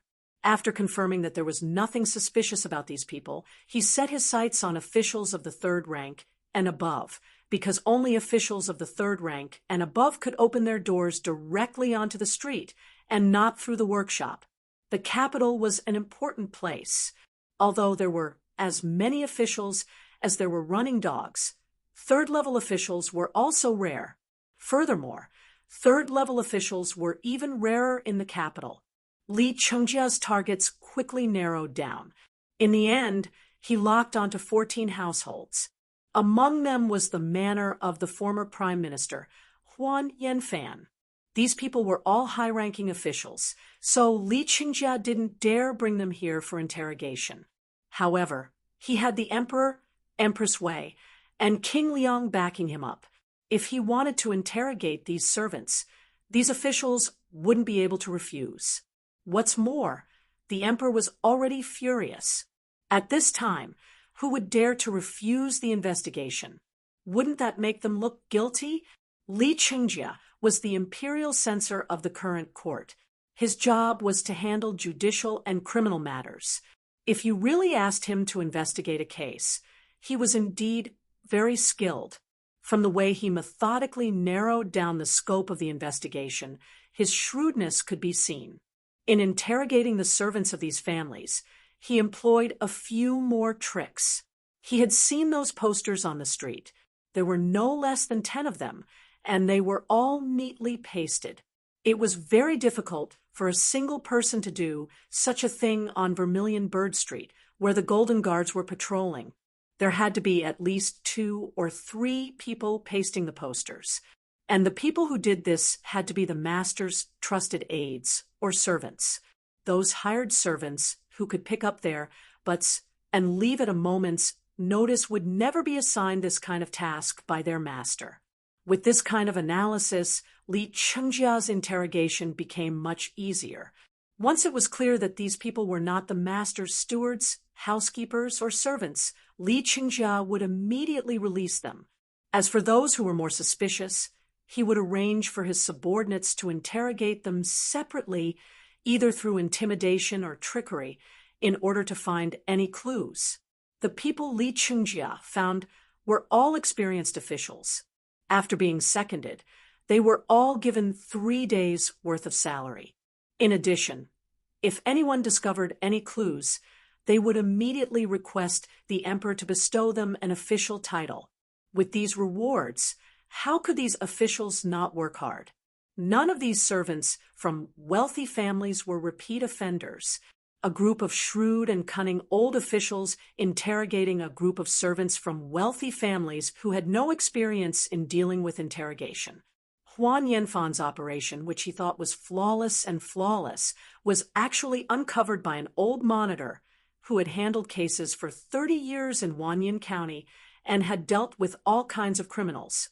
The old monitor was interrogating a servant from the Huan family who had signed a contract to sell himself to the Huan family. The officials used torture tools to intimidate him, and he, who had a guilty conscience, revealed some flaws. As soon as the monitor saw that there was an opening, he immediately coaxed and threatened him. He purposely went in and out a few more times, pretending that his companion had already confessed. The servant panicked and actually confessed. The old monitor was wild with joy. He didn't expect that in his old age he would be able to rise from an official to an official, leaping over the Dragon's Gate in one step. He was so happy that he threw his head back and laughed 3 times. Soon after, he personally escorted the Huan family servant to Imperial Censor Li as if he was presenting a treasure. When Li Qingjia heard this, he was also wild with joy. He immediately had people arrest the Huan family's housekeeper and the other person who had put up the notice. After interrogating them, the two couldn't endure the torture and confessed one after another. Li Qingjia then escorted the prisoner to the ditch where they had thrown the brush and the bucket of pulp. He scooped up the evidence and happily reported it to King Liang. The results of the case were quickly presented to Li Xian. After reading the confessions, Li Xian was unable to restrain his anger. He immediately ordered the arrest of Zhang Jianji and the other 4 people. He also immediately summoned the prime ministers and officials from the 3 departments of law to discuss the punishment of these 5 people. Wu Sanxi finally caught the true culprits of the rumors. For a moment, he was elated. He viciously said to Li Xian, "Your Majesty, they have slandered the Empress and insulted Your Majesty. They should all be punished according to the law." Deputy Li Chaoyin of the Supreme Court objected. "King Liang, please wait. We still haven't obtained the confessions of Zhang Jianji and the others. It is against the law to hastily execute these officials without interrogating them." Li Xian fiercely slapped the table and said, "Then interrogate them. Interrogate them until they are convinced." When the deputy imperial censor, Xiao Zhizhong, saw the evidence, he knew that the case couldn't be overturned. He couldn't help but secretly blame Huan Yanfan for being blinded by greed. Now that the witnesses and material evidence were present, even if they were interrogated, what could they do even if they gritted their teeth and refused to confess? These people were servants of their family, and they had ready-made evidence. What else could they do? Even without this evidence, according to the law of the Tang Empire, the confession of the housekeeper and the 2 servants was enough to convict Zhang Jianji and the others. Xiao Zhizhong suddenly had an idea. He suddenly said, "Your Majesty, Zhang Jianji, and the others helped Your Majesty ascend the throne. This matter is known by the world. Now that this case has been tried, the world will know that these 5 meritorious officials deliberately slandered the Empress and tarnished Your Majesty's reputation. What will the world think? For such a great ruler and officials to fall out of harmony to this extent, I'm afraid it will attract much criticism." Hearing this, Li Xian felt a headache coming on. Although he was indeed harsh and merciless, he was not willing to be criticized by the world. Assistant Minister Pei Tan of the Ministry of Justice wanted to curry favor with Empress Wei and Wu Sanxi. He immediately reported, As long as your majesty issues an edict to execute them, even without a public trial, it will be in accordance with the law. This subject objects. Song Jing of the Phoenix Pavilion had been taking notes at the side. Hearing this, he immediately stepped out and said, "Your Majesty, what crime will there be if they are killed by special edict? If they are executed without warning, how can the people of the world be convinced? Moreover, whether it is a special edict to kill or a special edict to pardon, although it is the privilege of the emperor, it cannot be used easily. Since the Xia, Shang, and Zhou dynasties, the emperor has the power to pardon, but no emperor has ever used it of his own accord. When Empress Zetian was still alive, she did use the power to pardon Zhang Jianji once. What was the result? The law cannot be broken. Whether Zhang Jianji and the others are guilty or not, it should be judged impartially. If the emperor uses his privilege to kill them, it will attract criticism from the world." Song Jing was pardoned together with Wei Yuanzhong. At that time, Zhang Jianji wanted Song Jing to falsely accuse Wei Yuanzhong, but Song Jing refused. In the end, he was exiled to Lingnan with Wei Yuanzhong. When Li Xian ascended the throne, Wei Yuanzhong was pardoned and returned to the court. Naturally, Song Jing also returned to the court. However, in Wei Yuanzhong's life, since Gaozong, he had served 4 generations of emperors. During this period, he was demoted many times. Now that he was over 70 years old, he had long been depressed. Especially when he returned to court this time, he saw the minister who had helped the emperor ascend the throne turn from prime minister to a prisoner within a year. This made his heart even colder. As a result, Wei Yuanzhong had become the second Su Wei. He did things ambiguously and never said a word about political disputes. Now that Zhang Jianji and the others were in danger, Wei Yuanzhong did not say a word. Instead, it was Song Jing, who was young and vigorous, who came forward to argue. Wu Sanxi was furious. He glanced sideways at Song Jing and said, "According to what you are saying, to protect the emperor's reputation, we must turn a blind eye to their crimes." Song Jing held his scepter and lowered his eyes, throwing this difficult problem to the emperor. "I did not say that. I am only discussing the matter as it stands." Previously, because of Wang Tongjiao, the court announced that Huan Yanfan, Zhang Jianji, and the others had a political disagreement with King Liang and encouraged Wang Tongjiao to assassinate King Liang. Although this crime is unpardonable, it is pitiful and does not harm the relationship between His Majesty Zhang Jianji and the others. Now, if it is said that Huan Yanfan and the others have disregarded His Majesty's dignity by putting up notices on the street and slandering the Empress, Huan Yanfan and the others should be executed. However, if the relationship between the ruler and the officials reaches this point, it will likely damage His Majesty's reputation as well. This subject cannot think of a compromise, but for His Majesty's sake, I have no choice but to say it. Li Xian was speechless. After a long silence, he finally said, "Forget it. Let's just treat this case as a headless one." Wu Sanxi took a step forward and said anxiously, "Your Majesty," then Huan Yanfan, and the others. Li Xian said, "Issue an edict." Huan Yanfan, Zhang Jianji, and the others encouraged Wang Tongjiao to assassinate a minister and were punished with demotion. They did not reflect on themselves and repeatedly spoke nonsense, criticizing the government. Banished Zhang Jianji to Longzhou, Jinghui to Qiongzhou, Huan Yanfan to Fengzhou, Yuan Shuji to Huanzhou. Li Xian stated his decision on how to deal with Huan Yanfan and the others in one breath. After a brief silence, he added, "The children of these families, as long as they are males over the age of 16, are to be banished to Lingnan. In addition, they are to be recalled." Huan Yanfan and the others had obtained the help of a group of key figures at the right time and the right place.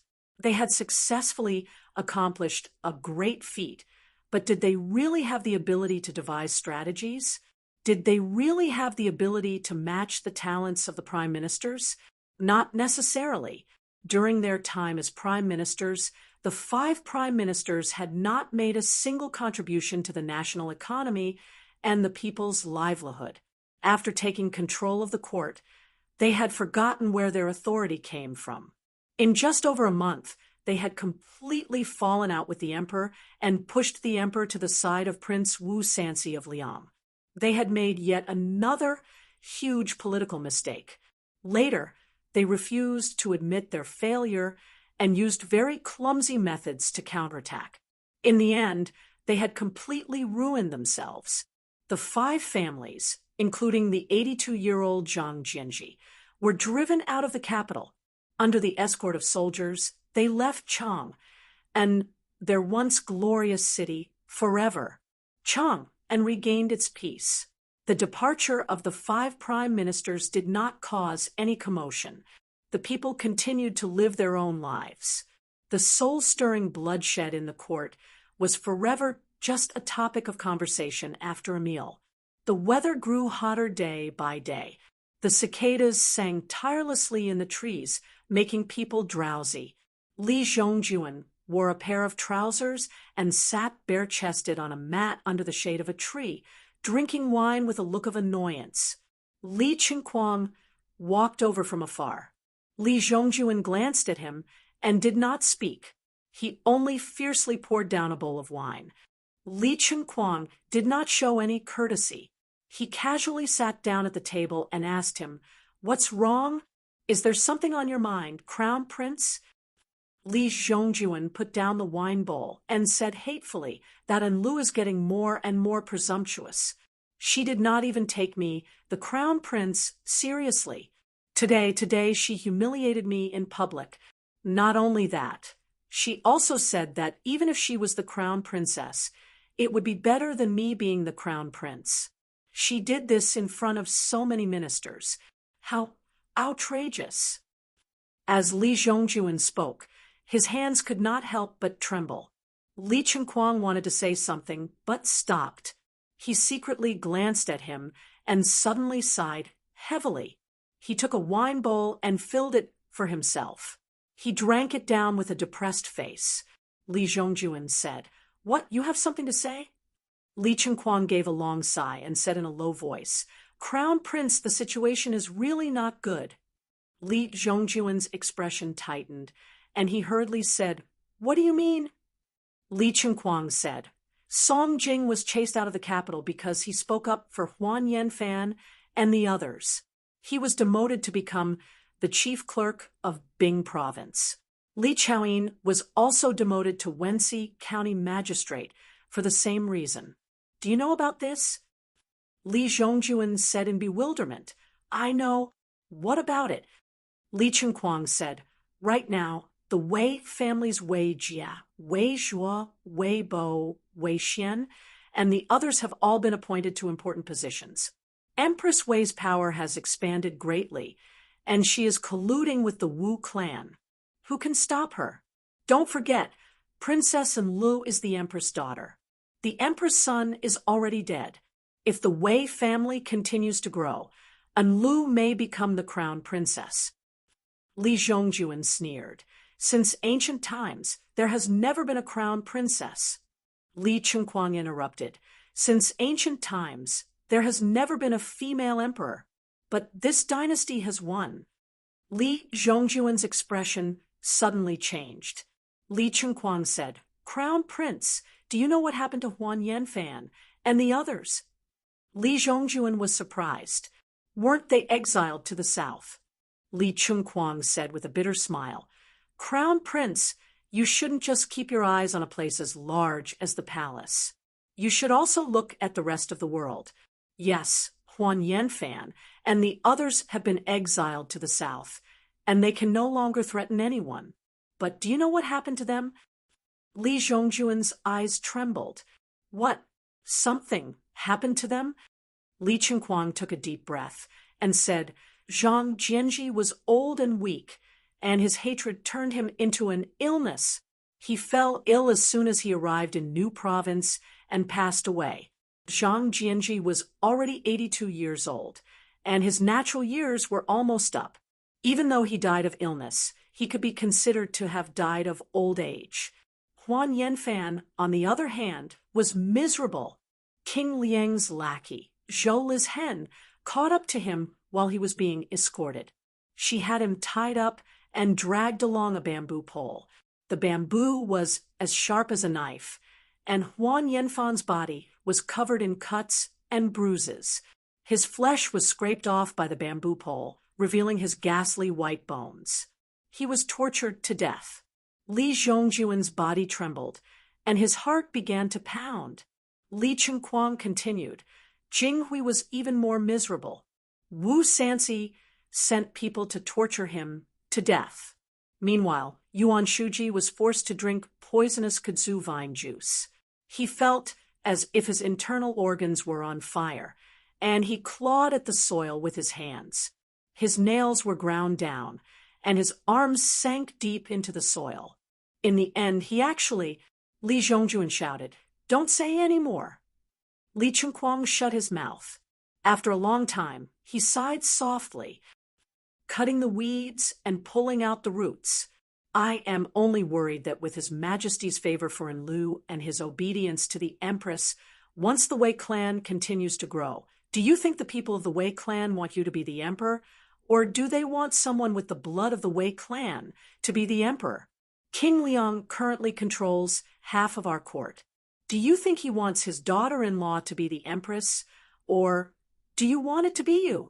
When that time comes, not only will you lose your imperial throne, I'm afraid your fate will be just like Huan Yanfan, Yuan Shuji, and the others." "Enough!" Li Zhongjuan roared and stood up.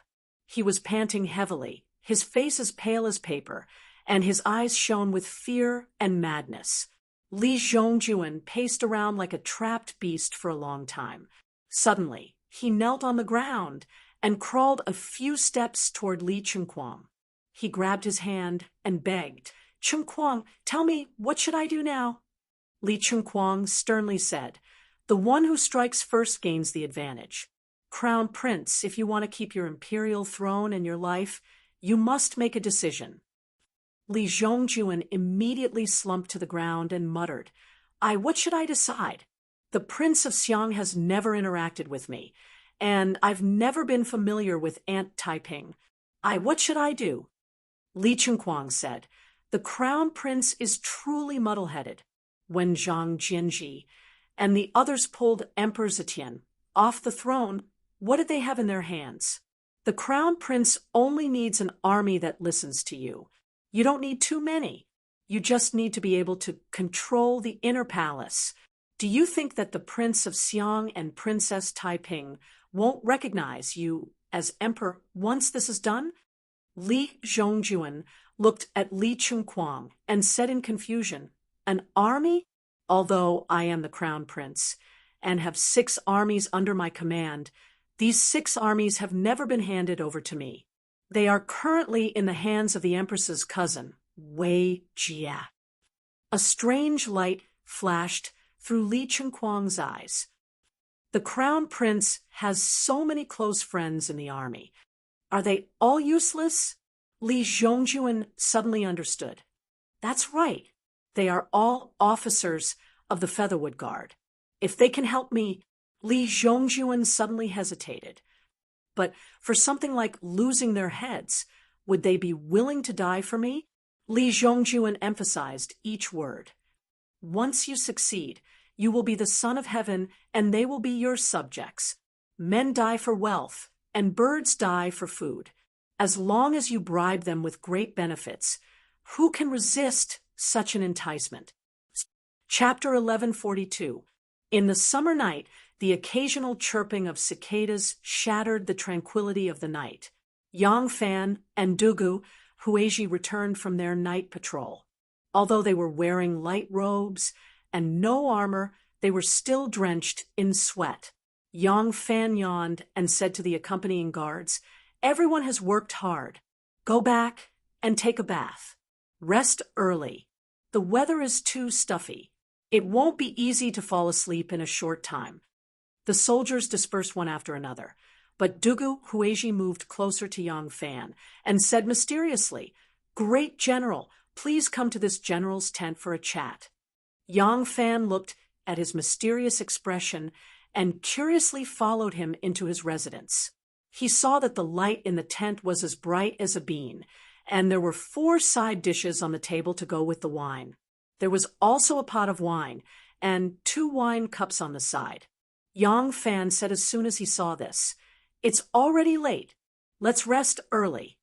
Dugu Hueji grabbed Yang Fan and said with a smile, "Great General, don't be anxious. Please sit down. This general has something to say." The prohibition of alcohol in the army only began in the Song dynasty. At this time, there was no strict prohibition of alcohol in the army. Moreover, Dugu Hueji was one of Yang Fan's 5 tiger generals. Yang Fan couldn't refuse him and could only sit opposite him in the tent. Dugu Hueji poured a cup of wine for Yang Fan and said with a shameless smile, "Great General, this general wants to ask for a leave of absence next month. Just 10 days will do. If this general can rest for half a month, then this general will be even more grateful for your great kindness." Yang Fan said in astonishment, "Why are you asking for a leave? Is there something going on at home?" Dugu Hueji smiled bashfully and said, "To be honest, this general is getting married next month." Oh, a smile also appeared on Yang Fan's face when he heard this. He said, "Good, this is a good thing. If I didn't allow your leave, wouldn't that be too unreasonable? Why didn't Dugu you tell me about this?" Dugu Hueji said, awkwardly, "This general isn't considered a close branch of the Dugu family. This general's marriage won't disturb the clan lord." Yang Fan knew that although Dugu Hueji was capable and could be considered a general, he wasn't a close descendant of the Dugu family. Dugu Hueji had no idea about Yang Fan's true identity and relationship with the Dugu family. He had always thought that Yang Fan was only a close friend of the Dugu family lord, Dugu Yu. Yang Fan was afraid that he would be embarrassed, so he quickly changed the topic and said, "If that's the case, it's really a happy occasion. Where do you plan to hold your wedding? Our brothers in the army should go and join in the fun." Dugu Huiji said, "My home is in Shangluo. The journey is a little far. I'm afraid my brothers will not be able to make it in time. How about this? When I get married and come back, I'll treat my comrades to a few cups of wine. This general's home is in Shangluo, and it's a bit far. I'm afraid we won't be able to make it in time. General Dugu, I'll borrow your wine and congratulate you in advance." Dugu Hueji hurriedly filled his own cup and raised it with both hands. He said happily to Yang Fan, "Thank you, General Dugu. Please." Dugu Hueji hurriedly filled his own cup and raised it with both hands. He said happily to Yang Fan, "Thank you, General Dugu. Please." The Eastern Palace. The Yongchun Gate opened. A group of armed imperial soldiers silently flashed through the gate. The patrolling soldiers of the Jin Wu Guards acted as if they didn't see them. Instead, they kept looking around as if worried that others would see them. Li Zhongjuan was a martial man and had been bullied badly by An Lu. Now that he had made up his mind, he was no longer afraid. He was fully armored and stood quietly in front of a lustrous virtue hall with Li Chunquang, his heart burning with anxiety. "Crown Prince, General Li Duozhua, is here."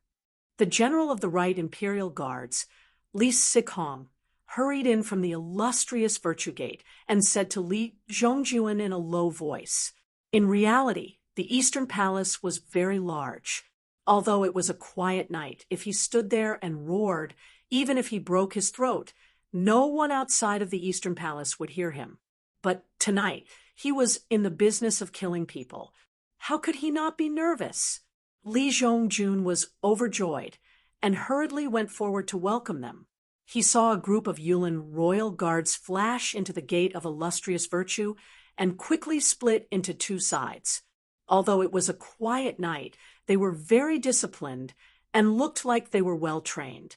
A tall figure quickly walked in. Li Zhongjuan hurried forward and said excitedly, "General Li is loyal to the country. I cannot thank you enough." Li Duozhua quickly returned the greeting and said, "The crown prince is the ruler. There is no need to be so courteous to me. Ever since Zhang Jianji and the other 5 meritorious officials died, tragically, many of my comrades in the army have been purged. Now, Empress Wei is constantly inserting trusted aides into the army. The world will soon be named Wei. This old official will only be loyal to Li. This hot blood will naturally serve the crown prince."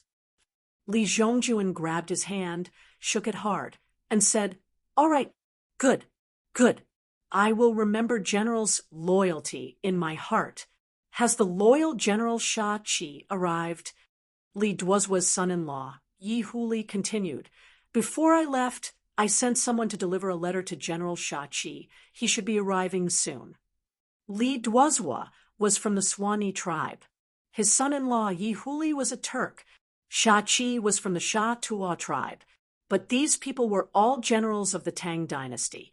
Now that the Wei family was constantly inserting trusted aides into the army and ostracizing the old generals, these people had long been dissatisfied.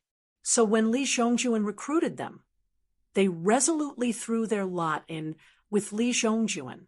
Just as the two sides were whispering to each other, another officer hurriedly came to report that the Prince of Cheng, Li Qianli, had arrived. This Li Qianli was the son of the Prince of Wu, Li Ku. Li Qianli was just as good at acting as his father. Back when he was in theft, he didn't care about any government affairs.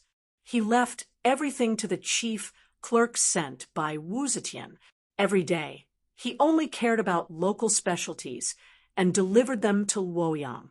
Wu Zetian was very fond of him. As a result, when Wu Zetian massacred the members of Li Tang's imperial clan, Li Qianli remained unscathed. When Wu Zetian finally decided to return power to Li Ku, it no longer mattered to keep him far away from the court. She transferred him back to the capital. Li Qianli was a member of Li Tang's imperial clan. But even though Li Tang had restored the country, the ones ruling the world were the Wu clan and the Wei clan. Li Qianli was naturally dissatisfied. In fact, Li Qianli was more interested in the Prince of Xiang.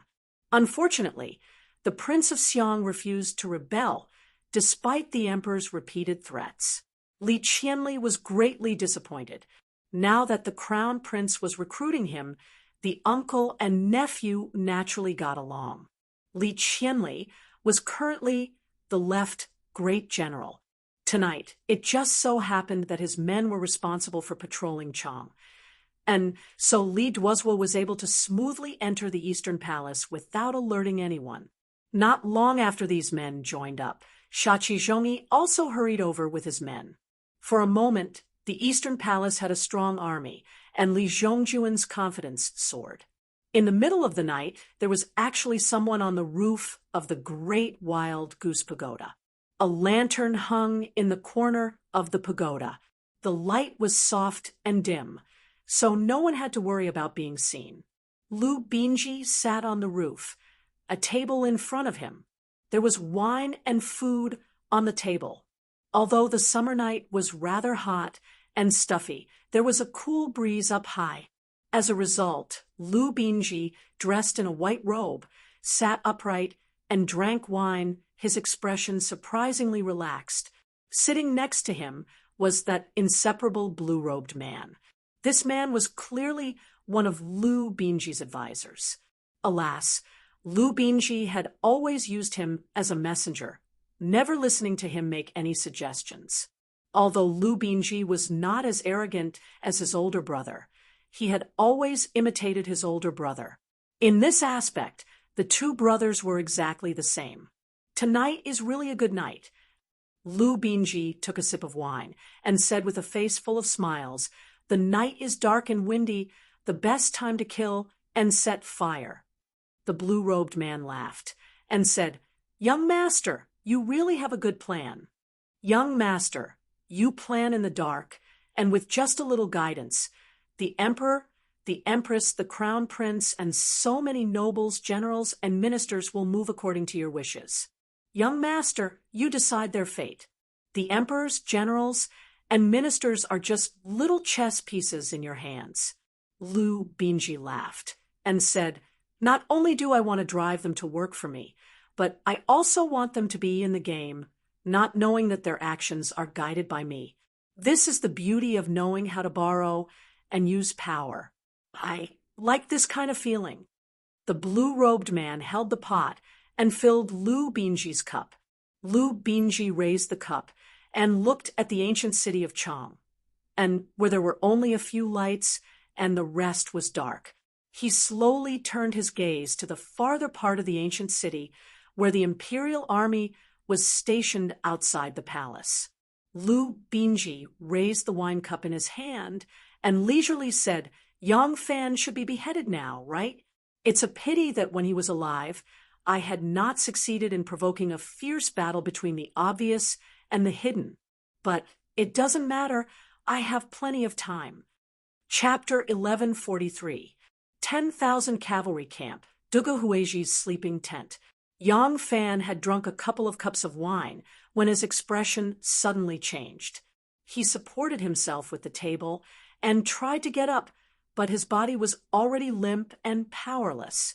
He had just straightened his back when he powerlessly slid back down. He felt his hands and feet go numb and powerless to support his body. Yang Fan looked at Dugu Huiji in astonishment, his face full of disbelief. Dugu Huiji slowly put down his wine cup and gazed at Yang Fan. He said apologetically, "Great General, I'm sorry." Yang Fan barely managed to keep himself from collapsing. The muscles in his throat had also loosened somewhat, so much so that it was difficult for him to speak. "Huiji, what are you doing?" Dugu Huiji said, "Great General, don't worry. The poison in the wine isn't fatal." Yang Fan said with great difficulty, "What are you trying to do? Did Dugu you order you?" His vision began to blur as Dugu Huiji's figure flickered between clear and misty. Dugu Huiji's voice rang in his ears, sometimes near and sometimes far. "The clan lord doesn't know what I'm doing. He's always given me orders when necessary. Why would he care what I'm thinking?" Yang Fan gradually collapsed and finally lost consciousness. Dugu Huiji was still speaking. "He's never needed to understand me. Although we share the same surname, he was born high and mighty. As for me, no matter how hard I try, I can only bow my head and listen to his orders. Great General, do you understand this feeling?" The curtain was lifted, and several knife-wielding soldiers flashed in with extremely nervous expressions. They all heaved a sigh of relief after seeing that Yang Fan had already fainted. One of the captains said in a low voice, "Has Lang General succeeded? It's almost time. We must act immediately." Dugu Huiji nodded and stood up. He ordered in a deep voice, "Tie up the Great General." The captain was startled. "Lieutenant Commander, why go through so much trouble? Can't we just chop him down?" Dugu Huiji said with a cold expression, "The one we want to rebel against is the Son of Heaven, not the Great General. What's the point of killing him?" The lieutenant hesitated. "But didn't General Li Chunquang say that the Grand General must be killed?" Dugu Huiji said, "If we succeed, the Great General is nothing to worry about. If we want to kill him, let the Crown Prince do it. If we fail, it's not the Great General's turn to kill me. The Great General has treated me well. Now that I have him under control, why should I let my blade be stained with the Great General's blood?" The captain said, but Dugu Huiji suddenly turned his head, his hand on the hilt of his saber, his face full of murderous intent. "Are you listening to me? or Li Chunquang? The lieutenant's expression turned cold as he hurriedly lowered his head and said, "Naturally, I will obey the lieutenant general's orders." Yang Fan was tied up tightly, and his mouth was gagged with a rag. Dugu Hueji looked at the commander's seal found on Yang Fan's body and put it into his bosom. He waved his hand and said, "Let's go." The few of them hurriedly walked out of the tent. The candle in the tent was still flickering. There were originally 5 battalions of 1,000 cavalry. After expanding to 10,000 cavalry, it had become an enormous corps. The 5 lieutenant generals under Yang Fan had all been promoted to lieutenant general. Each of them was in charge of a vast camp. Dugu Hueji held Yang Fan's commander's seal and hurriedly rushed to his own camp. He immediately began to mobilize the troops. In order not to alarm the other battalions, Dugu Hueji did not mobilize all the troops in his own camp. He only mobilized 2 regiments of troops. Each regiment had a lieutenant who was in charge of 2 brigades. Each brigade had a brigade commander who was in charge of 100 men. 2 regiments of troops meant 400 men. In addition to the 100 personal guards directly under him, there were 500 men in total. The only ones who truly knew what was going to happen tonight were a dozen or so of his most trusted imperial bodyguards. Even these officers did not understand the reason for the sudden gathering of troops. 2 lieutenants and 4 brigade commanders hurriedly finished assembling. Fully armed, they entered the tent to pay their respects to Dugu Hueji. These 2 lieutenants were called Kai, Gufu, and Chui Lang. Once he saw Dugu Hueji, Chui Lang nervously asked, "Lieutenant General, did something happen to gather the troops at midnight?" Dugu Hueji coldly said, "There has been a great change in the imperial court. Following the great general's orders, our troops are to immediately rush to the Eastern Palace and await the Crown Prince's orders." These lieutenants and brigade marshals had all participated in the Dragon God's coup d'etat, and it was because of their contributions in that battle that they were promoted. Now that they heard Dugu Hueji's words, their hearts skipped a beat. Why? Another mutiny? Kai Gufu cupped his fists and said, "Lieutenant General, do you have the great general's orders?" Dugu Hueji raised his hand and threw Yang Fan's commander's seal into Kai Gufu's arms. Kai Gufu caught the commander's seal and carefully examined it under the light before handing it over to Chui Lang for inspection. The 2 of them looked at the commander's seal and exchanged a look. They respectfully returned the commander's seal to Dugu Hueji. Taking a step back, they cupped their fists and said, "We will follow the lieutenant general's orders." Dugu Hueji's heart was about to jump out of his throat. He secretly let out a sigh of relief and suppressed his nervousness. Pretending to be calm, he put away the commander's seal and shouted in a low voice, "Follow me out of the camp and immediately head to the Eastern Palace." Crown Prince Li Zhongjuan raised his head in anticipation. Finally, Dugu Hueji's troops arrived. If Li Zhongjuan wanted to launch a mutiny, the troops at hand could be considered useful. However, he had to wait for Dugu Hueji.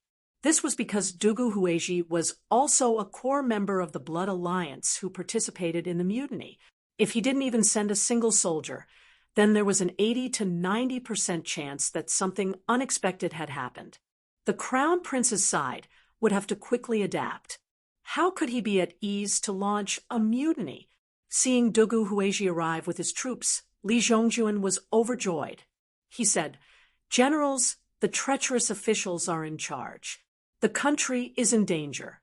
Tonight, let us use the sharp swords in our hands to turn the tide." Li Duozhua said, "Crown Prince, please give your orders." Li Zhongjuan said, "I have thought about it carefully. Great General, and I will personally lead the way. We will attack the Liang household and eliminate this treacherous official. My imperial uncle, Wang Qiansui, will lead the way. We will occupy the palace's various gates and clear the obstacles for us to enter the palace. As long as we kill King Liang, the Wu clan will not be a threat. Once this person is dead, our external aid will be cut off. After we enter the palace, we can act calmly. The people present were all military generals.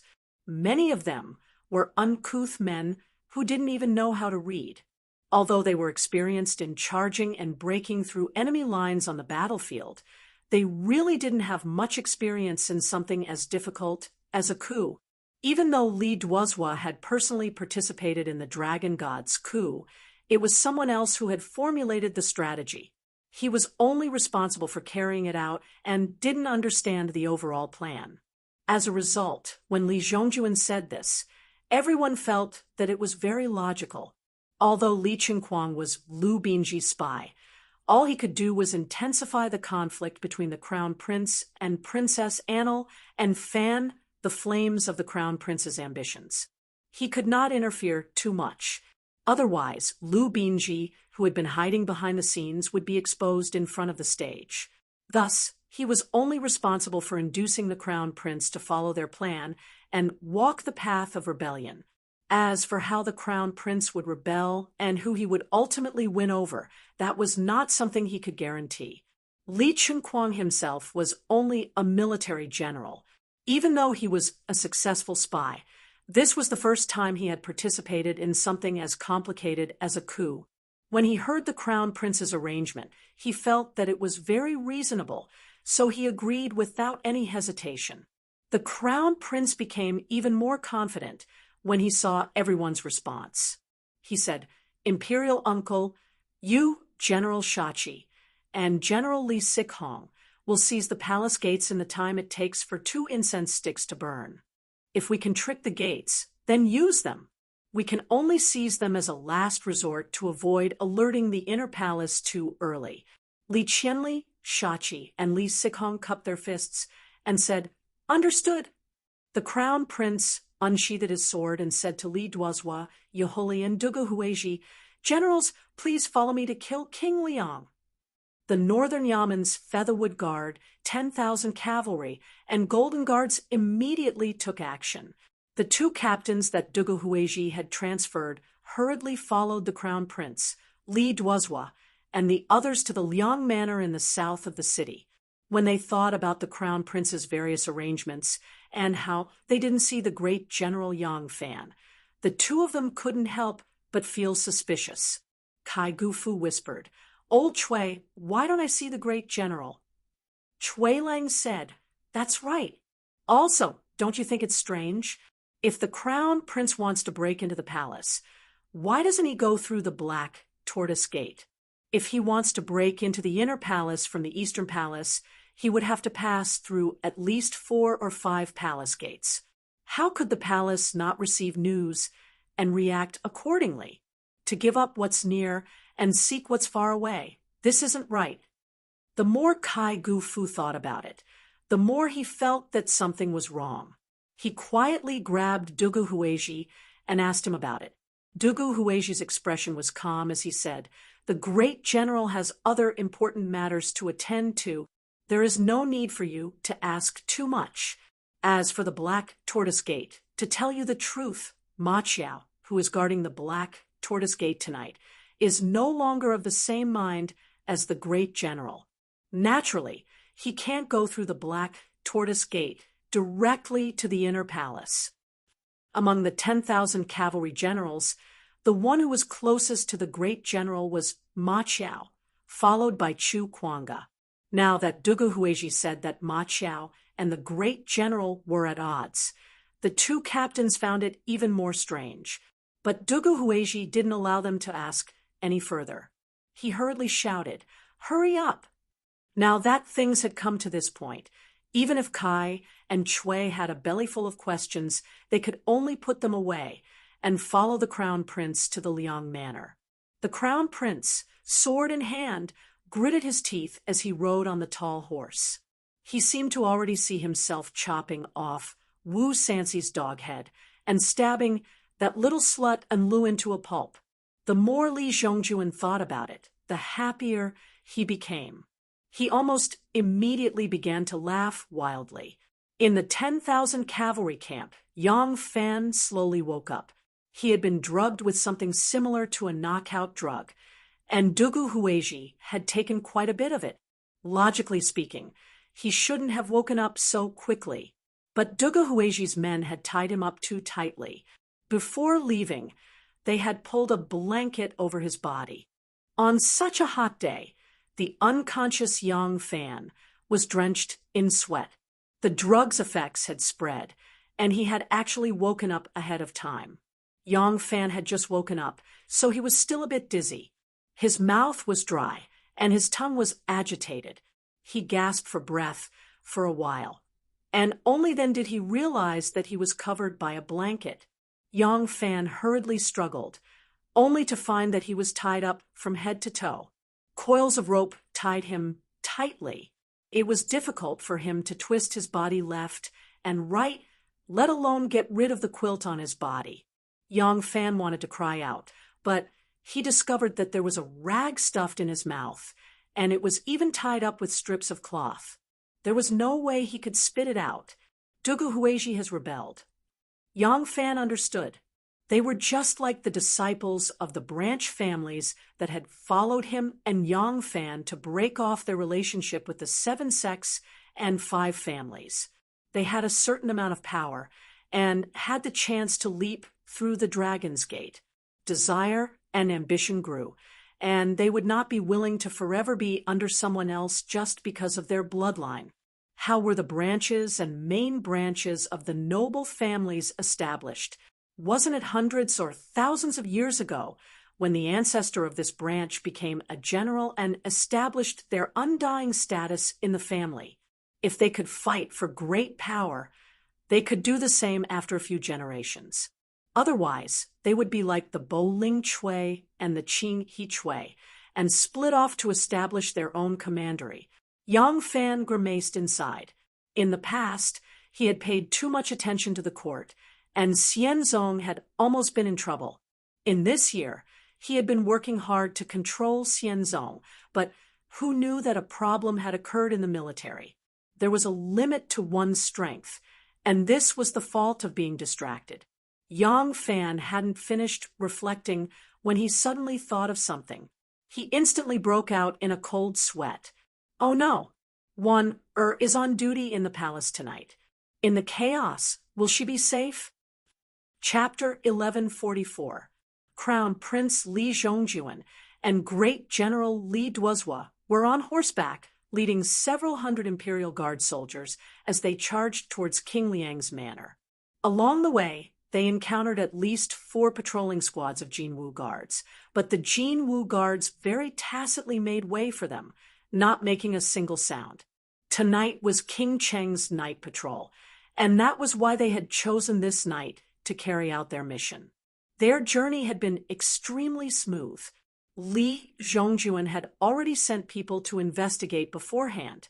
Wu Chongxuan and his wife had been staying in King Liang's manor, which saved him the trouble of traveling between King Liang's manor and the princess's estate. This was also one of the reasons why he had chosen to carry out his mission tonight. King Liang's residence faced the street, so there was no need to barge in first. When Li Zhongjuan and the others arrived at King Liang's manor, they immediately had a few soldiers climb over the wall and drag them down with halberds. King Liang's manor had a watchdog, which began to bark as soon as the soldiers entered. However, the gatekeeper of King Liang's manor didn't expect someone to be so daring as to barge into King Liang's manor at night. He rubbed his eyes as he walked out lazily. Before he could even see what was going on, the rebellious Imperial Guard soldiers had already drawn their blades and finished him off. By the time the guards of the mansion on night patrol arrived, the soldiers had already opened the gate and let in a large group of Imperial soldiers. How could these guards be a match for the valiant Imperial Guard soldiers? Moreover, they had rushed into battle, and they were outnumbered. They were quickly slaughtered by the Imperial Guard soldiers. Once they scattered, the rest of the troops didn't bother them either. They only cared about protecting Li Zhongjuan and Li Duozhua as they rushed towards the back of the manor. Ah Lang, Ah Lang, something big has happened. Ah. A family member who had rushed to King Liang's door and was pounding on the door while shouting frantically didn't even have time to finish speaking before he was stabbed to death by a soldier who rushed in. The door was kicked open, and Li Duozhua rushed in with a dozen or so personal guards in tow. What happened? Wu Sanxi was dressed in white clothes. He hurriedly parted the curtains and poked his head in. He saw Li Duozhua surging with killing intent as soon as he poked his head in. Li Duozhua shouted, "Behead him!" Wu Sanxi cried out, "Oh no!" But before he could duck his head, Li Duozhua's son-in-law, Yi Huli, chopped off his head. Inside the curtain, a young girl with a seductive body in revealing clothes was curled up in the corner of the bed. Seeing a headless corpse in front of her, she was so shocked that she screamed hysterically. However, her screams only lasted for a moment before they abruptly stopped. She was also stabbed to death on the bed by Yi Huli. Li Duozhua lifted Wu Sanxi's head and turned around, shouting, "Kill! Kill everyone in the martial palace and return to the palace immediately." A massacre began. The soldiers had received orders before they even broke through the gates. "Kill everyone, don't leave anyone alive." That was why they began a massacre as soon as they entered King Liang's manor. However, as soon as they entered, they charged towards the rear residence where the Wu clan master and his family resided. As a result, most of the servants in the 2 rooms had ample time to hide or escape through the walls. The martial palace was so large that no one had any time to spare for them. However, Wu Sanxi's family was out of luck. Even though these soldiers saw that King Liang's manor was richly decorated with gold and jade ornaments, so they took quite a few in passing, this didn't stop them from killing. King Liang's Wu Sanxi was killed, and then his sons, wives, and concubines were killed one after another. There were people in the martial palace who knew martial arts as well, but they were unarmed, and these soldiers were in groups of 3 to 5. Even a fierce tiger couldn't stand up to a pack of wolves, let alone these people who had always lived like princes. Even though they knew some martial arts, it was limited. Where is that slut in Lu? Li Zhongjuan's eyes were bloodshot as soon as he entered King Liang's manor. King Liang's manor was extremely large, with many doors and many courtyards. He had no idea where Princess Enlu lived. In his haste, he grabbed a servant to lead the way, and only then did he arrive at Princess Enlu and Wu Chongxuan's residence. Her Highness, the princess lives here. With Li Zhongjuan's sword pressed against that servant's neck, his words were trembling with fear. When Li Zhongjuan saw a princess and Li's small building, a trace of ferocious hatred flashed through his eyes. He forcefully swiped the sword in his hand, and the servant spun around and fell to the ground. Blood gushed out from his throat, and his body twitched violently like a chicken with its throat cut. However, he couldn't scream anymore. Li Zhongjuan leaped up the stairs and kicked the door heavily. Li Zhongjuan loved martial arts, and his martial arts were quite good. With this kick, the door split in 2. Li Zhongjuan immediately rushed in with his sword in hand, shouting, "Slut Enlu, hand over your life." Li Zhongjuan was the flag of the coup. If anything happened to him, it would be a huge problem. No one would dare to let anything happen to him. When Dugu Huizhi saw this, he immediately chased after Li Zhongjuan and circled around the screen. The princess bedroom was very gorgeous. There was a lamp burning on the table. The light was already bright. And the soldiers were also holding torches, so the room was brightly illuminated. Dugu Huizhi rushed over first. He lifted the curtains and used his knife to lift the quilt, and was shocked to find that there was no one under the quilt. Li Zhongjuan walked over and touched the bed. His eyes immediately widened, and he sternly shouted, "It's still warm." It couldn't have gone far. Search.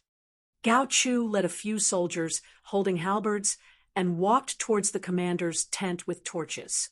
Gao Chu was now the Zhao commandant under the command of 10,000 cavalry battalion's champion General Yang Fan. Tonight, he was the one leading the patrol. Although it was a period of peace, this was under the rule of the emperor. Yang Fan had always been strict with the army and often personally patrolled the entire camp. Under his example, none of the generals in the camp dared to neglect their patrol duty. Dragon God. Resurgence. The password matched. The two soldiers standing guard in front of the commander's tent immediately put away their spears. They didn't have any lanterns. In the silent night, almost no one could see them. However, Gao Chu and the others had come with torches, so after walking for a short distance, they could see Gao Chu's appearance clearly. One of the soldiers on duty immediately smiled and greeted him. "You've worked hard, Commandant Gao." Gao Chu shushed him and said, "Keep your voice down. Don't disturb the general's rest." The soldier smiled and said, "They just put on a big show this afternoon. If there's thunder now, I'm afraid the generals might not wake up." Gao Chu laughed and scolded him. He walked closer and saw his appearance. He said in surprise, "Qianyue, it's you? Why are you guarding the gate?" Qianyue hurriedly said, "I changed my name a long time ago. Now, I'm called Xiao Yuka. The soldier on duty tonight isn't feeling well, so I'm taking his place." Gao Chu said, "Isn't it because the great general always calls you Qianyue? Qianyue? I'm used to it." Gao Chu stopped and looked him up and down.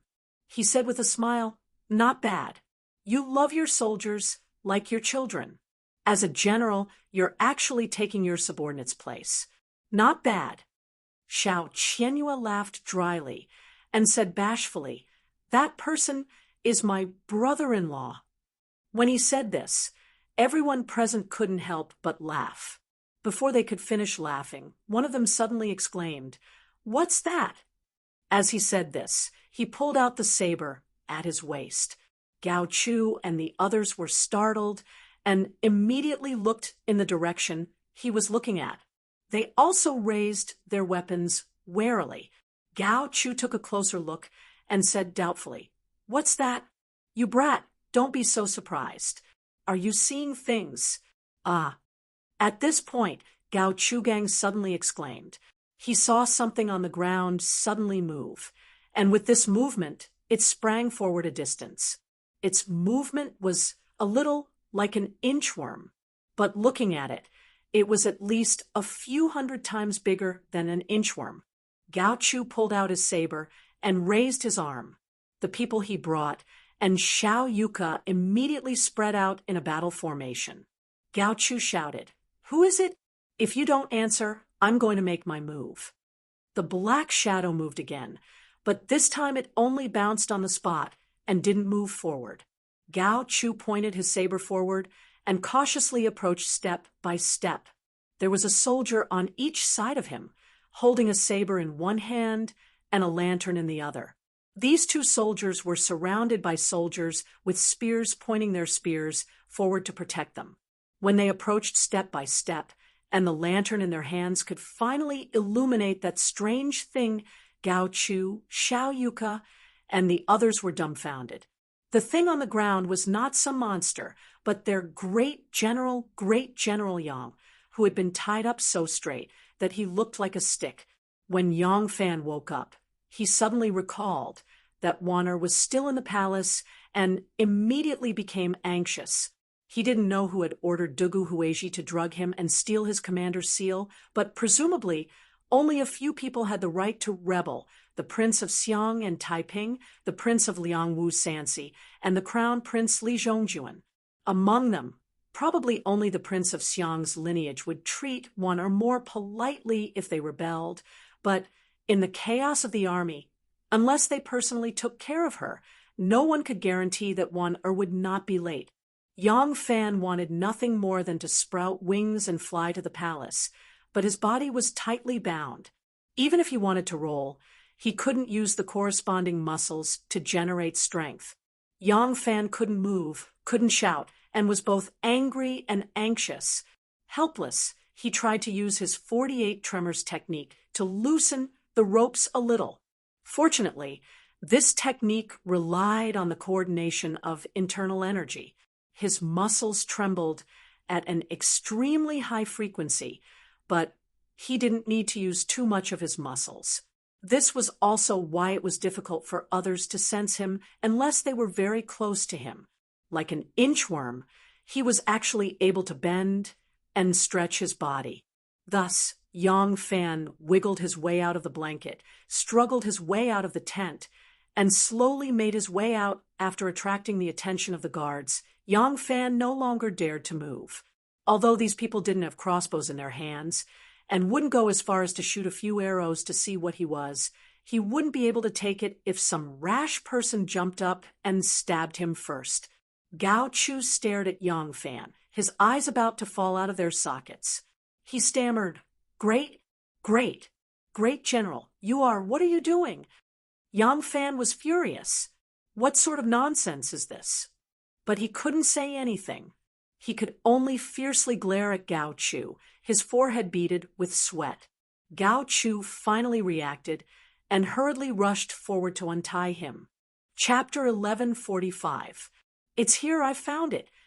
A group of wolf-like soldiers were rummaging through Princess Enli's bedroom. Behind the curtain, a soldier suddenly cried out in pleasant surprise. Li Zhongjuan immediately rushed overexcitedly and saw Wu Chongshuan wearing undergarments, crouching and shivering behind the toilet bowl. His hands were still holding up the toilet lid, as if he wanted to use it as a shield. Seeing Li Zhongjuan, Wu Chongshuan immediately threw down his shield and knelt on the ground to beg, Crown Prince, spare me." When the sounds of fighting started, Wu Chongshuan was startled awake. Hearing the sounds of fighting outside, Wu Chongshuan knew that something was wrong and immediately hid in a panic. But at the time, he didn't know who was causing trouble. When Li Zhongjuan brought people into his room and heard Li Zhongjuan's voice, he knew that a disaster was imminent. Normally, when Enlu humiliated the crown prince, how could he not help the evildoer? But even if there was a sliver of hope, he wouldn't let it go. Therefore, he knelt on the ground and begged. Li Zhongjuan saw the usually arrogant Wu Chongshuan kneeling and shivering at his feet and felt pleased. But when he didn't see Enlu, he was greatly disappointed. Li Zhongjuan raised his blood-stained sword and pointed it at Wu Chongshuan, shouting, "Where's that slut Enlu?" Wu Chongshuan trembled as he said, Enlu is staying in the palace tonight. Not here." "What?" Li Zhongjuan was greatly disappointed, but thinking about it, when he killed his way into the palace, he could still take that slut's dog life. He didn't think any more and suddenly raised his sword. Seeing this, Wu Chongshuan quickly kowtowed and begged, "Crown Prince, spare me! Crown Prince, spare me! Chongshuan is your brother-in-law." Li Zhongjuan laughed wildly and said in a mocking tone, "Now that things have come to this, you only remember that he is Gu's brother-in-law." No, Wu Chongshuan's eyes widened in fear. He saw a blood-red flash, and then the world spun. He saw that his body was still kneeling on the ground, and everything around him was rapidly spinning. Then with a plop, he fell into the toilet bowl. So smelly, this was the last trace of Wu Chongshuan's consciousness in this world. Li Zhongjuan originally wanted to take his head to the palace, but seeing the head fall into the toilet, Li Zhongjuan immediately covered his nose in disgust and took a few steps back. He ordered a soldier, "Pick up his head, let's go." The soldier plunged his spear into the toilet bowl and pierced Wu Chongshuan's head. Dripping with urine, he dragged Wu Chongshuan's head out and rubbed it against the couch. Then he followed Li Zhongjuan and strode out. Gao Chu hurriedly untied Yang Fan's rope. Yang Fan leaped up and shouted sternly, "Beat the drums and gather the generals." After a while, the war drums rumbled. The well-trained generals quickly gathered in the commander's tent.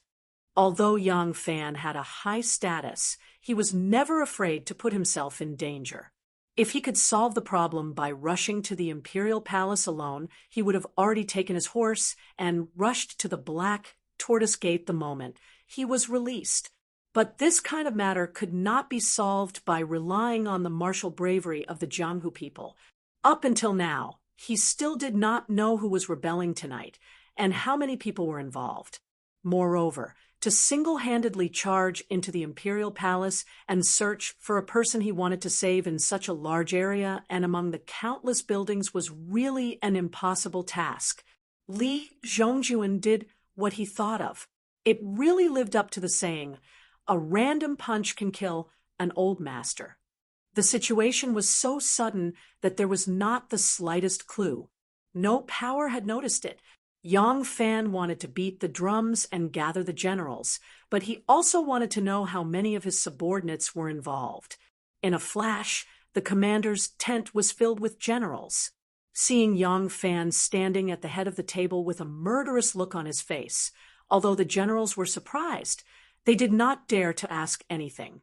When the drums were beaten and the generals were all present, Yang Fan called the roll call. He found that other than Ma Qiao's troops who were on duty at the Black Tortoise Gate tonight, only Dugu Huizhi Kaigu's residents and Cui Lang were not present. Yang Fan made up his mind and immediately issued a military order. He ordered Huang Xuchang, Lu Maofeng, and the others to lead their troops to the streets and control the Gate of Sky Influence of the Taiji Palace and Chongming Gate of the Eastern Palace. He then ordered Chu Kuanga's troops and himself to reinforce the Black Tortoise Gate. Su Liang's troops would control the West Inner Garden to ensure a path of retreat.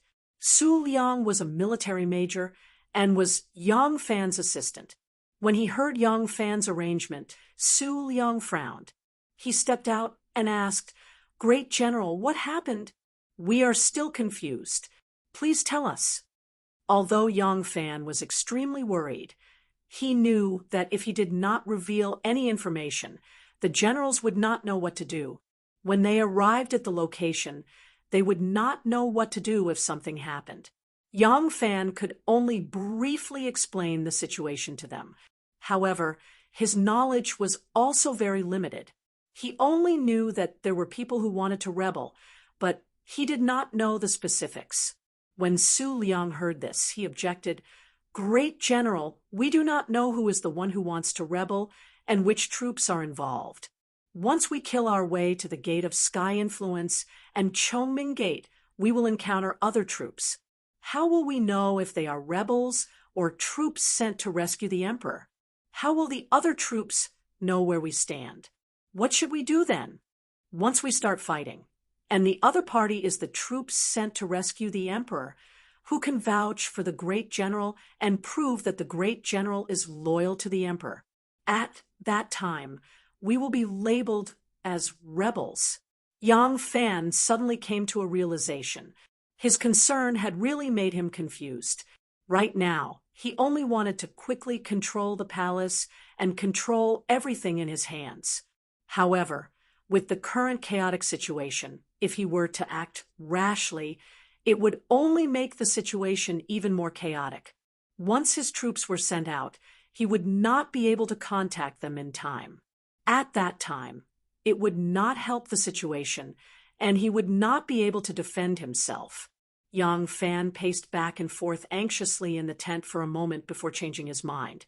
"General Chu Kuanga will lead all the troops to reinforce the Gate of Black Tortoise with me. General Su Liang will suppress the central troops, and all the troops will not unsaddle or take off their armor. Gao Chu will be in charge of communication.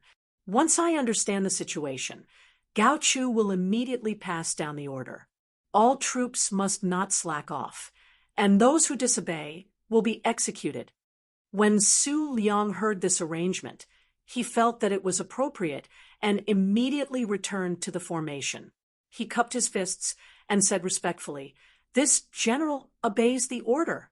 In a short moment, Yang Fan and Chu Kuanga led over 1,000 soldiers out of the gate like a gust of wind.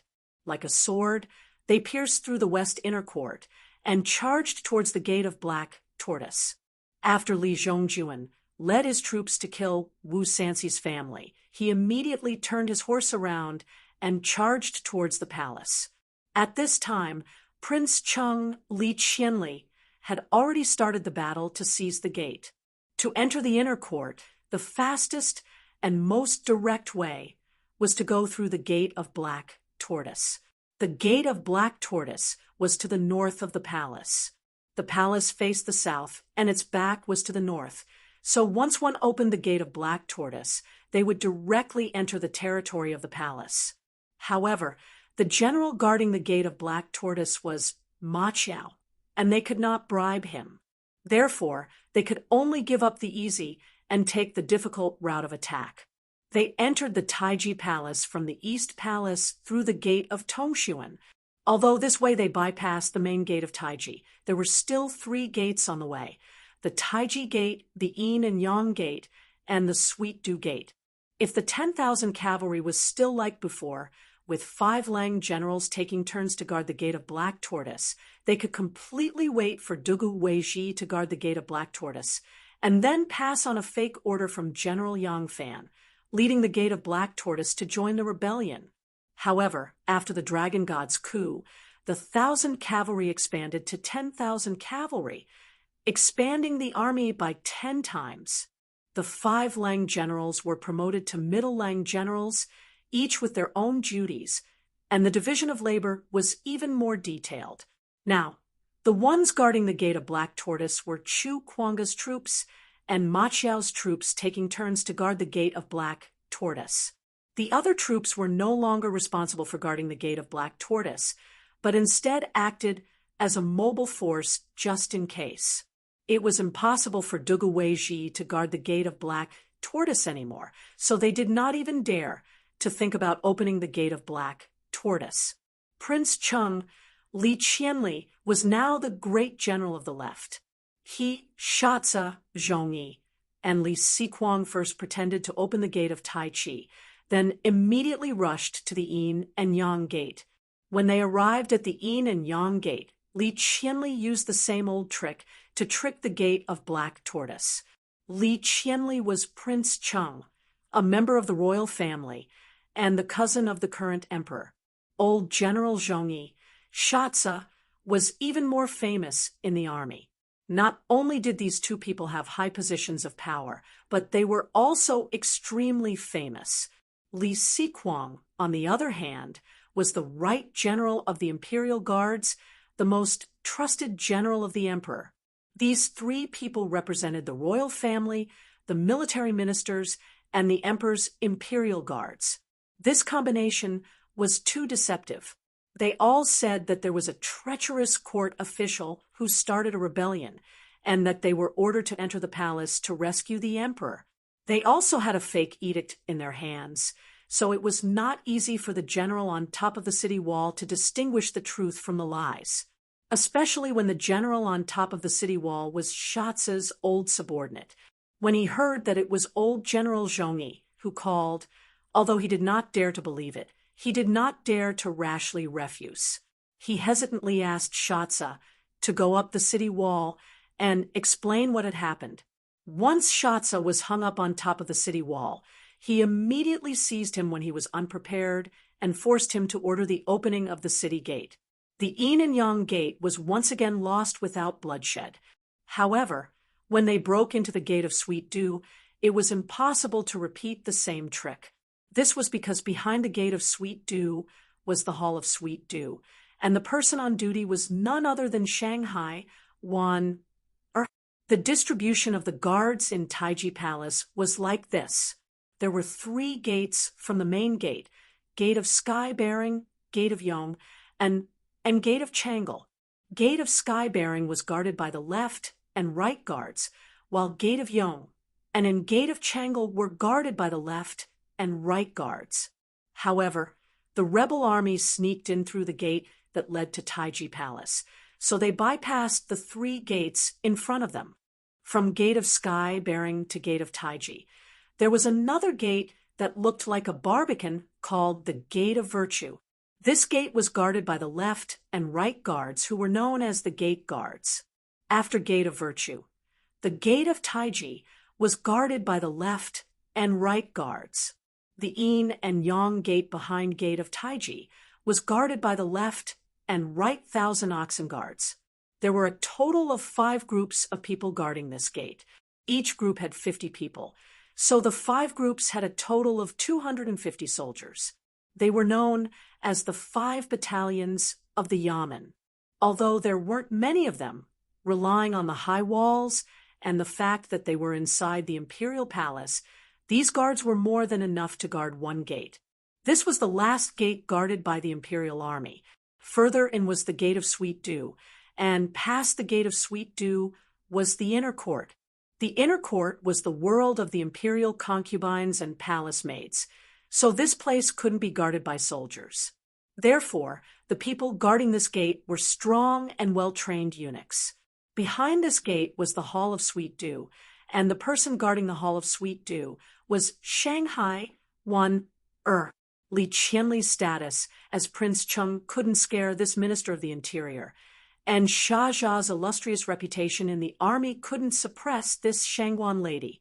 The eunuchs guarding the Gate of Sweet Dew wouldn't by Li Sihong, this general of the Imperial Guard. Therefore, if they wanted to seize the Gate of Sweet Dew, they could only attack by force.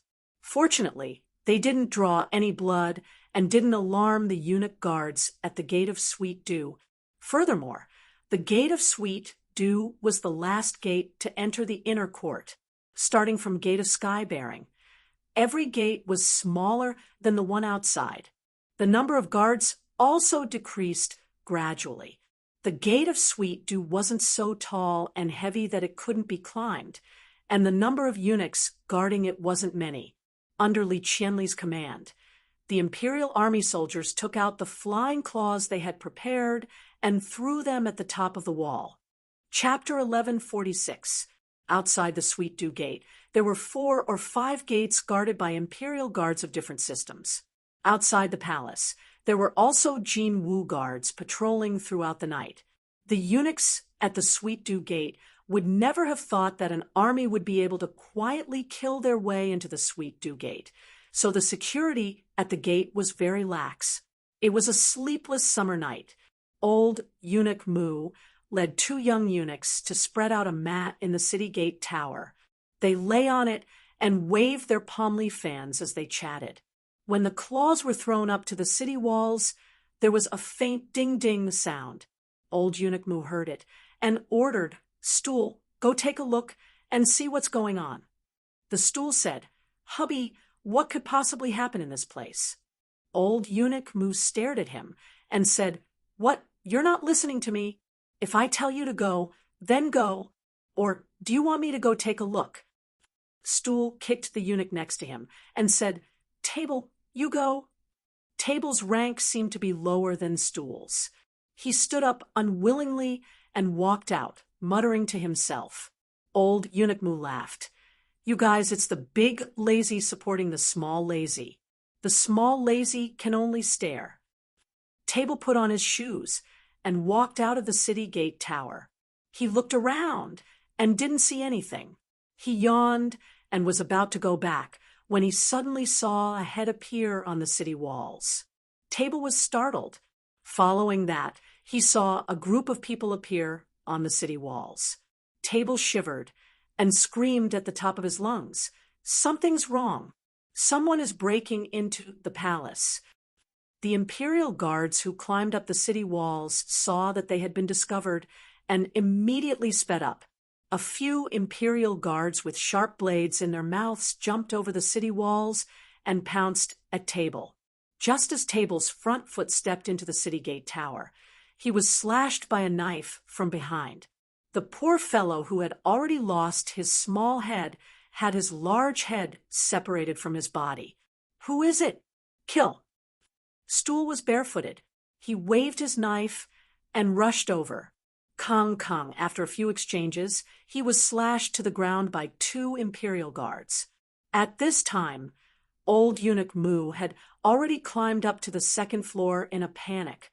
He pulled the bell rope and rang the alarm bell. The eunuchs who were guarding the city wall immediately rushed out of their dormitories, their clothes in disarray. Sounds of killing could be heard from the Sweet Dew Gate. Hearing the alarm, Wanner immediately put on her clothes and got out of bed. Although her movements were quick, she was not flustered at all. Seeing that Wanner was calm, the maids around her also calmed down. One by one, the lanterns lit up. Wanner stepped out of the palace. Looking at the Gate of Dew, she asked in a low voice, "What happened?"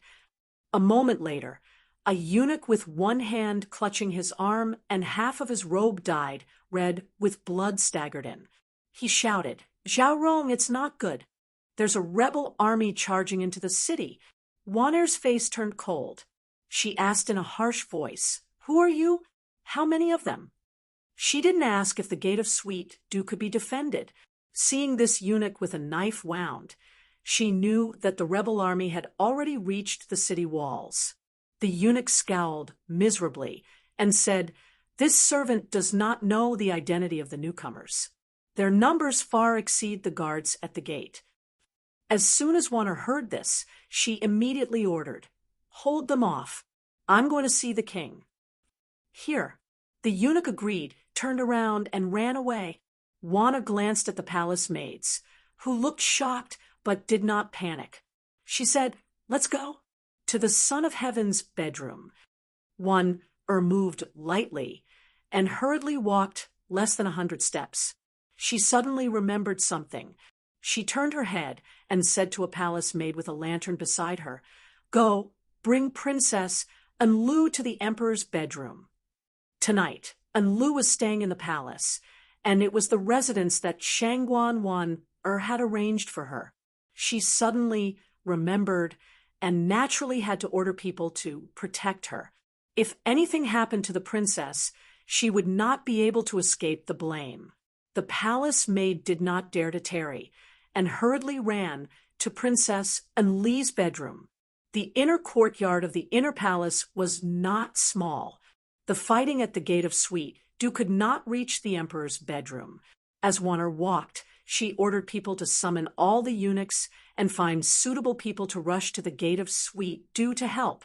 Although these people could not be a match for the rebel army, the longer they could delay them, the more chances they had. Li Xian was woken up from his dream. In a moment, the Empress and Empress Wei also hurried over. The Emperor and Empress were wearing undergarments and blankets. Their hair was disheveled, and they looked abnormally wretched. It was one who was neatly dressed. The female officials behind her were still holding the imperial seal. They appeared panicked, but not disorderly. One, what has happened? Li Xian and his wife hurriedly asked Shanghai. Their faces were full of fear. What happened on the day of the divine dragon coup was not very far in the past for them. That time, they were rebels. They had worried all night about the consequences of what would happen if they failed. Now that they had become the masters of the royal palace, they had to worry about the rebel army succeeding. One calmly said, "Saint, there has been a rebellion in the palace. The rebel army has already attacked the Gate of Sweet Dew and will arrive soon." Hearing this, Empress Wei's beautiful face immediately paled. How could it be? Who are the rebel army? How could they silently attack the Gate of Sweet Dew? Wanner said, "Saint, Empress, now is not the time to investigate this. There is not a single soldier in the inner court, just relying on the palace maids, and eunuchs will not be able to stop the rebel army. Once they charge in, then the general situation will be gone. We must find a safe place to protect the saint and empress." At this time, Li Xian regretted greatly. After he ascended to the throne, he dismissed all the female guards. The new internal guards were all men, so they did not stay in the palace. At this time, he realized that the seemingly impregnable palace was not safe. It was better to have a few more armed guards by his side. He ran around in circles and said helplessly, "Shang Zhao's words are reasonable, but where is safe?" Shanghai Wan said, "Saint, why don't we go to the Gate of Black Tortoise? The Gate of Black Tortoise is impregnable, and there are imperial guards loyal to His Majesty guarding it. If the saint temporarily hides at the Gate of Black Tortoise, he will definitely be able to avoid the attack." Li Xian's teeth chattered. He fearfully asked, "The guards at the Gate of Black Tortoise, did they not participate in the rebellion?" Wanner calmly said, "Saint, if the guards at the Gate of Black Tortoise also rebelled, why would the rebel army need to attack the Gate of Sweet Dew? They would have long since marched in through the Gate of Black Tortoise." Li Huang suddenly understood. "Ah, that's right. Then, wife, let's go quickly." Li Xian and Empress Wei hurriedly fled the bedroom. Shanghai Wanner walked as she looked back. Empress Wei panicked. Has the rebel army caught up?" Wanner shook her head. "It's not the rebel army. Wanner sent someone to warn Her Highness and Lu, but I don't know why Her Highness and Lu still hasn't caught up." Only now did Li Xian remember and Lu. He suddenly stopped and stamped his feet. "That's right. How could we forget and Lu? What should we do? What should we do?" Empress Wei gritted her teeth. Pulling Li Xian up, she said, "Your Majesty's life concerns the world. There cannot be any mishaps. Quickly go to the Gate of Black Tortoise. Just send someone to inform and Lu." Empress Wei shouted to a senior eunuch at her side, "You quickly find the princess and tell her to come to the Gate of Black Tortoise to temporarily hide." The senior eunuch didn't dare to disobey. He could only brace himself and run. Li Xian ran all the way to the Gate of Black Tortoise. He was so tired that he couldn't catch his breath. At this time, he saw a group of people hurrying over from another imperial road. In front of them, there were people carrying lanterns. Li Xian turned pale with fright. "Not good. The rebel army is here." Finishing, he turned and ran. Shangguanwan grabbed him. Narrowing her eyes, she looked into the distance. She slowly said, "Saint, don't be alarmed. The people coming shouldn't be the rebel army." As expected, the group of people ran closer and closer. The ones holding the lanterns were 2 palace maids in colorful robes. If it was the rebel army, how could the palace maids hold the lanterns? Li Xian understood this logic and immediately calmed down. The group of people hurried over. The one they were escorting was actually Princess and Lu. After Princess and Lu was summoned by the people sent, she heard that the rebel army was attacking the Gate of Sweet Dew. She immediately ran out of the palace and toward the Gate of Black Tortoise. Her mind worked very quickly. When she heard that the rebel army was attacking from the Gate of Sweet Dew, she knew that the guards at the Gate of Black Tortoise were definitely not a problem. However, at that time, she had only cared about her own life. She had thrown her own father and mother beyond the 9 heavens. Now that she had run into them, and Luke couldn't help feeling awkward. Her mind turned quickly. She hurriedly threw herself forward. With concern and joy, she said, "Father, Mother, thank the heavens and earth. You have finally arrived. Quick, let's go up the city walls." Why isn't the person daughter sent to deliver the letter to you here?" Li Xian asked in shock. "What messenger?" Anlu said, "Since the rebel army is attacking from the Gate of Sweet Dew, then the Gate of Black Tortoise must be safe. Daughter specially sent someone to tell father and mother to come here to temporarily hide. Our family is gathering here." "What? Didn't you come because you received the message from the person daughter sent?" Li Xian did not doubt his daughter's words. Although Empress Wei was smart, in her panic, she didn't know if her daughter's words were true or false. Thinking about how her daughter had sent someone to tell her to hide, but she didn't care about her daughter's life or death, Empress Wei felt ashamed, afraid that Li Xian would slip up. She quickly interrupted. The situation is urgent. Don't say more. Let's go up the walls first. The guards at the top of the walls had already discovered the chaos below the walls.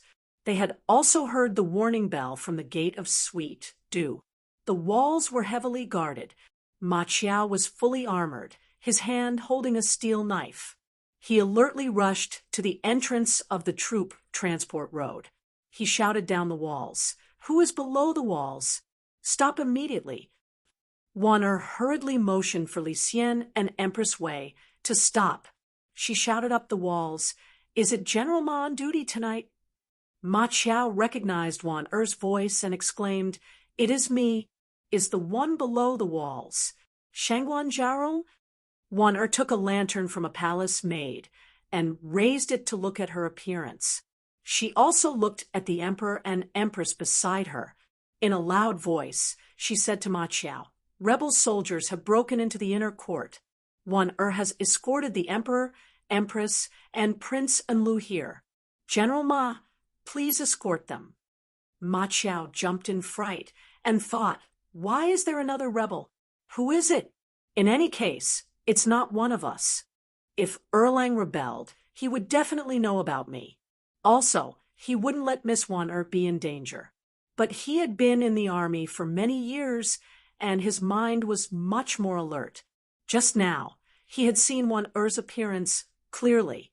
It was probably because he had heard Wan Er's voice first, and had a preconceived impression of her. But the emperor and empress' hair was disheveled. He was worried that someone wanted to break into the gate and kidnap Shanghai Wan Er, then have someone pretend to be the emperor and empress. Ma Qiao cautiously said, Would Shangguan Zhaorong accompany his majesty, empress, and princess and lure up the walls first so that this general can identify them? Only 4 people came up, and 2 of them were women. Even if they really were rebel soldiers in disguise, Ma Qiao didn't believe they could overturn the heavens, so he had made this request. Hearing this, Wan Er immediately ordered everyone to stop. She alone led Li Xian, Empress Wei, and Princess Enlu up the gate tower. Li Xian's body was already exhausted from running all the way up. When he climbed up the gate tower, he could only breathe heavily and couldn't say a word. Although Ma Qiao was guarding the Xuanwu Gate and was very close to the emperor and empress, he wasn't familiar with the emperor and empress. It wasn't so easy to see the emperor and empress, but he knew Princess Enlu, now that he saw that the Duke of Enlu was indeed here, and that Wan Er had already climbed up the gate tower without anyone holding her hostage. There was no doubt about the identity of these people. Ma Qiao immediately crossed his arms and bowed to the emperor and empress, saying, Subject Ma Qiao has come late to protect your majesty. Please forgive me, saints. Empress Wei climbed up the gate tower, and her heart was at ease. At this time, she was already in a state of panic. She didn't feel that Ma Qiao's cautiousness was disrespectful. On the contrary, she felt that the more careful he was, the safer he would be.